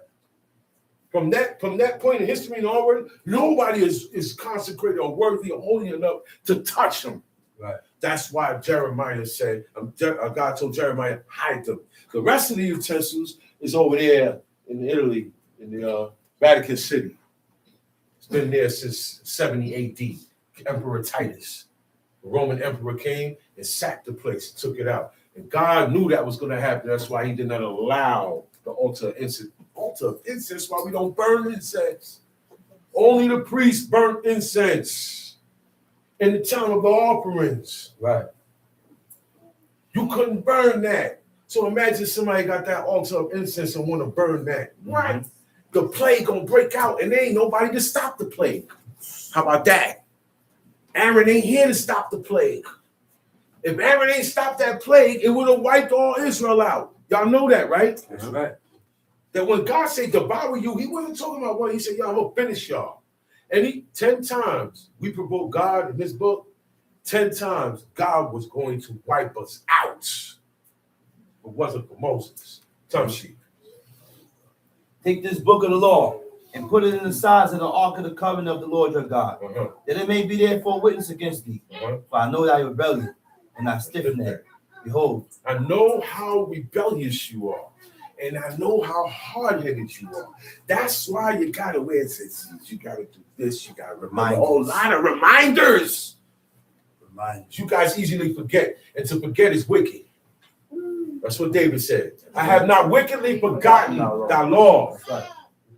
So if I forget, oh man, I forgot, because you're wicked. That's right. You got a lot of work to do. That's right. To get to that point, there is a point you can get to where you say, I have not wickedly forgotten thy law. You can get to that point. You can get to that point where it says, hey man, I walk the rest of my life in truth and justice, like Tobit. You can say these things. Yeah, we can get there. But we fall short because you don't even believe in yourself. You don't even believe in yourself that you can serve God. That's right. That's why Joshua said, y'all ain't able, because you ain't got it in you, man. You ain't got it in you. You don't have nothing in you to push yourself. You're not going to hear nothing that's going to make you deadheads. Time sheet. While I am yet alive with you this day, ye have been rebellious against the Lord. He said the whole time since I met you, since this is Moses talking, all this time, you guys have been rebellious against God. Is he taking a side? No. All right. Sometimes we got to sit and listen about it. You got to listen about yourself sometimes. Sometimes we get so hardy. It don't have to be your mother. Somebody telling you about yourself and you need to correct it. You need to listen. Right. Without buts, rebuttals, pointing of the finger. Sometimes just sit there and be like, right. And that's it. Like King David, he said, I have sinned. That's yo. It. The examples is right here, man. That's right. I can't say Abraham. So Abraham ain't never said I've sinned. Since God met Abraham, Abraham ain't sinned. Mm-hmm. Since Abraham met God, Abraham ain't sinned. That's right. Isaac brother. didn't sin. And Jacob ain't sin either. That's right, brother. I don't want to hear none of that stuff. Everything that happened with those people were of God. That's right. Those were God's people. That's why nation was made out of those people. That's Y'all have to right. understand that. It was just Abraham. God didn't have to make a nation out of him. Right or wrong? Right. It was Abraham. He said, yo, but you surprised me, boy. Yeah. Because out of the whole world, at that time when Abraham was alive, the world ain't dealing with God. There is nobody dealing with the Most High. That's Nobody is recognizing him. Everybody is under the banner of Nimrod. That's right. Nimrod. And 3 and 1. And trinities and triads. And coming back from the dead and resurrection. That's what they was into. Okay? Right. The whole world was into it. Right. Abraham grew up where? In Babylon. The most wicked place to be. He said the mother of all harlots and abominations. Mm-hmm. The mother of sins and iniquities. Mm-hmm. The cradle of wickedness. Babylonia. Look, before Babylonia, it was called Akkad or Sumer. Mm-hmm. And we know about Sumer from school. Shinar. All these is the same area. It's the same spot. Mm-hmm. And that's a dangerous spot. Mm-hmm. It's a dangerous spot. A lot of warlocks come up there. Yeah. Yeah, so you got to watch it. And that's where this man came from. That's his background. You know what they do in Babylon? They burn their children. Nimrod introduced fire gods. He's the one that introduced burning your children to the fire god. Nimrod. It started with Nimrod. Everything God do, he do opposite on purpose. He profaned. He said he profaned himself. It doesn't say in the Hebrew that he was a mighty hunter. It says in the English that he was a mighty hunter. In the Hebrew, it said he profaned himself before God. Sexual ritual. Okay, with sexual rituals. Yes. Okay, so you just can't have sex how you want to have it. You gotta have it the regular way. To have Rules to the You game. gotta have it the regular way to have babies. We don't have to go into details. That's right. We know what this is. That's right. We know what the freak off thing is about. You Right. can't do that. Uh-huh. Because when you do that to her, she do it to you do it to each other, we do it together. All of that is worship. It's how they worship their idols. This is how Jakey on the cross is really worshipped. This is how, paganism and religion got put together. That's right. Okay? All right. right, bro. You would be surprised. They say the freakiest freaks is in the church. Right? Brother. Right or wrong, brother? That's right. I ain't saying nothing. I don't know what I'm talking about. So, It's in that world. all right. And a lot of us come from that bedrock. A lot of our parents come from that world. And we come from that world. And then Israel is still indoctrinated in that world. Mm-hmm. We're still getting ourselves out of that mindset, man. Time sheet. And how much more after my death?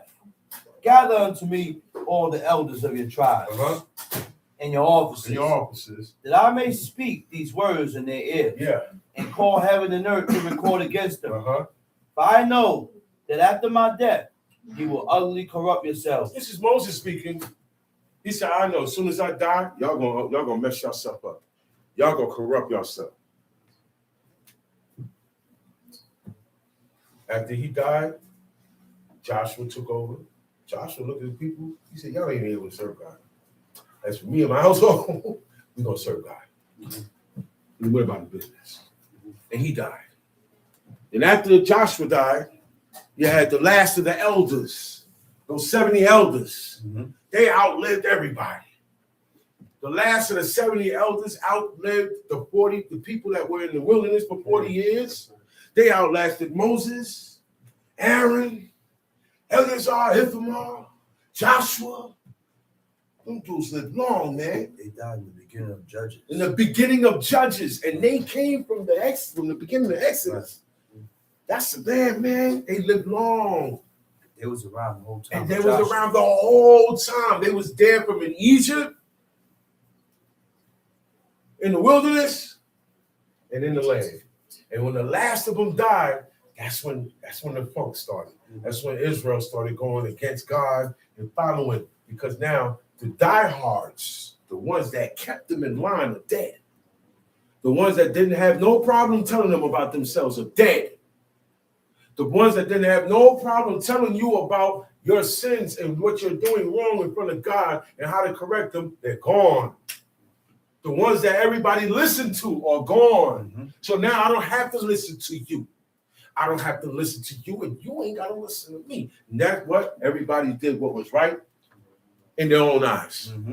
That's how we got to that. And that's where we at today. That's right. That's where we at today. That's where we at today. Everybody is right in their own eyes. That's right, bro. It's been like that since the judges. That's right, brother. When is it going to stop? When is it going to change? When? Time sheet. And turn aside from the ways which I have commanded you, and evil before you in the latter days, because ye will do evil in the sight of the Lord. See, to provoke him to anger. You do evil now, you're going to get evil later. Oh, yeah. I'm going to store evil for you later. Oh, yeah. Later in life, and after you leave here, You're going to reap it. you're going to reap it because that's what you put in. That's the work you was putting in. Reap. Yeah. It's putting seeds of evil. That's how this goes. Seeds of evil. Seeds of evil. You don't pay for all of that at one time because No. God is God. He Right. said we don't operate like that. So a lot of that stuff you pay for later. That's why a lot of times people say, oh man, now that it's too late, you want to do certain things. It's too late. It's too late. You had all your life and you disregard it. Now time is up. And now it's time for evil to come. The time for you to repent is over. That's right. The evil is setting in. And you got to go through with it. That's right. You have to go through with it. Time sheet. And Moses spake in the ears of all the congregation of Israel the words of this song until they were ended. Proverbs 10.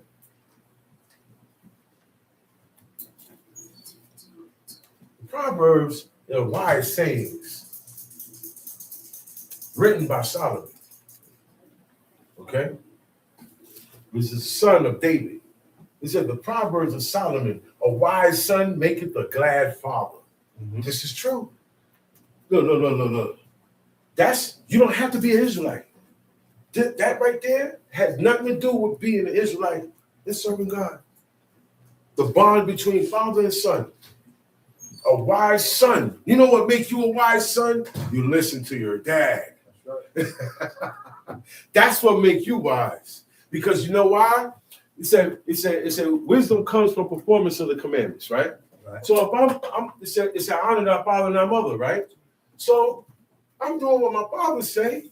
I'm performing the commandments. commandment is being performed. That right there, that one commandment right there gonna make me wise. Imagine the rest of them. Time sheet.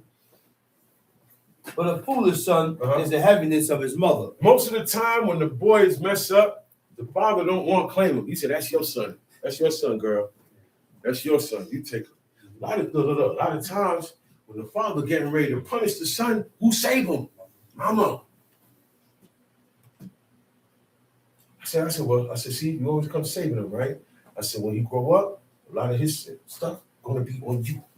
A lot of his stuff gonna be on you. You keep saving him. You keep the heaviness gonna be on you. It's coming from you and it's gonna be on you. Right? Time sheet. Treasures of wickedness profit nothing. Treasures of wickedness profit nothing. What is a treasure of wickedness? Things that I got unjustly. Treasure, money that I got by scamming, frauding, stealing, robbing. Okay? That money is not going to do no good for me. It's going to disappear. It's going to be as if I never had it because of how I got it. Time sheet. But righteousness deliver it from death. That's right. Righteousness can't. Money can't deliver you from death, but righteousness can. Hezekiah said, haven't I done all thy commandments? Mm-hmm. And that was righteousness, right? And that saved him. And he had 15 more years behind that. Time sheet. Yeah. The Lord will not suffer the soul of the righteous to famish. The soul. God is not going to allow. Famish means to go hungry. He said, the Lord will not suffer the soul of the righteous to go hungry. Famished. You know, man, I'm famished. Means I'm starving. God not going to allow the righteous to be without food or be without a way to so they can feed themselves. Mm-hmm. They're going to, so what? They depend on him. Yes. They depend on God. Yes. And God likes it when you depend on him. Yeah. You know why? Because when you depend on God, you're going to walk right. You're going to walk right. You have no choice but to walk right. That's why God said, yeah, man, grab onto my strength. Grab onto my strength, man. He said, man, and be patient. Yeah. He said, you got to be patient with God. You got to be patient with your parents. Right. And if you're wise, you will be patient, period. Right. And if you're wise with God and you're wise with your parents, you're patient with God and patient with your parents, you're going to automatically be patient with everything. Because that's your training. That's the training. That's your training. Yeah. That's your discipline. That's right. That's right. It's easier for me to listen because I listen so much to God and my parents. Right. So, okay, I will give you an ear until you say otherwise than what I'm reading here. That's right. I don't listen to my mommy and daddy too much. What do you think I'm going to listen to you? Mm-hmm. And that's why we have a lot of arrogant people. Most of the arrogant people walking around here today, they did not honor their father and their mother. That's why they're hard to deal with. That's why they have so many ways about them, because if they had listened to their mother or their father or did not run away from the subjugation and authority. A lot of people run away from the authority of their mother and father. That's right. And then who teaches you? Who teaches you? The world. The streets. The streets. You go out there. That's who teach you. And look, ain't no love out there. Ain't no love. You're going to fall in love with something out there in the street, and it's going to turn on you. You're going to end up running back. It's going to turn on you if you survive. If you survive. A lot of times you come back, but you come back in a box. That's right. Because you ran off. You left off. That's right. With that, I hope everybody got something out of what's brought with us to be brought for the rest of the day. Shalom alaikum. We'll be starting back at 4:30. 4:30. We're coming back at 4:30.